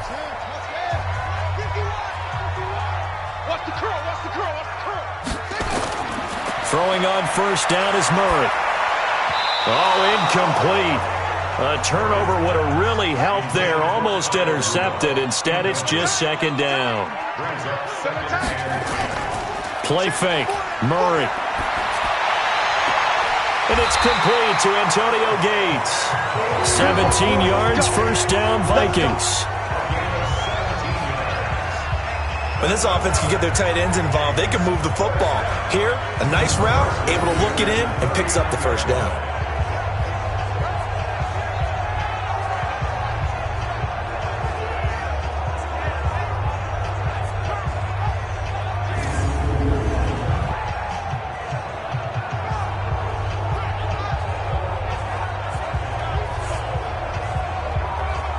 Murray now, a perfect 8 for 8 to start the second half. Not bad. 1st and 10. Now Murray off play action. And that'll be knocked away. It's incomplete. So line of scrimmage still the 39 on 2nd and 10. Now a handoff looking right. Looking for a cutback lane, but nothing there as he's met at the line of scrimmage.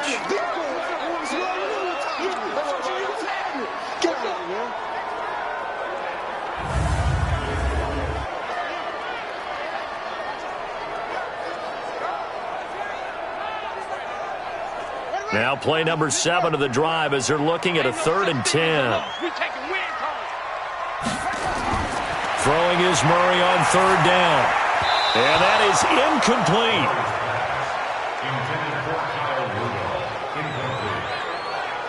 Just a little beyond the reach there of his receiver. That's probably one he wishes he had back. He wishes it had been 7-on-7 in practice, or maybe even routes versus air, because that's a completion he makes, 9.9 times out of 10? Just missed that one. That's running out of steam, and it won't get there. He left it just short, no good, and this score will stay right where it is. And it's hard to hold a kick from this distance against him, but that is now 3 misses for him in the game so far. 3! And you wonder where his head's at right now. Kickers are a funny breed, but I have a feeling he'd love to see a 29-yarder next time to get him back in the groove. Arizona getting ready to go as they take the field. These guys had to punt their last possession, and that's become too familiar of a refrain. Too many of these drives just wound up going nowhere. But you know how in baseball, when the pitcher gets a base hit and he's on base, they bring his jacket out to him to keep him warm? A lot of times the punter goes to the sideline, puts on sweatpants or a wrap over his leg to keep it warm.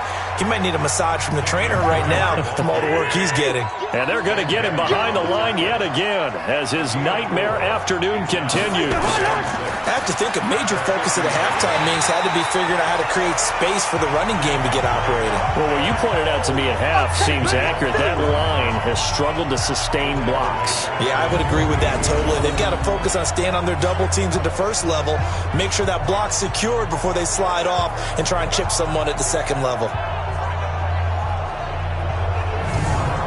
These guys have punted 4 times already, and they're staring at a 5th, barring a conversion here on 3rd down. Working out of the gun, Cousins. And that is incomplete.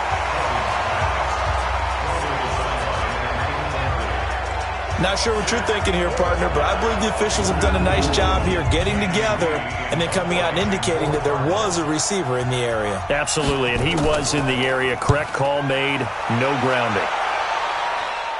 And this will be out of bounds at the what here? The 12-yard line. Now the Vikings offense gets set to take over here. Last time out, they had that long 50-plus yard field goal that they missed. And I'm sure on their sideline they're thinking to themselves, okay, do we still want to try one if we're in that position again? And I would dare say that the answer would be yes. They're going to have a lot of confidence in their kicker. But just to be on the safe side, I'm sure they told their offensive guys, can we get a little bit closer this time? Closer. Yeah, you know, I'd rather get in the end zone first and foremost, but if all else fails, less of a field goal attempt for him. And he's going to lose yardage here back to the 14-yard line. Officially, it will go as a 1-yard loss, and that's going to lead to a third down.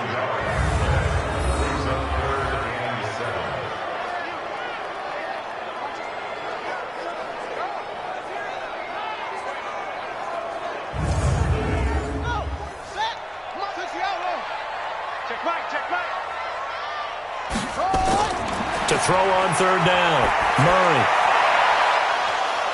And that will be incomplete.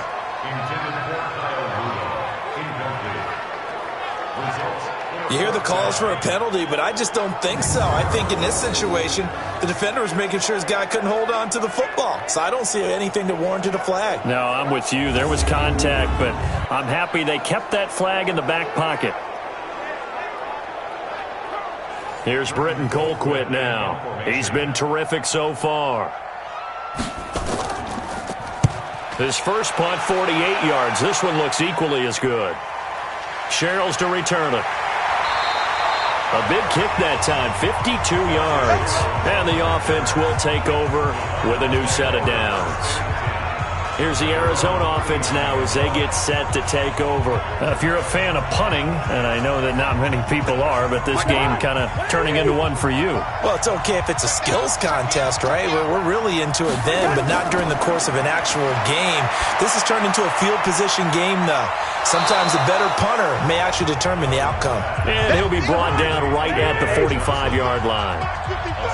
6 yards was the pickup on the last completion, so here's 2nd and 4. It's complete. It's Fitzgerald.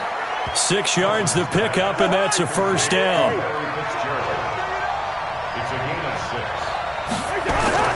On first down, Drake. And he's got room. The 20. 31 yards there and a first down.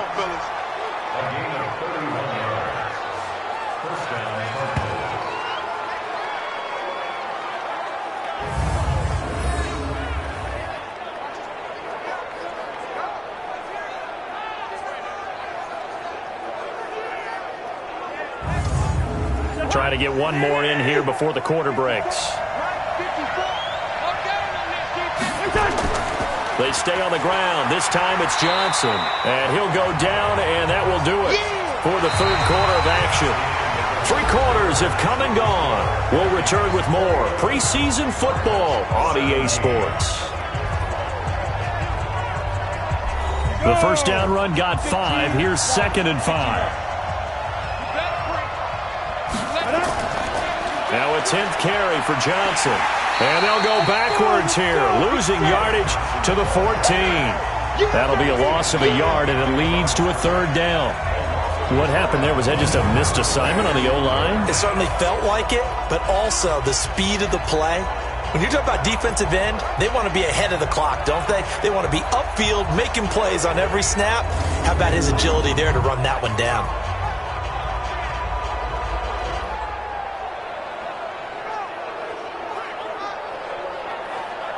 The Cardinals on third down. They've converted a third of their opportunities, 3 for 9. This is 3rd and 7. Out of the pistol, here's Johnson. And able to break one tackle, but then quickly brought down. 3 yards won't be enough here as that'll bring up 4th down.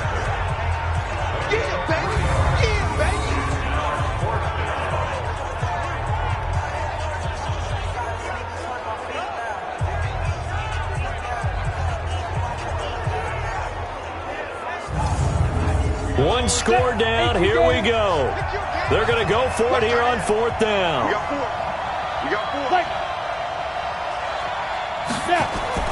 Lauletta, here we go on 4th.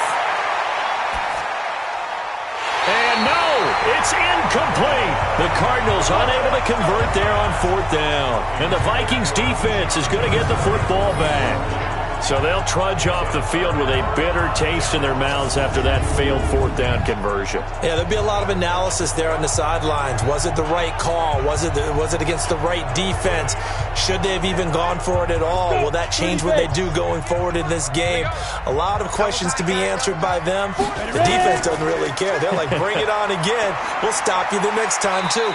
They run on first down as they're able to get this forward for about 4. That's a gain of 4 here in the fourth quarter, with them leading by 4 on the scoreboard. They'll run it with Madison. A tight game like this, such a tough spot for the offense to be in. Even though they have the lead, Charles, back up so close to their goal line, they got to protect the football. And that's when you have to take care of your team with play calling as well. Not a lot of misdirection, not a lot of counters, not a lot of plays where you have extra ball handling. Get it right to the hands of your running back. Tell him to take care of the ball and try and move forward. So signs of life in what's been a dormant offense in this second half. Here's 1st and 10. And he gets this one just shy of the 40. They'll mark him down at the 39. They get 14 there. First down, Vikings. I'm guessing you'd say this is kind of the key here. Grind out some yardage, work on that clock, see if you can continue to tick it down. Definitely. You want to bleed things out at this point, right? Continue to possess the football, gain some yardage, and put the onus on the defense. Do they have to use timeouts? What are they going to do to stop you? You're taking charge. So from the 39 now, they'll come up on a 1st and 10. The backup Stidham, his first throw. Gates with a grab. And he'll be corralled out across midfield down to the 45. The catch and run there, good for 16 and a first.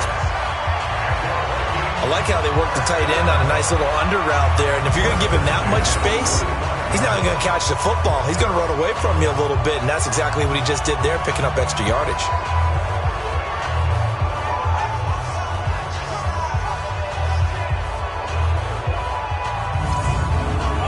So into Cardinal territory now. It's 1st and 10 at the 45-yard line. Stidham sets to throw on first. He'll buy some time right. And this winds up a gain of 4 to the 41. 70,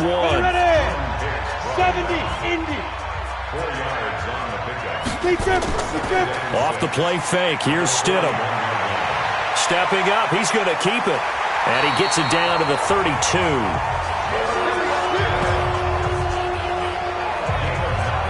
All right, partner, I'm a defender, but I've got to express my admiration there. Moving around, making it happen, and instead of worrying about protecting himself, he goes and gets the first down. I've got to give it to him on that one. Normally, you don't want your guy taking shots, your quarterback, but it's winning time here in the fourth quarter. If he needs to make those plays with the legs, go ahead, right? Yeah, no doubt about it. At this stage of the game, all protections, they're off. Here's Ajayi. And they'll get him down after a pickup of 8. 2nd and 2. You got it. You got it. They run again with Ajayi. And not much. Maybe a yard down to the 23. This will be play number 8 here on the drive. It's 3rd and a yard. 3rd and 1. Stidham able to find Isabella. And he gets it inside the 10 to the 9. 14 yards through the air. Caught the D off guard on 3rd and 1. Couldn't just sit on it here, could they? Had to throw the ball on 3rd down. Got the big completion in the pickup. Fresh set of downs now. They've got to feel great. And defensively a backbreaker.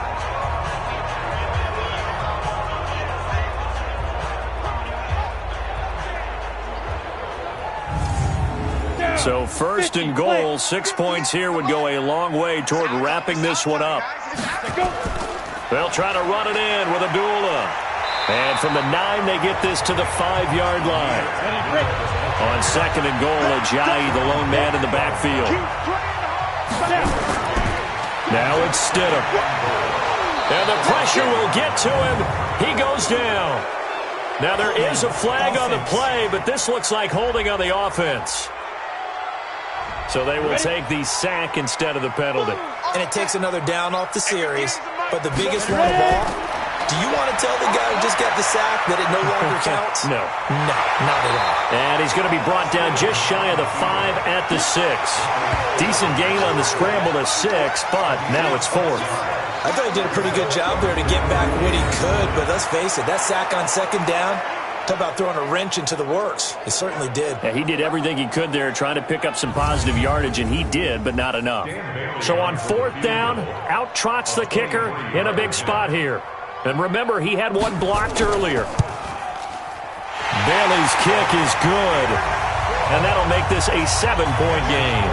Now, from a defensive perspective, though, I think maybe they're saying, hey, we did what we needed to do, kept this a one-score game. Yeah, without a doubt, because they were able to bleed some time off the clock, right? Put themselves in a good position, but it's not out of reach yet, okay? Being able to hold them to a field goal means that they do have a chance to come back and win this game. This fielded at the 2. And he'll take this one near the 25, call it the 26-yard line.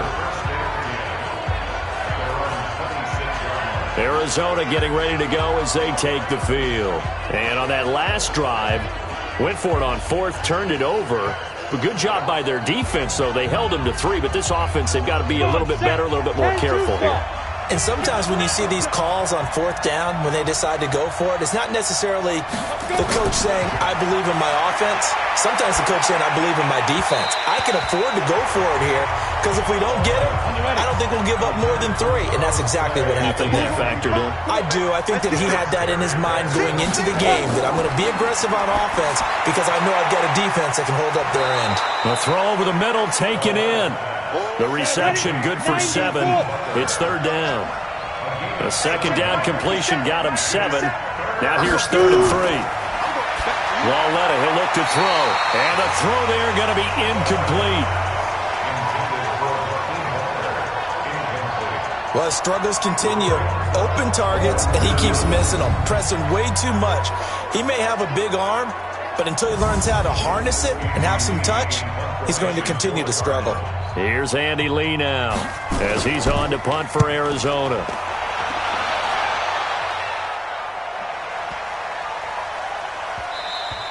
And this one hits at the 3 and then bounds into the end zone for a touchback.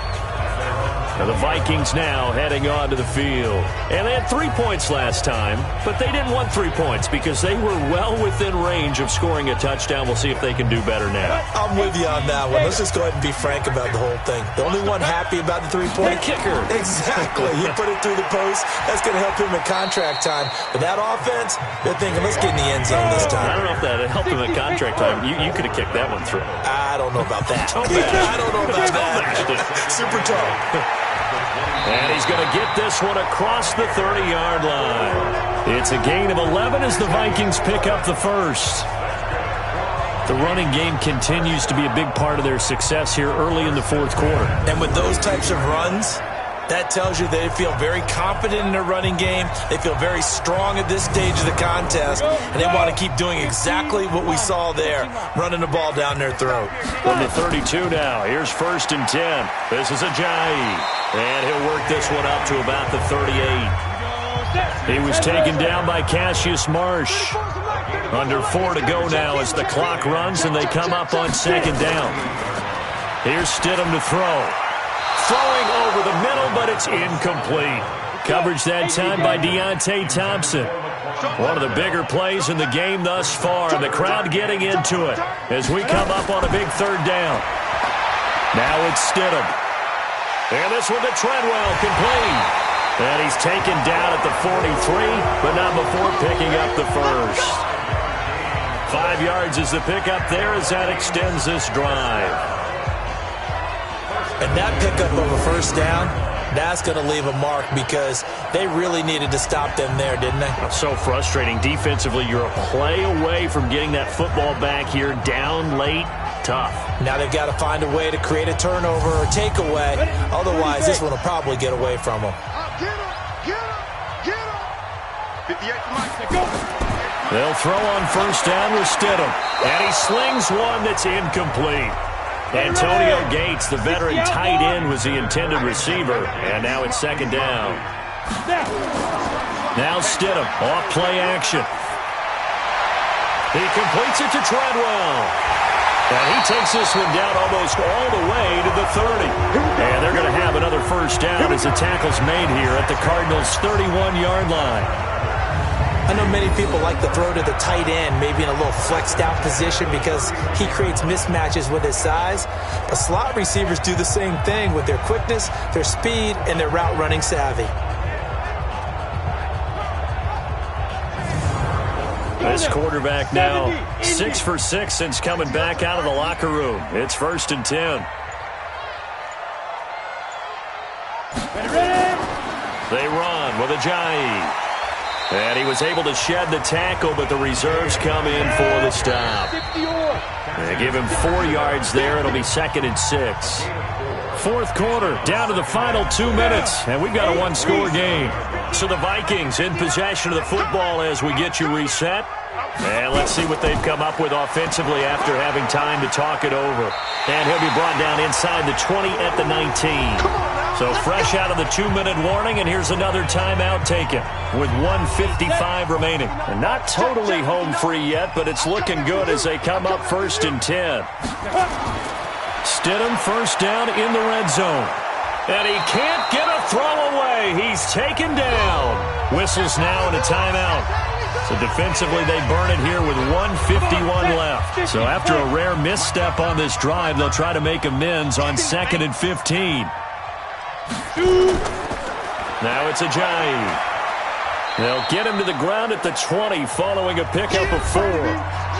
The Cardinals forced to burn their 3rd and final timeout as they'll head to the sideline and talk over what to do next.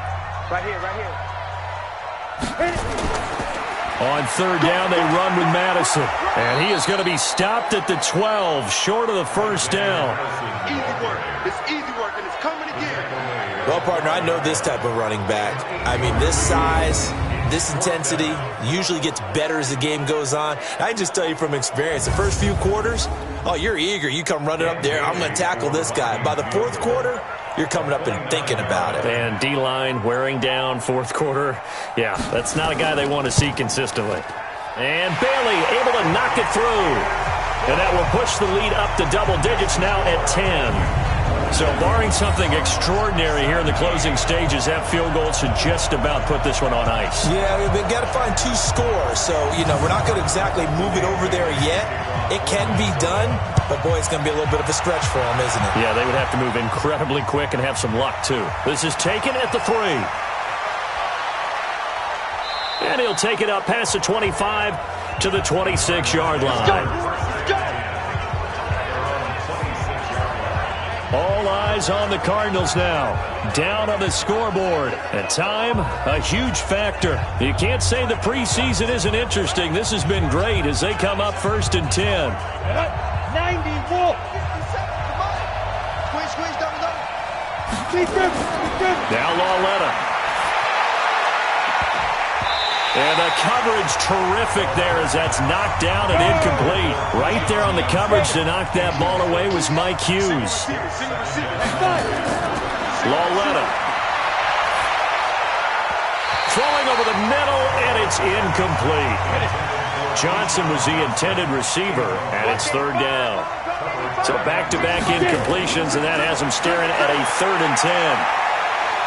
Now a desperation throw deep downfield. And that's caught inside the 30. A big-time play there by the Cardinals. 45 yards.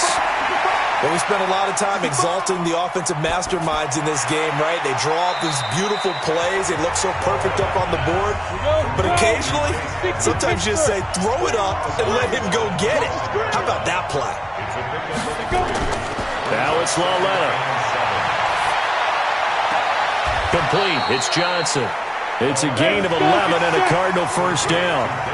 So the final seconds have ticked away in this Minnesota victory. And you look back over the score sheet, interesting. A very clean game, no turnovers by either side. An absolute rarity when we watch games now because defenses have put such an emphasis on taking the ball away. Well, what we saw here was offenses spending their time saying, look, they're coming for it. Ball security is paramount. So they worked on that, not just a week of practice, but I'm sure all during training camp. Make sure when you have it, tuck it away because danger lurks everywhere you turn. That'll do it for us. For Charles Davis and all our hardworking crew, I'm Brandon Gaudin. You've been watching the NFL on EA.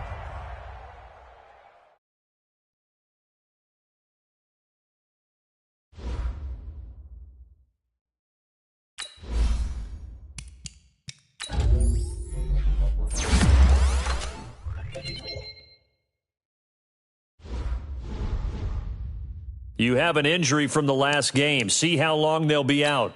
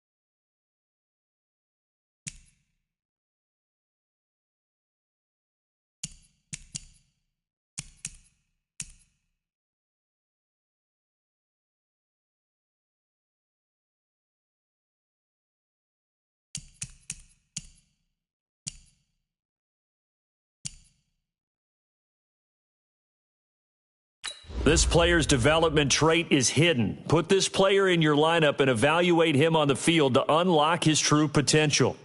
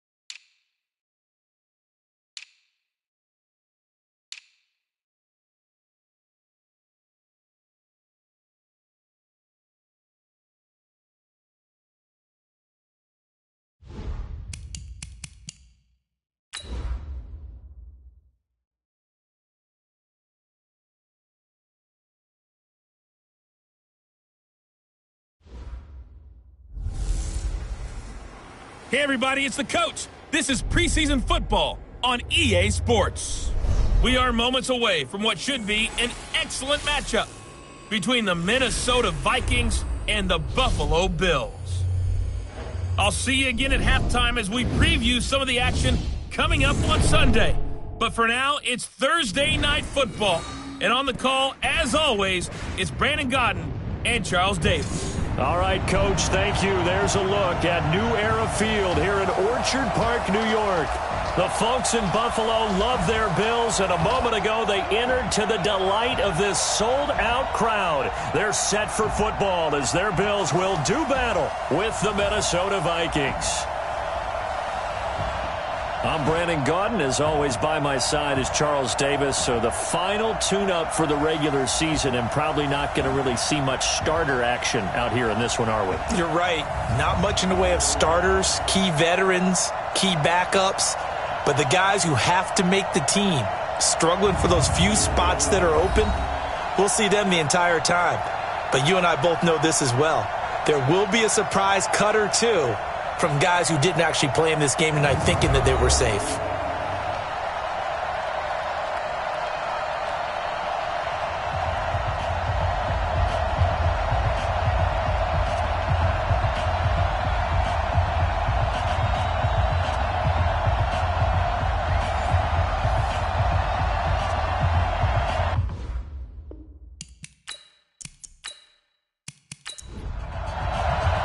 The Bills' Stephen Hauschka's got this one teed up, and off we go from New Era Field. This is taken about 7 yards deep. And no run back here. This will be a touchback, and it comes out to the 25-yard line. So here's the Viking offense making their way out. They'll be led out by the number 1 overall pick in the 2019 draft from Oklahoma. It's Kyler Murray.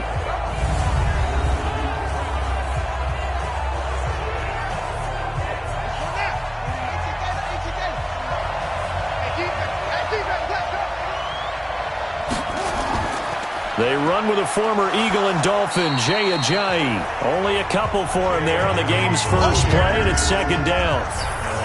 And the big boys up front in the trenches. What do you think of the O-line, Charles? I love them because this is a group that's so cohesive. They know what the man next to them is going to do at all times, and they operate as a terrific unit. They'll break the huddle, come up on 2nd and 8 at the 27-yard line. Now the rookie from Boise State, Alexander Madison, looking for a seam but finding none. He'll get back to the line of scrimmage, and that's it.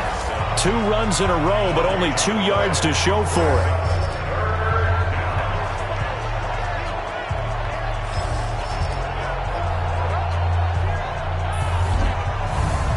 An early tough test on the opening drive.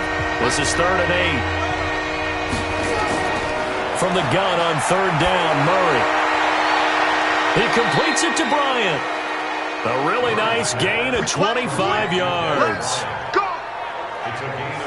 You know I'm going to lean towards the defender, right? You know I'm going to do that. I know. That's a tough situation for him as I see it. But the truth of the matter is, that ball was not streaking towards him. Had a little arc on it. He's got to find a way to get his head around and make a play on the football.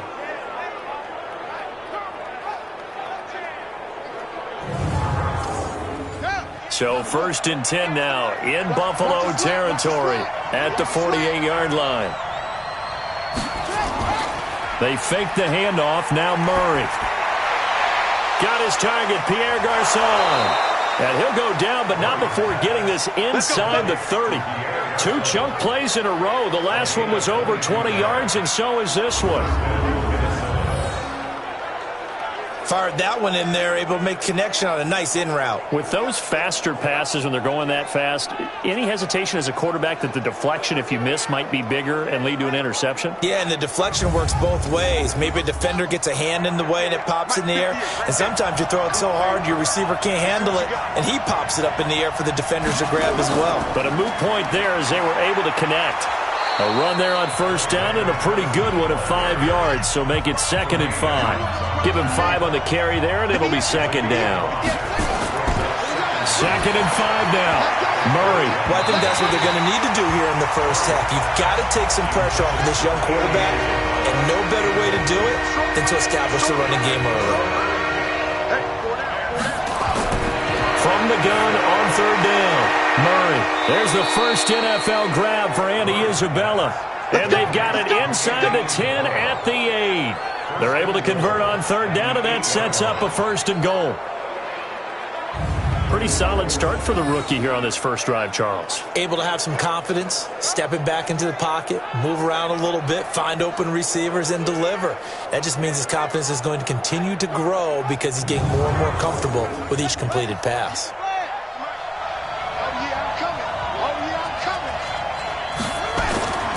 They'll try and run for it on first and goal. And he'll get into the end zone. Touchdown, Minnesota.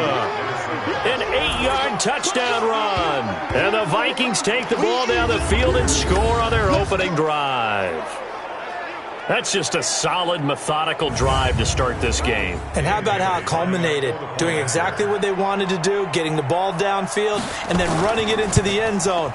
I'm just telling you, partner, when you run it in rather than throw it in, that hurts a defense psychologically a heck of a lot more. Extra point up and good by Bailey. And it's now a 7-0 game.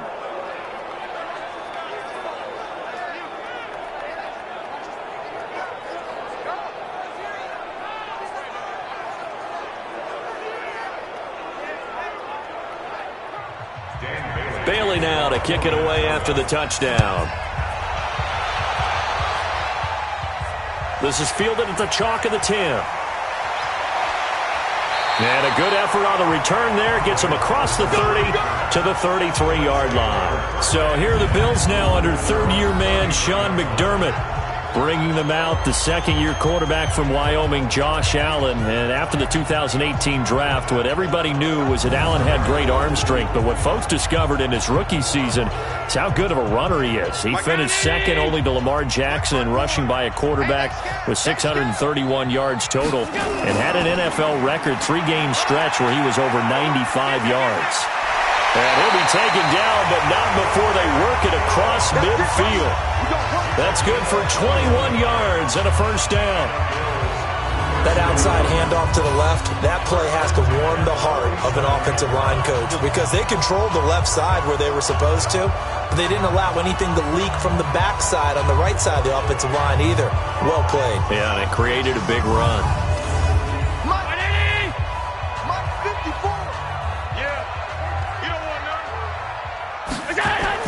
They go play action here on first down. Airing it out deep for Smith. And that is incomplete. Took a shot there on first down, but he couldn't reel it in. Now let's take a look here at the Bills' offense. An offensive line play is not something that comes to mind readily, but it's always a big key in a ball game. And already these guys, they're getting it done up front. As we've seen this rushing attack have some early success.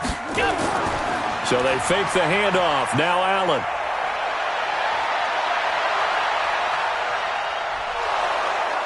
Pressure coming from the Vikings, and they get there and bring him down. The defensive end, Danielle Hunter, drops him. And we say it all the time, have to be able to get rid of the ball sooner than that. You have to help your offensive line out. They're going to protect you as best they can. And if you're getting 3 to 5 seconds to throw the ball, they're doing a really nice job. But when you hold it and give up a sack, you're really almost discrediting their work.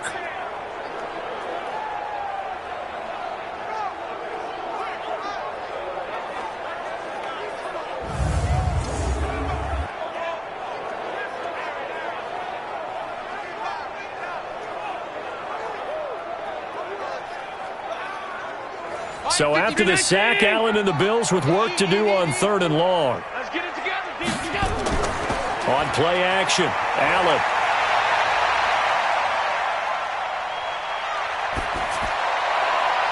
Man open, that's Robert Foster complete.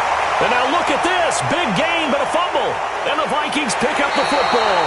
And he's going to take this one back to the 37-yard line. Well, he did what he's known for. He made the catch, then he turned into a runner, took the contact, and coughed it up. And all I remember as a player, when they catch the ball, when those acrobatic guys catch it, you have to make them pay sometimes. You have to put it on them, big tackle, knock the ball free, anything you can do to slow them down.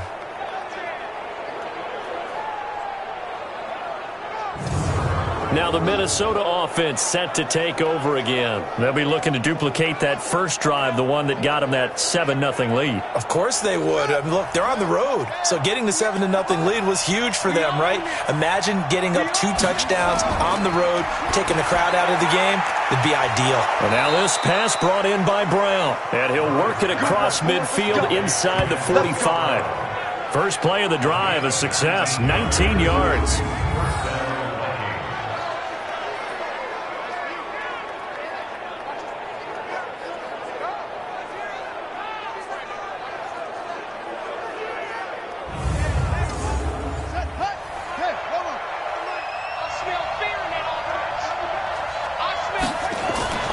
Running from the shotgun with Madison. A gain of 3, second down.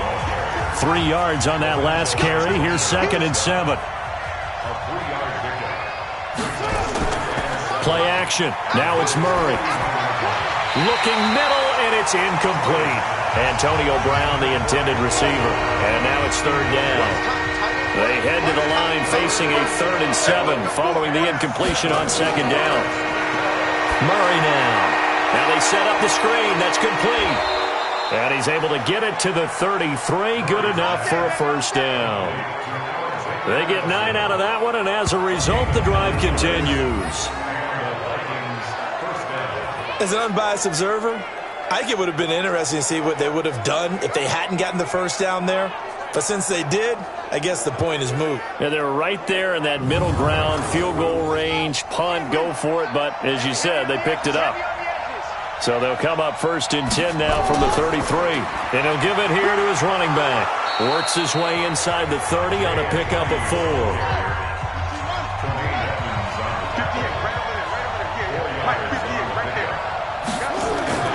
From the 29, Murray. That ball complete to Isabella. And he's got a first down as a tackle made at the Bills' 17-yard line. Never make the mistake that the slot receivers, especially the little guys like we're watching here, are just quicker than fast. A lot of them combine quickness and speed, and they catch a lot of footballs, as we just saw there.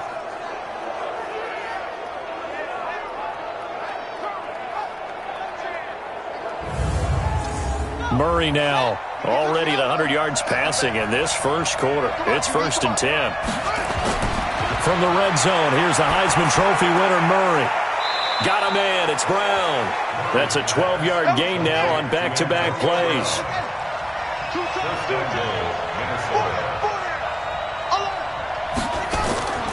They'll try and run for it on 1st and goal. And he will push his way forward down to about the 3-yard line. It's a gain of a couple, and it'll be 2nd and goal. On 2nd and goal. Murray to the goal line, but it's incomplete. They were looking to go back to Gates, but now it's 3rd and goal. This Buffalo defense has stood their ground. This is 3rd and goal. He's got his man. It's taken in for a Viking touchdown. Antonio Brown there to make the grab. And the Vikings are going to widen that advantage. They've got to be thrilled on the road right now. Touchdown, turnover, touchdown, and quickly trying to make it 14-0. Yeah, and mentioned it already. On the road, to be able to go into someone else's house and establish a start like that, obviously your confidence rises in a big way, and you're putting some doubt in their minds. Well, they got the extra point, and it's now 14-0. A 10-play drive that time, and it all culminates in a touchdown for Minnesota.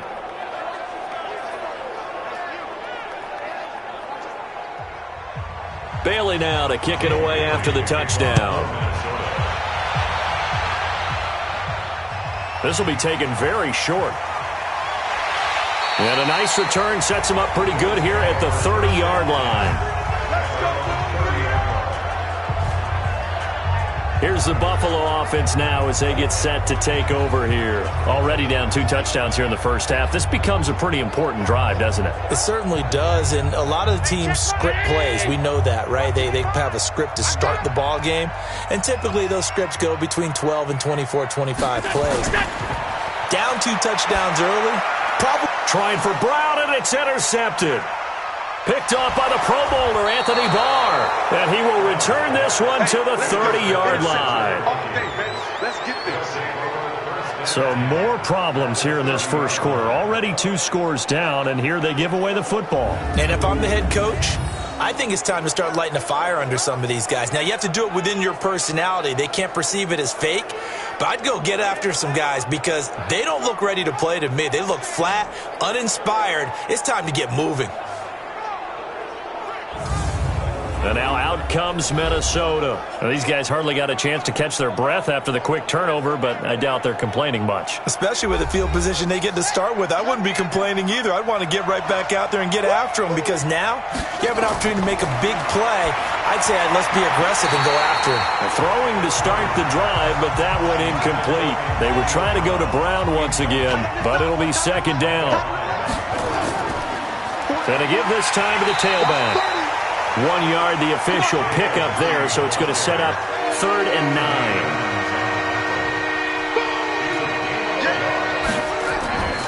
On play action, it's Murray. And he's got Kyle Rudolph. And they'll work it inside the 15-yard line before it's all said and done. It's a gain of 16, and the Vikings have the first down as well. A pretty sizable deficit here in the first quarter. This defense probably need to get off the field in those situations on 3rd down. And you and I both know in this huddle before that last 3rd down play, that's exactly what they talked about. Let's make a play. Let's get off the field. Let's reverse the momentum. Instead, they got hit with another first down, almost back to the drawing board. Watch QB drop. Watch QB drop. On 1st and 10, here's Murray. And he's going to keep it here. And he's going to score. It's a Viking touchdown. Kyler Murray with his 2nd touchdown in this opening quarter. And the Vikings are going to widen that advantage. We saw so much of this last year at the college level, but there you go. His first rushing touchdown as an NFL quarterback. And with the speed he has, we certainly know it won't be his last because that's something that aided him very well, as you mentioned, at the college level.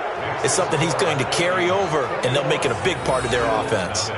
Extra point up and good by Bailey. And that makes the score 21-0.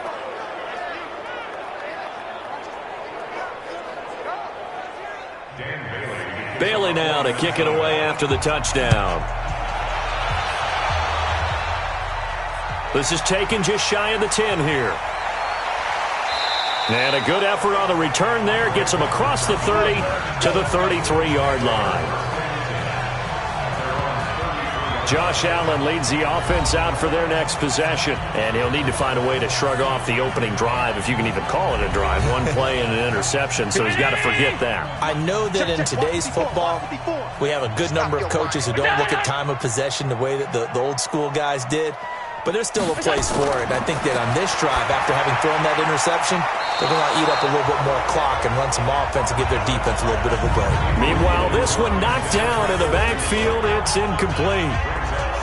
And a look at the Vikings defensive unit. Trey Waynes is a very aggressive cover corner player, learning how to add off coverage to his game. 2nd and 10 from the 33-yard line.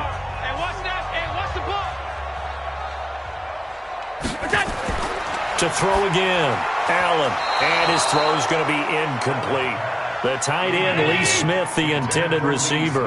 But now it's 3rd down. Now they face a 3rd and 10 after back-to-back incompletions. And now the 3rd down throw incomplete as well. That makes them now 0 for 2 here in the first quarter on 3rd down conversions. And now they'll look to their defense because they need them to step up so they don't fall further behind here in the early going. On 4th down on is Corey Bojorquez to punt. And he gets this away, and look at this. This is a good one. And problems spreading to the punt team now. This one goes all the way into the end zone on the fly, so that'll come back to the 20. Now the Minnesota offense set to take over again. And the ledger for them so far looks pretty good, doesn't it? It certainly does. Touchdown, touchdown, touchdown. Not sure it can be much better than that. They've got to feel very good about the groove that they're in at this stage of the game. Now a play fake here on 1st down. He's got Smith here. And he'll be tackled at the 23 after a gain of 3. The completion good for 3, and it's second down. Now a handoff here to his running back. And he'll get this up to the 34-yard line. At this stage of the game, the run-pass numbers are a little bit out of whack because most of their yardage has come through the air.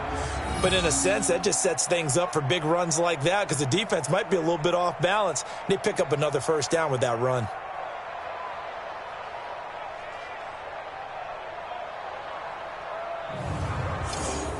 So after the run by Jay Ajayi, here's 1st and 10. Watch the screen. Watch the screen. Watch the screen. And he'll give it here to his running back. And he'll get 2, maybe 3 up near the 37.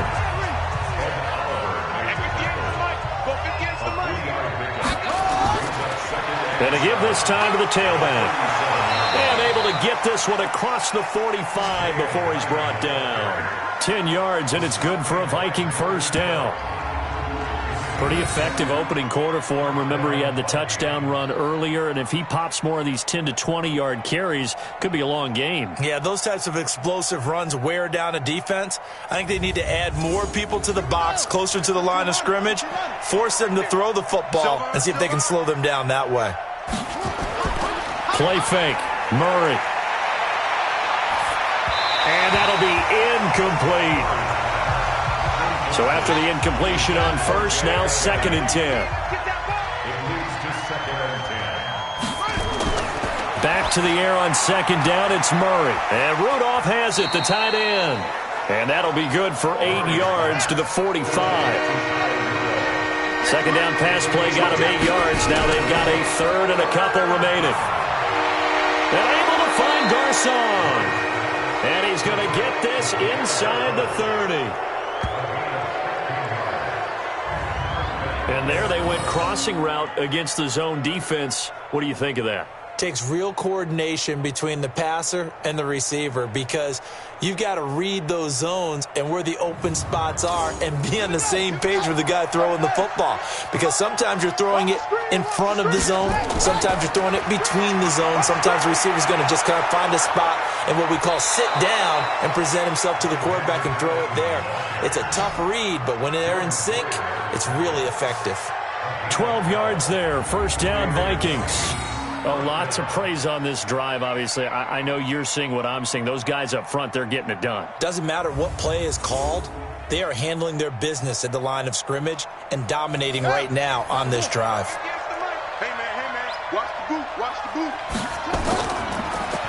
On the draw, Ajayi. And he'll get 4 there, down to about the 12-yard line. 21-0 our score after 1.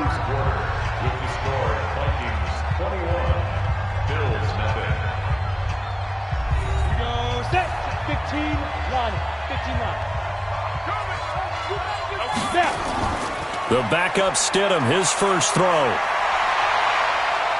He's going to take off with it. Down to the 6-yard line on a pickup of 6 as he gets halfway to the goal line.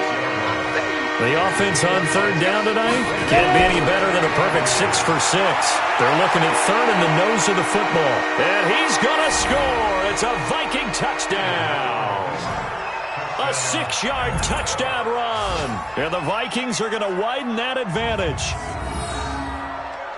I'm pretty sure that was a passing play, but he took off pretty quickly and ran with it. Love his decisiveness on it because you're exactly right. He was supposed to go back in the pocket and survey the field and throw the football. But when that hole opened, he just said, forget it, let's go. And boy, did that work out well. Bailey now for the extra point.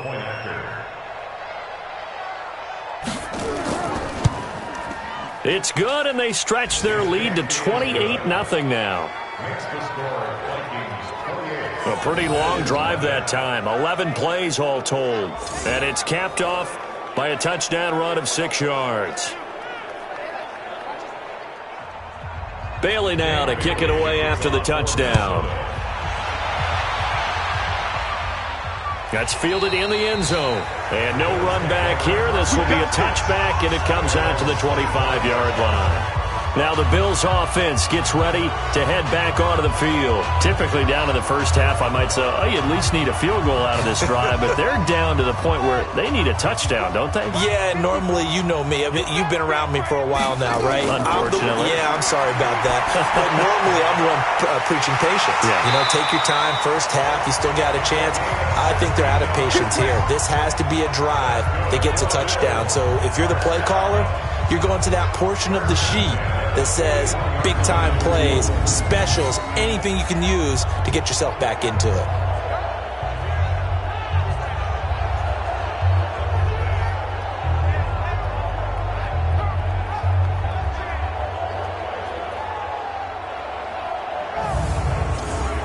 One play has him up past the 40 already, and another 1st and 10. Out of time, guys. Out of time. Let's get off the field. Let's get off the field. They'll run on 1st down with Singletary. It's a 6-yard gain on the ground, and that'll make it 2nd and 4. It's a pickup of 6. Brings up 2nd and 4 at their 48-yard line. From just shy of midfield, Haskins. And that going to be incomplete. A lot of contact, no call, and it's 3rd down. Now they face a 3rd down and 4 after that incompletion on 2nd down. It's brought in by Dodson.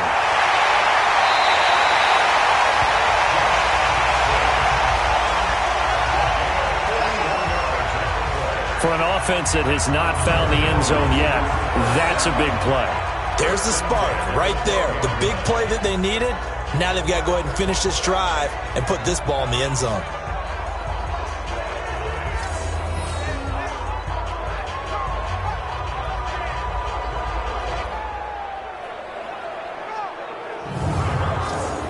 So how about this for field position after the big play? Inside the 15 now as they come up on 1st and 10. Now Haskins, the throw on target to his receiver McKenzie. And he couldn't quite get there. Tackled down at the 1. 11 more on that one and another 1st down. They'll look to run with Singletary. And he takes it in across the chalk for a Bills touchdown. Punching it in from a yard away as they are now on the board here in the 1st half. I'm not sure that they have illusions right now of, okay, we're going to score 8 times in a row and we're going to be terrific. But to get 1, that was huge for them. That has to feel much better right now. And you do have, we're still in the 1st half. You do have the entire 2nd half. There's something about that goose egg that just looked bad on that board, but now they've broken it. Yeah, broken through. Can they maintain the pace? We'll see as we go along. Hauschka adds the extra point, and it's now a 28-7 ball game. So that drive 6 plays, 75 yards. And it was finished off by a Devin Singletary touchdown run. Hauschka now to send this one away following the score. This one taken just inside the 10. And he'll take this across the 25, a couple extra yards up to the 27-yard line. There again is the running back as he trots onto the field. We're in the 2nd quarter. They've got the lead. The lead, though, not so much because of the ground game, because of their air attack, Charles. So what they're seeing so far is the possibility of things loosening up later in the ground game. Through the air first, maybe they have to start respecting that even more as the game goes on, and then there will be running lanes to find later. Yeah, try to get him more involved here on this drive maybe. Now a throw right side taken in here to start this drive. And he gets this one just shy of the 40, down at the 39. 13 yards as the Vikings pick up the 1st down. Here's a run on 1st down that doesn't accomplish anything. In fact, he's going to be tackled behind the line for a loss of 1. He'll wind up losing a yard on the play, and that'll bring up a 2nd and 11. Shaq Lawson's one of those guys that after a while you quit just trying to define him by a position. Defensive end, outside linebacker, doesn't matter. He knows how to get upfield and spill some plays. So disruptive. What makes him so disruptive? I think it's strength. If you see his upper body, I mean, he's got some strength up there and some really good hands, but he's got some surprising quickness as well to get him upfield. And he's got a 1st down as the tackle made at the Bills' 43.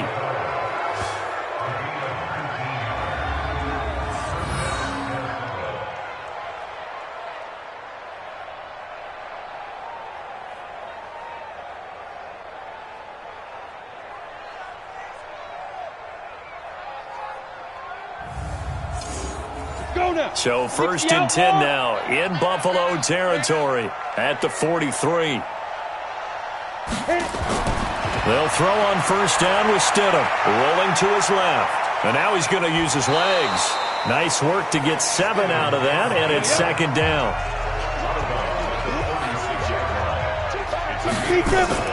They go play action now. Stidham. Nowhere to escape, and he goes down. Well, maybe that can give him a little bit of a pick-me-up, a little bit of a jolt. One of the few things that's gone right defensively. Because other than that, it's really been a first half to forget.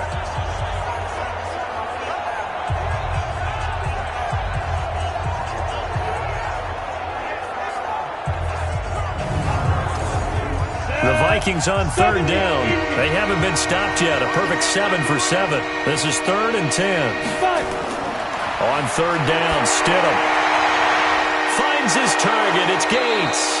And he's got a 1st down as the tackle made at the Bills' 20-yard line. This drive, it's been a good mix. 3 passing plays, 3 runs, hitting on all 3 of those passes, and the last one putting him in the red zone. So wouldn't you think play action right here? Because you've got the ability and had the ability to run it and throw it. Go play action and take your shot at the end zone. Down. 60 or.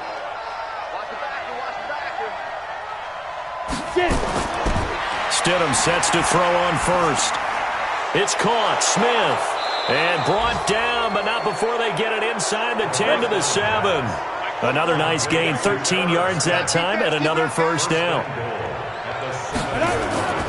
They'll try and run for it on 1st and goal. Absolutely nobody fooled there. He's going nowhere fast as he stopped behind the line of scrimmage.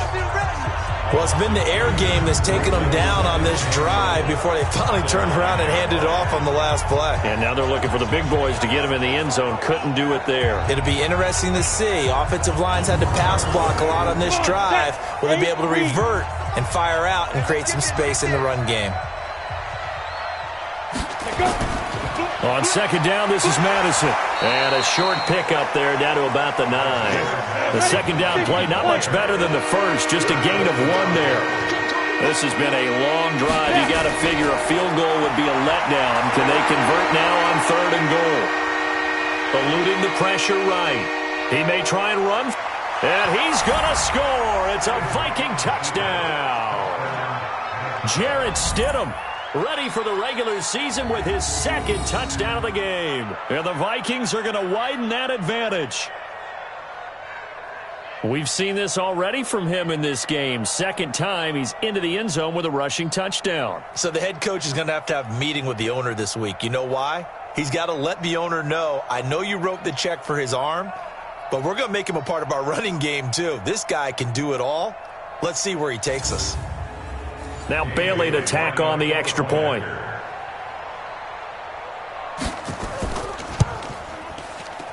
And he's been a busy man, 5 for 5 now as he knocks another one through to extend the lead. So that one a pretty time-consuming 10-play drive and a 9-yard run on the end of it. That's fielded in the end zone. And no run back here. This will be a touchback, and it comes out to the 25-yard line. And now we look at Josh Doxson. They've got to find a way to get him more involved in this game plan. Down here in the 2nd quarter, he doesn't even have a catch. And don't think they're not hearing about it in the huddle and on the sidelines. And we often think of wide receivers at times being disruptive.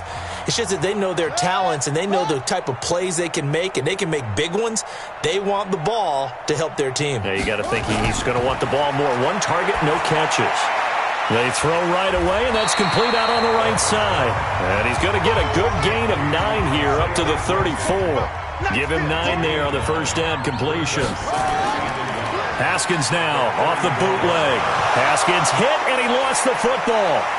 Well, it's time for them to be good teammates right here. And what I mean by that is possess the ball for a little while. Get at least 2 first downs. Give their defense a chance to settle down a little bit after they give up a touchdown. On plays like this where the ball comes free, it's often unusual for the team that lost it to get it back. Because this is a quarterback. The ball gets away from him. Everyone else is trying to execute what they're supposed to do on offense. They're usually looking in the other direction, downfield, or have moved away from him. In this case, though, a teammate is able to come up with the ball. Don't get nervous. Third down. Here's Haskins. And that is incomplete.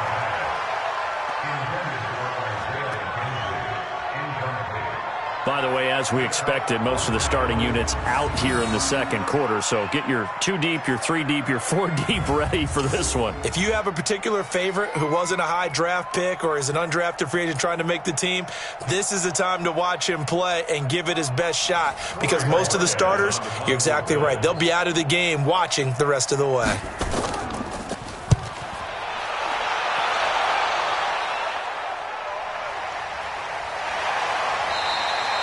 46 yards on the boot. The coverage holds him to just 3 on the return. And the Vikings will take over here, 1st and 10. Getting set to go again as we look at the back, heading onto the field again. The passing game, they've had more success there than the running game.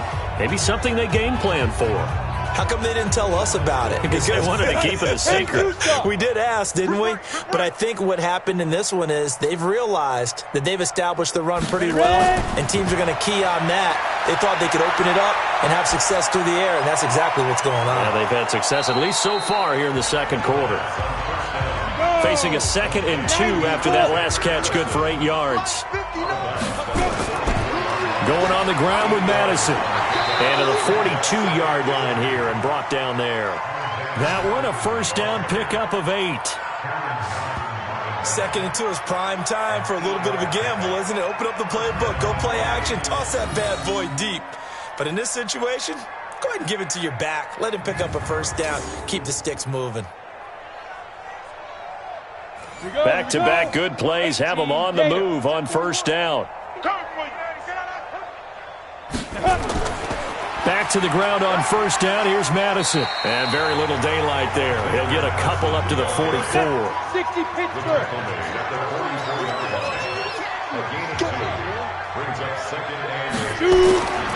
Second down, Stidham to throw. Nowhere to escape, and he goes down. Credit the sack to Corey Legion.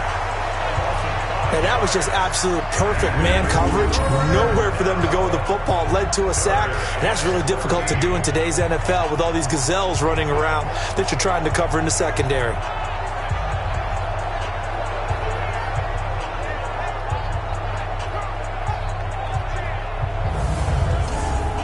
The Vikings on 3rd down. How about this stat? A perfect 9 for 9 thus far. This is going to be 3rd and 13. Now it's Stidham. This is screen to Abdullah.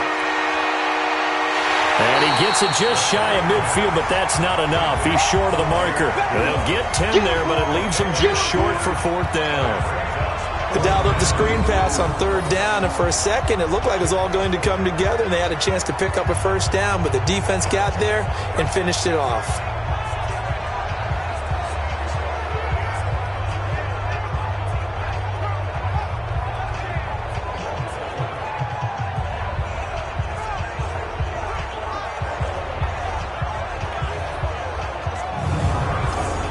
So on 4th down, Britton Colquitt on to punt.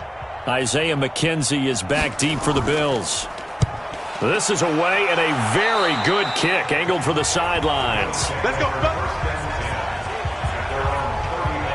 Here's the Buffalo offense now as they get set to take over here. And with this deficit, you can't have too many more drives like the last drive where you had to punt it away.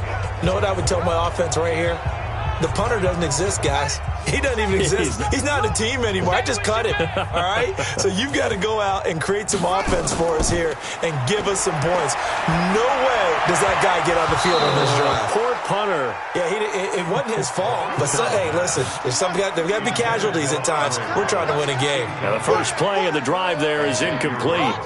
Hey, a sidebar worth noting is that preseason cuts have changed. So week 3 that we're in right now, the preseason, what did you say, the roster's going to stay at 90 instead of going down to 75 this year? That's exactly right, Brandon, because in the past, just what you said, this game here, at the end of week 3, or game 3, you would cut the roster down to 75 and play game 4 just like that. In this case now, though, they're going to be able to keep guys all the way through. So guys who would normally not have a chance to finish out the preseason, they'll get that chance now and get more opportunities to get on tape. Now throwing on 3rd down there, but he cannot connect. Well, it's looking like another 3 and out here, and at some point, got to be able to put together a drive to keep your defense from having to go right back out on the field. I feel like things are starting to unravel a little bit, and we're not even at halftime. The Bills send the punter out as he's on to kick it away. He's been a busy man here in this first half as he gets it away. And a nice job here to down this one right on the 5-yard line. That is how you flip field position. That's an absolute bomb of a punt. Downs it inside the 5-yard line. Absolutely ideal. From that position, you're hoping to get it down inside the 15, inside the 5. Superb. A look at the running back, the man out of the backfield as he gears up to go again. He's been good. His guys are winning. So far, the recipe working here in the second quarter. He doesn't like to just tote the rock. He wants to carry his team on his back, and that's what he's done throughout this game. Yeah, he's done that. He'll be hoping to continue that trend. Tackle made that time by Kevin Johnson. Check, 59. Defense wins championships, baby. Second and 9. At the 6. Now Stidham on second down. And an incomplete pass. That'll stop the clock here with just under a minute to play in half number 1. After an incomplete pass on second down, that'll leave him trying to convert on third and 9. This one caught by Isabella. And he'll be out of bounds up past the 10-yard line. They get 7 there, but it brings up 4th.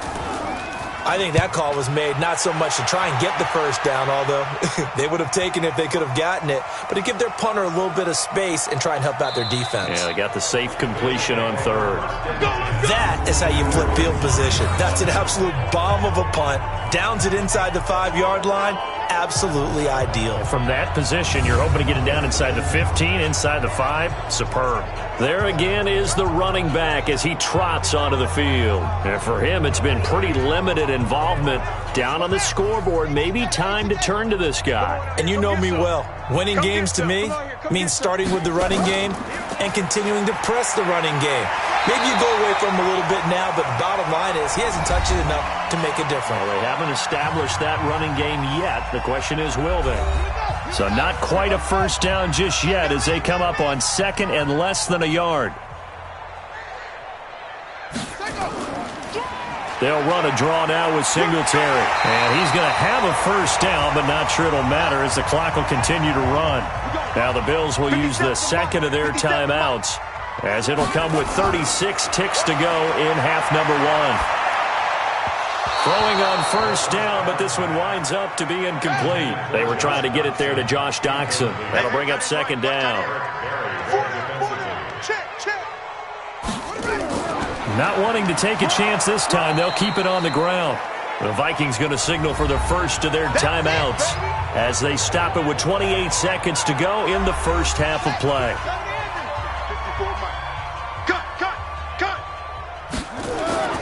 One more time, they'll keep it on the ground. And he's going to get this one across the 30-yard line. The Bills are going to go ahead and use their final timeout as the clock will stop with 21 seconds to go here in the first half. Here's Haskins. He's going to air one out, and that is incomplete. 16 seconds now on the clock. He was looking for Isaiah McKenzie that time, but it's going to be second down.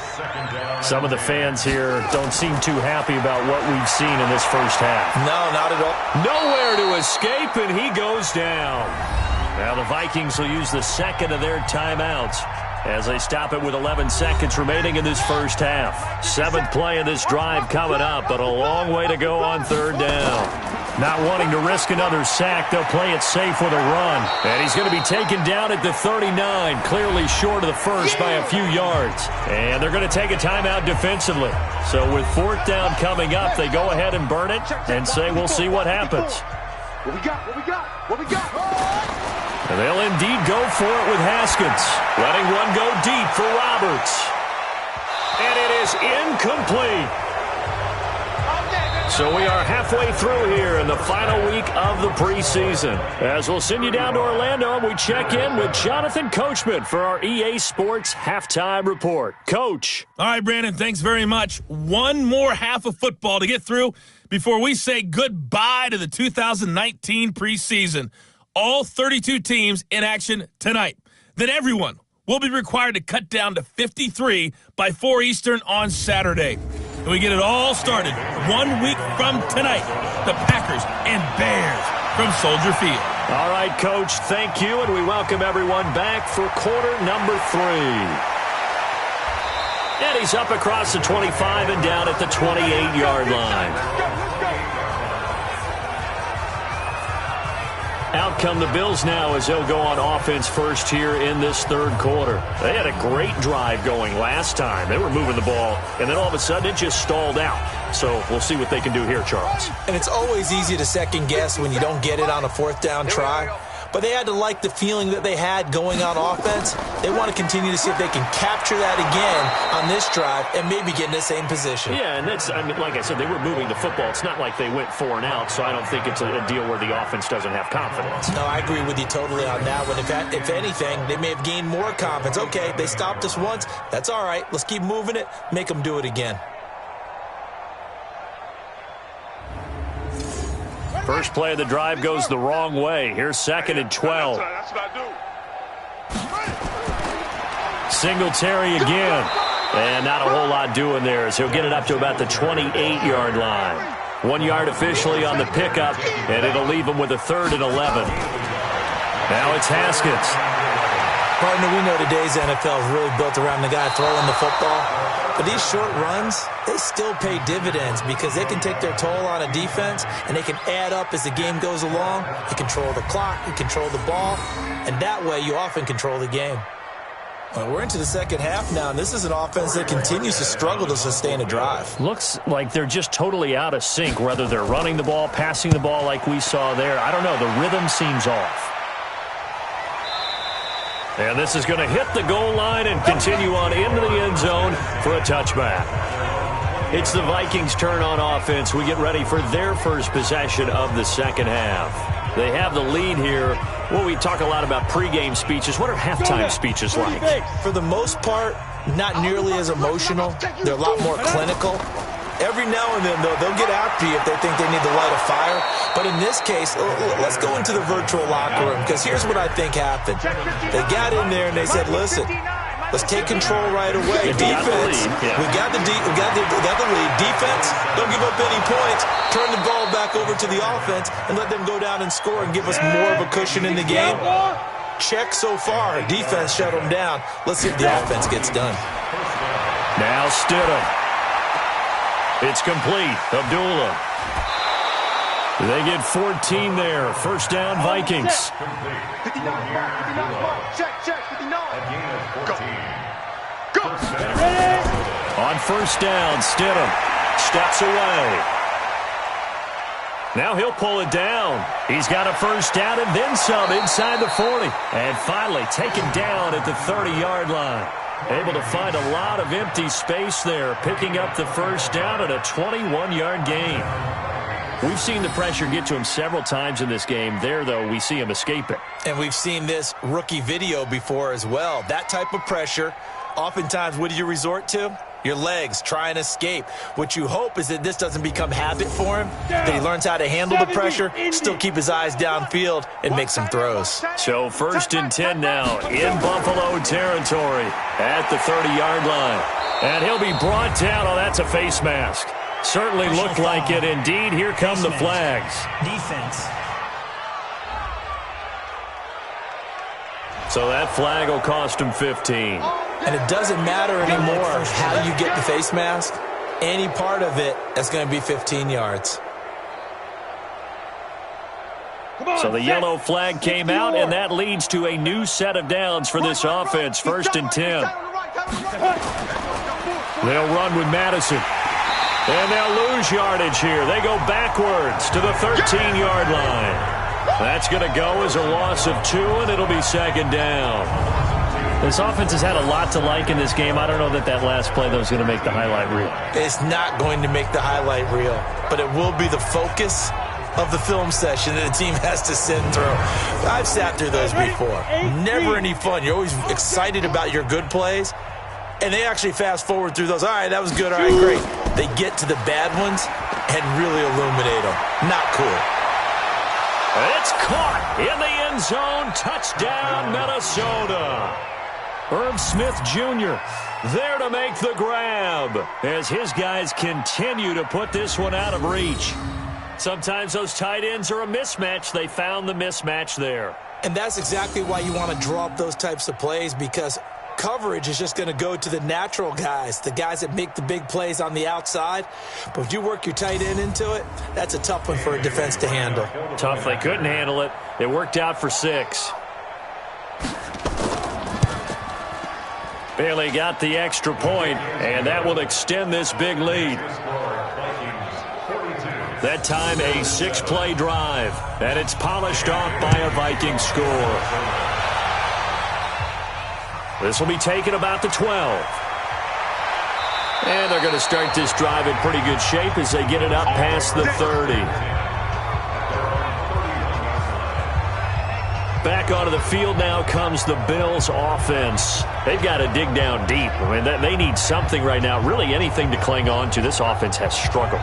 Partner, join me in a walk to their locker room at the half, okay? Because I think what we would have seen is an offensive coordinator and his assistant coaches getting together with all their positions, then coming together as a group, going over adjustments, and then the head coach coming in and just screaming, "Wake up. Yeah. Let's get moving, guys." I'm kind of glad we weren't in there at halftime, actually. I mean, you think you might have turned it on us, too? Yeah, but right now, whatever was said hasn't been working. And they see right through that defensively as he'll be hit and taken down to the backfield. He continues to struggle to find a crease to break off a big one and might need to just put that aside and just try and ram his way forward and get what he can. These guys have punted 4 times already, and they're staring at a 5th, barring a conversion here on 3rd down. From the gun, Haskins on 3rd down, and that's complete to Croft. And they bring him to the ground just shy of midfield. It's a pickup of 17 on that one, and a Bills first down. Bills are certainly happy to have a healthy Tyler Croft. Remember, he had a season-ending foot injury last year with the Bengals in Week 5. So the Bills get him, and he re-injures that same foot in May in OTAs. But out there now and says he's feeling pretty good. 57 to Mike. Let's put him on the buses.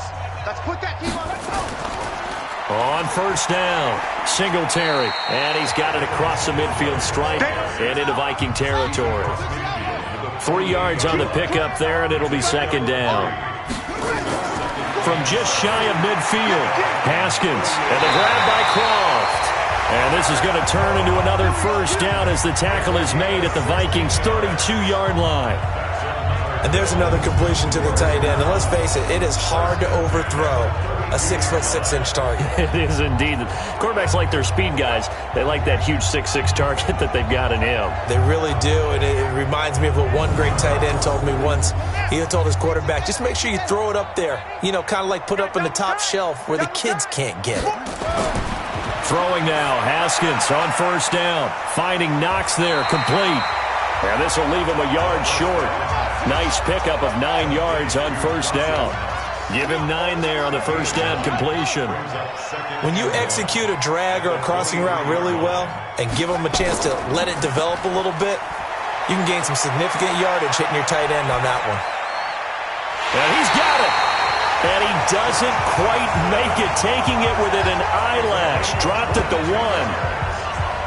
One thing I can say pretty safely, that route is not called if you don't have a guy who can throw the ball and put some mustard on it. Because if you're going to lollipop it in the middle of the field, bad things usually happen. It takes a strong-arm guy who can rifle it in there, and they were able to successfully complete that one. They run here with Singletary, and he'll get in. Touchdown, Buffalo. Devin Singletary, ready for the regular season with his 2nd touchdown of the game.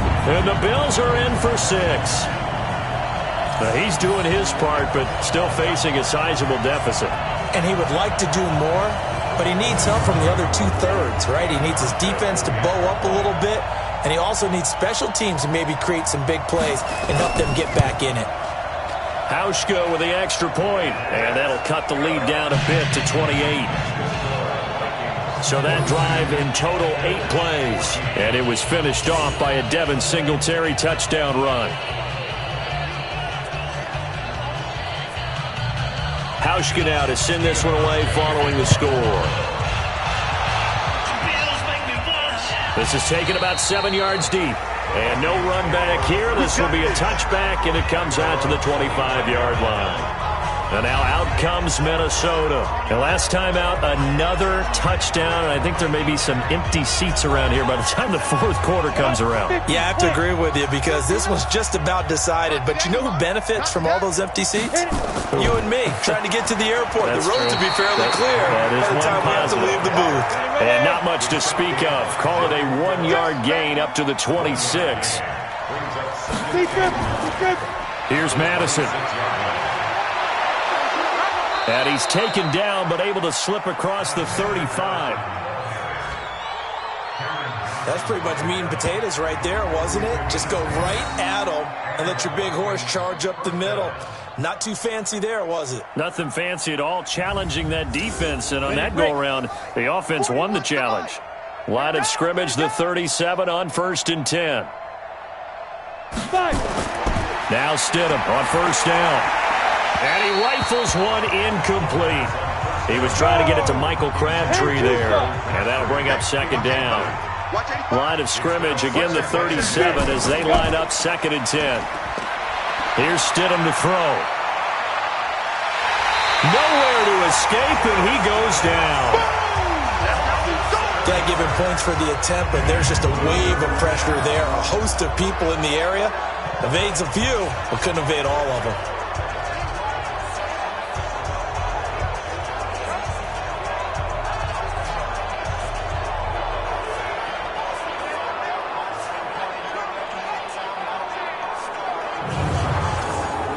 An extra defensive back here for the Bills on 3rd down.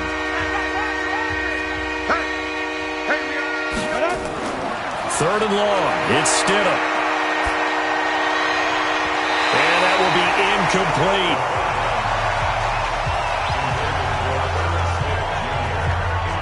Now, the secondary's really struggled today, but that's a little bit of a measure of revenge, isn't it? And they just followed the basic rules. See ball, knock ball away. Turned into a nice play. Here's Britton Colquitt now as he's on to punt for Minnesota. He's averaging just under 50 yards a punt as he gets this away. McKenzie now to return it. They'll get 9 yards on the return there following a punt of 42. And the Bills will take over the football with a 1st and 10. And now out come the Bills. I guess they have to feel a little gratified to at least get on the board last time, but still work to do. No doubt about it. I wonder now if they're going to try to increase the urgency a little bit, maybe pump up the pace, maybe go 2-minute. Who knows? Let's see what they decide to do. On 1st down, it's Haskins. And his throw is incomplete. Tyler Kroft, the tight end, the one he was looking for. And that'll bring up 2nd down. An incomplete pass on 1st down. That leads to a 2nd and 10. They try to throw on 2nd down, but this one is incomplete. These guys have punted 4 times already, and they're staring at a 5th, barring a conversion here on 3rd down. Here's Haskins out of the gun.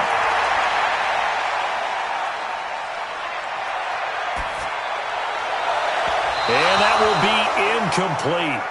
Well, they weren't scared to let it fly, but it falls to the ground and brings up 4th down. You got a young quarterback. Maybe that's just an example of a growing pain for him. I think you're right about that because when the game starts to move fast and it moves quickly on him, a lot of times they fall back on what they know best, their arm. He's slinging it on this one.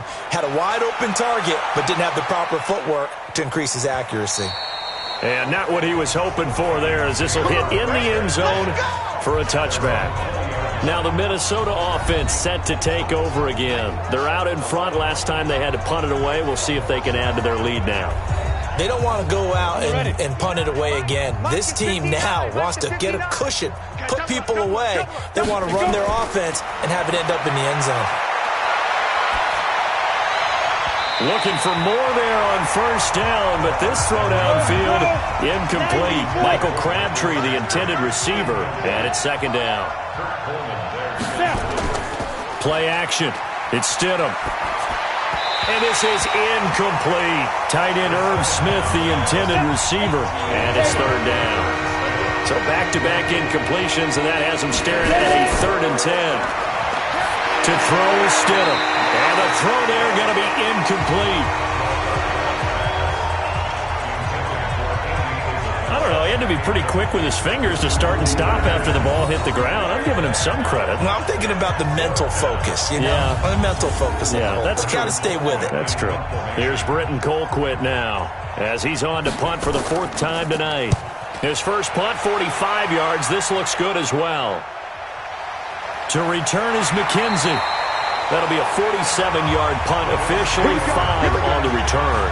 And possession will switch hands, 1st and 10. And here come the Bills. They have been struggling. I would imagine at halftime they went through some possible changes. Well, those changes aren't working, so now where do you go? I think that now it's much more in their head. And what I mean by that is just what you said. You've gone over the changes. I bet they were pretty clinical at the half, not too emotional. They might need to go to the emotional side because you've got to find something, some spark somewhere. And so far, just being calm hasn't exactly worked. They need any spark at this point.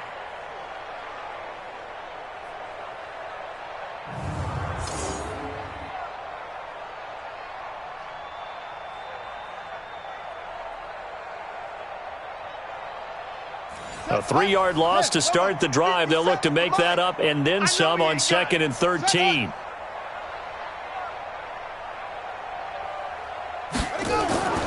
Now Haskins to throw on 2nd down. Over the middle, and it's incomplete.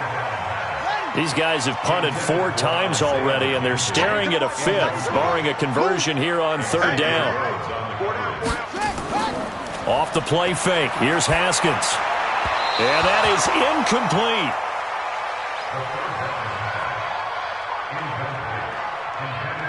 He shook his head right when he released that throw. He knew it was going to be a little off target. Yeah, the excitement got him on that one. Wasn't able to control the fact the receiver was open, and it would have been an easy throw. The Bills send the punter out. He's been terrific so far.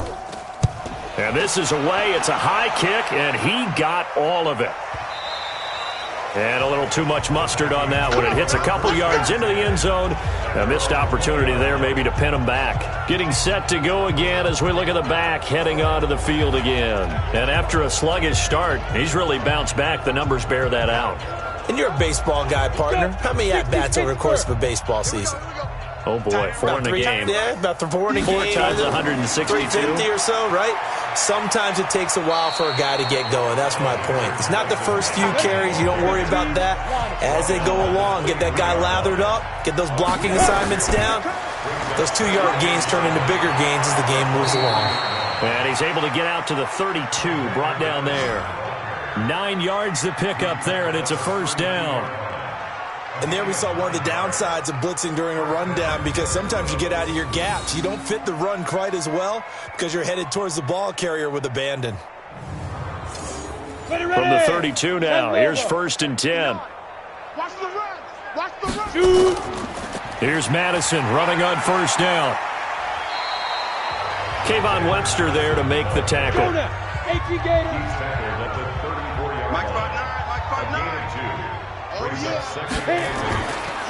On the handoff, it's Madison.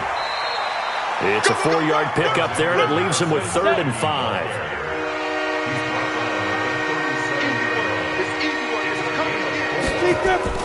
Stidham, 3rd down from the gun. And that will be incomplete.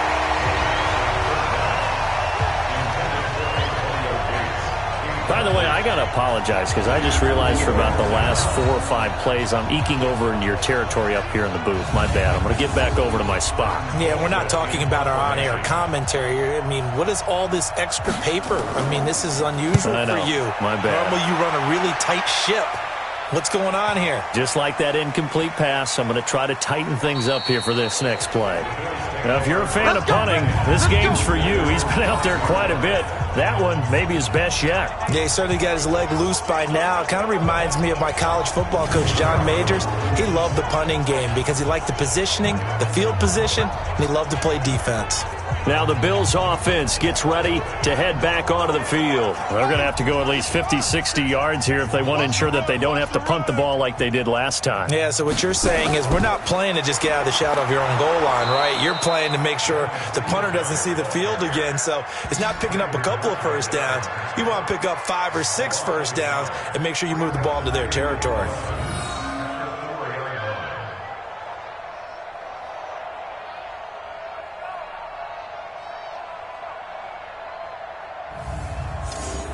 And this should be the final play before the quarter ends.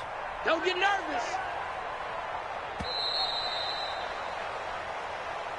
One quarter remains here in this Thursday night matchup. And that'll do it for the end of the third quarter. You're watching preseason football on EA Sports. You remember me? You remember me? Let's go, baby. On second down, Martin.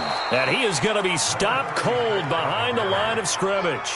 The second down play results in a loss of 2 yards. Early down stuff's to put this offense in a precarious position. We know that securing the point of attack, especially against the big-bodied guys in the middle of this D, has got to be priority one. The Bills on third down. They've had a lot of chances, but not much success, converting only 3 times. This is going to be 3rd and 13.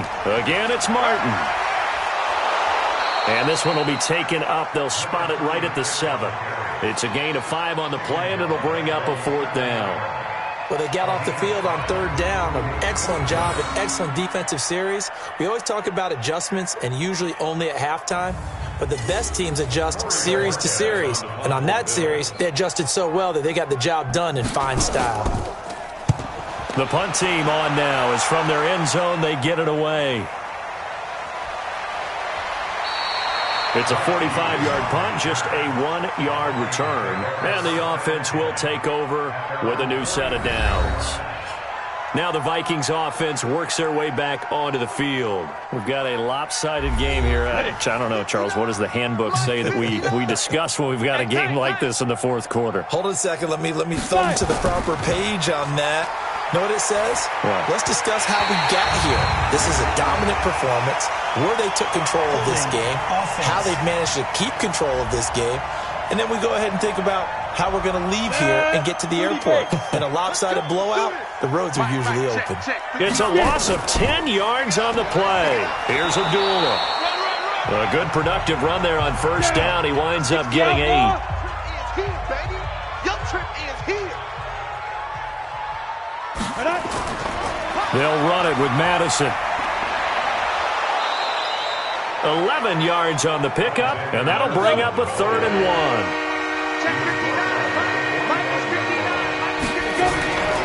1. Another carry now for Madison. And he's going to have a first down as he's brought down at the 44-yard line.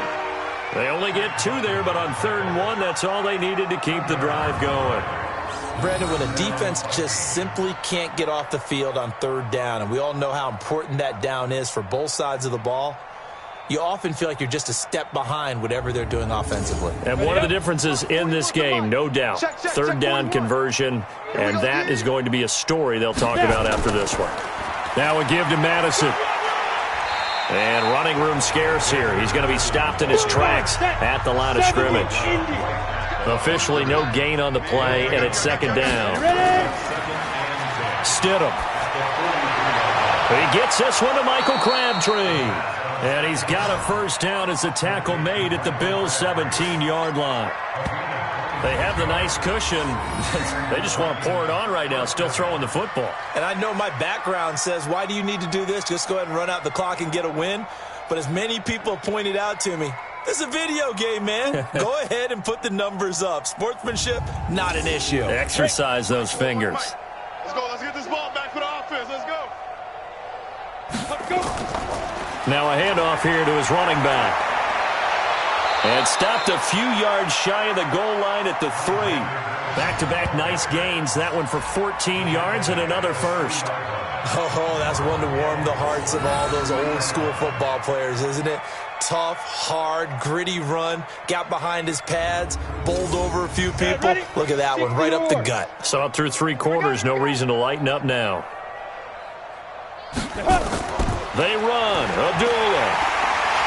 And this one will wind up with him losing yardage. Back to the 4-yard line.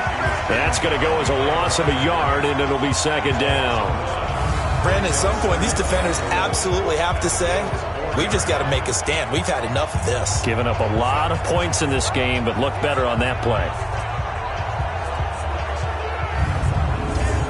From back at the 4, here's second and goal.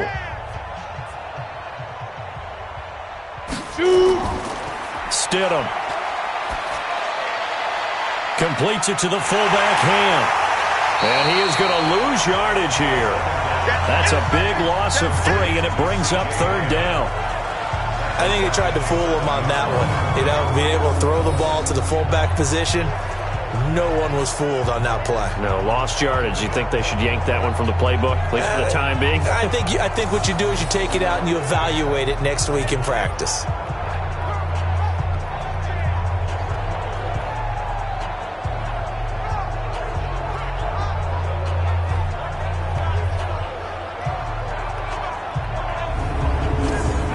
They need to reverse the trend. The last 2 plays have gone backwards. Now it's third and goal.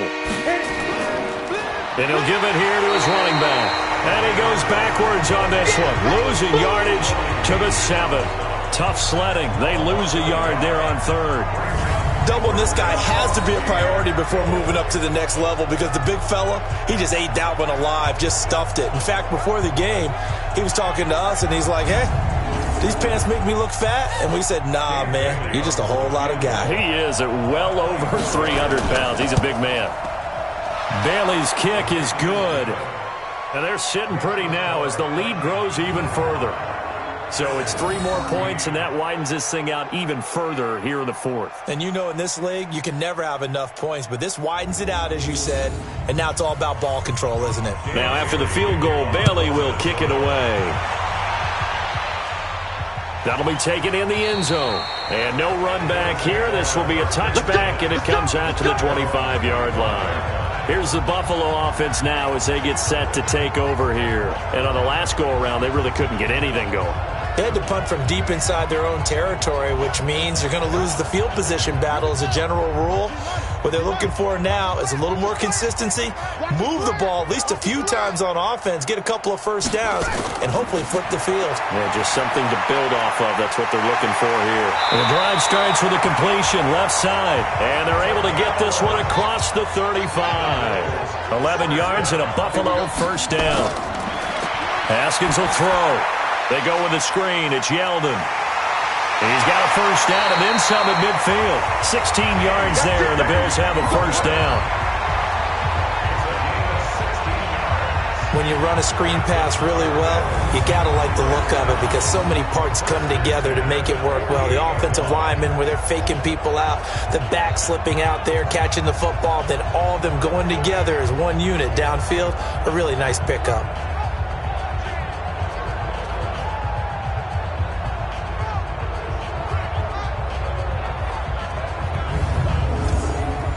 Back-to-back good plays have them on the move on first down.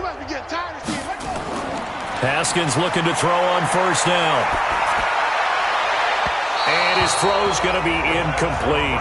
The veteran Andre Roberts was the intended target. And now it's second down. So now 2nd and 10 after the incompletion on first down. 2nd and 10 now. Haskins. Short throw hauled in by Croft. And he's going to be brought down by the face mask. Here come the flags. This is going to get him a first down. Defense.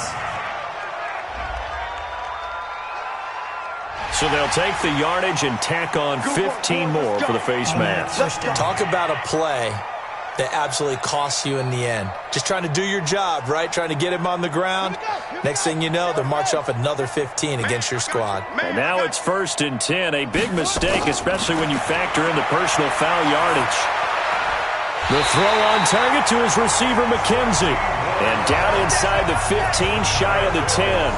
16 yards there, and the Bills have a first down.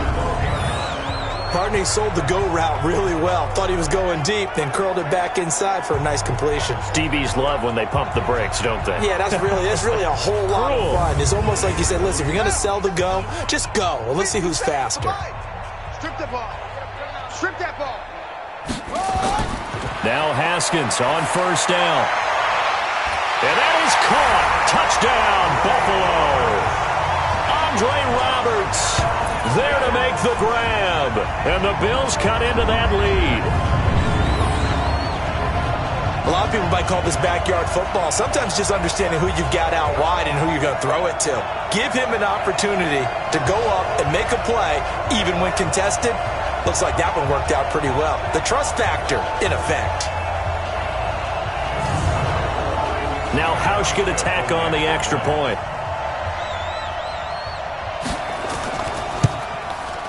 And the lead is down to 24.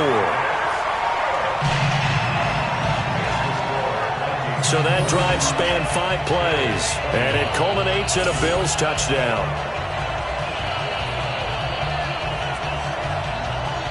So still lots of work left to do, but here comes the onside kick. And the Vikings able to recover. The hands team does its job. Well, 4th quarter, they felt like they needed the football back. Unfortunately, they couldn't get it. And I know we brought analytics into the game, and someone has said here that the data says that when a team's expecting an onside kick, 80% of the time, the team expecting it, they do actually recover the ball, which is what we saw here. I just wonder if that number is much more of a anecdotal type of a number. Kind of like when the coaches tell us, well, when you score on special teams, 93% of the time you win the game. I'm still waiting to see that number is empirical. Going to give this time to the tailback. And he gets this inside the 35-yard line. 10 yards, and it's good for a Viking first down. Well, we're beyond the tone setting right now. This guy's been the bell cow all day, and they'll continue to rely on him to move the chains, drain the clock, and lead his team. From the 32 now, here's 1st and 10. Going to run with Madison again. Maurice Alexander making the stop defensively. 94. Check, 41. Now a handoff here to his running back. And he's got about 5 yards as he's taken down right at the 25.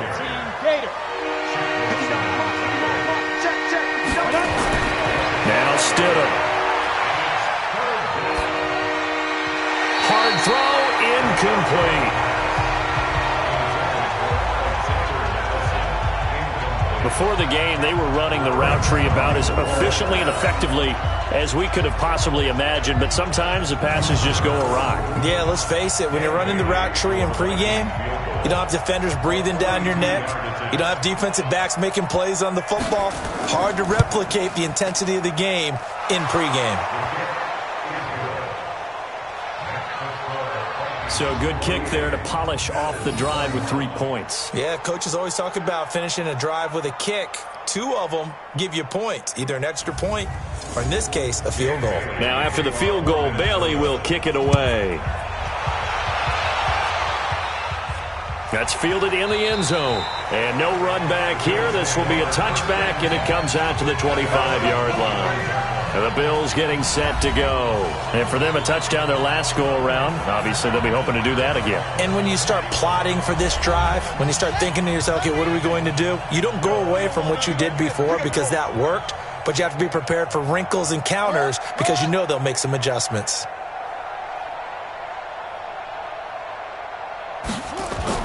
On 1st and 10, it's Haskins.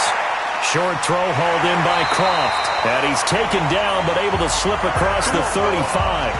11 yards and a Buffalo first down. Partner, it's a lot of fun watching the NFL now, isn't it? Because when the big fella runs routes, It used to be when we were kids, he'd run about 3 different routes, and that was it. Now he can run anything and catch the ball, as we just saw there. Ready, ready. 57. You ain't doing nothing today. You ain't doing nothing. Throwing on first down. Haskins. He's got his man. This is Jackson. A gain of 6 there on first. 6 yards was the pickup on the last completion, so here's 2nd and 4. Here's Haskins to throw. Wide open receiver complete. Now he's going to get this all the way down inside the 35. And this is going to turn into another first down as the tackle is made at the Vikings' 34-yard line. That tight end position, it just seems to continue to evolve every year in the NFL. Yeah, you're getting really terrific athletes. A lot of them maybe were wide receivers at one point. They continue to give you speed, great hands, and big bodies, which make them excellent targets for quarterbacks.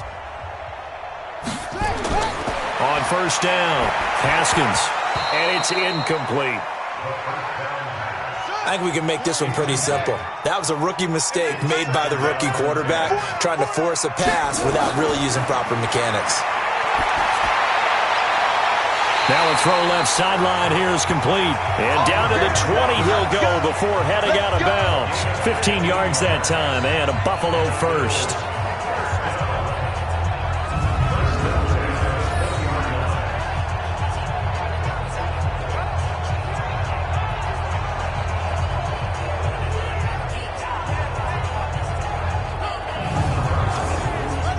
And they'll try to squeeze in one more play here before the 2-minute warning. They'll run on first down. Singletary. And all the way down inside the 5 to the 4.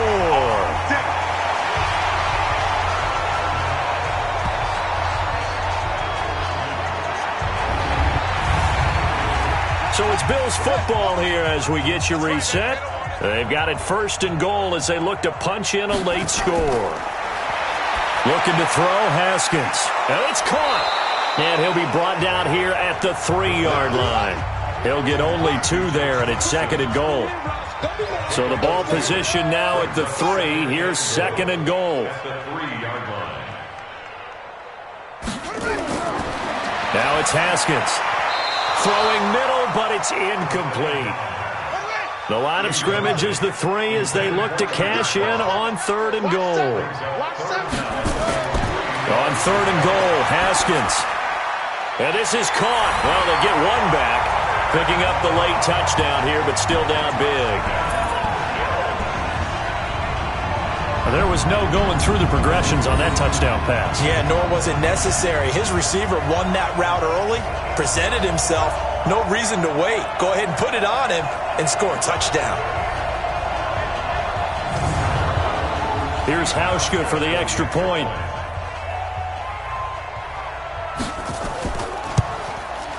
And the lead is down to 20.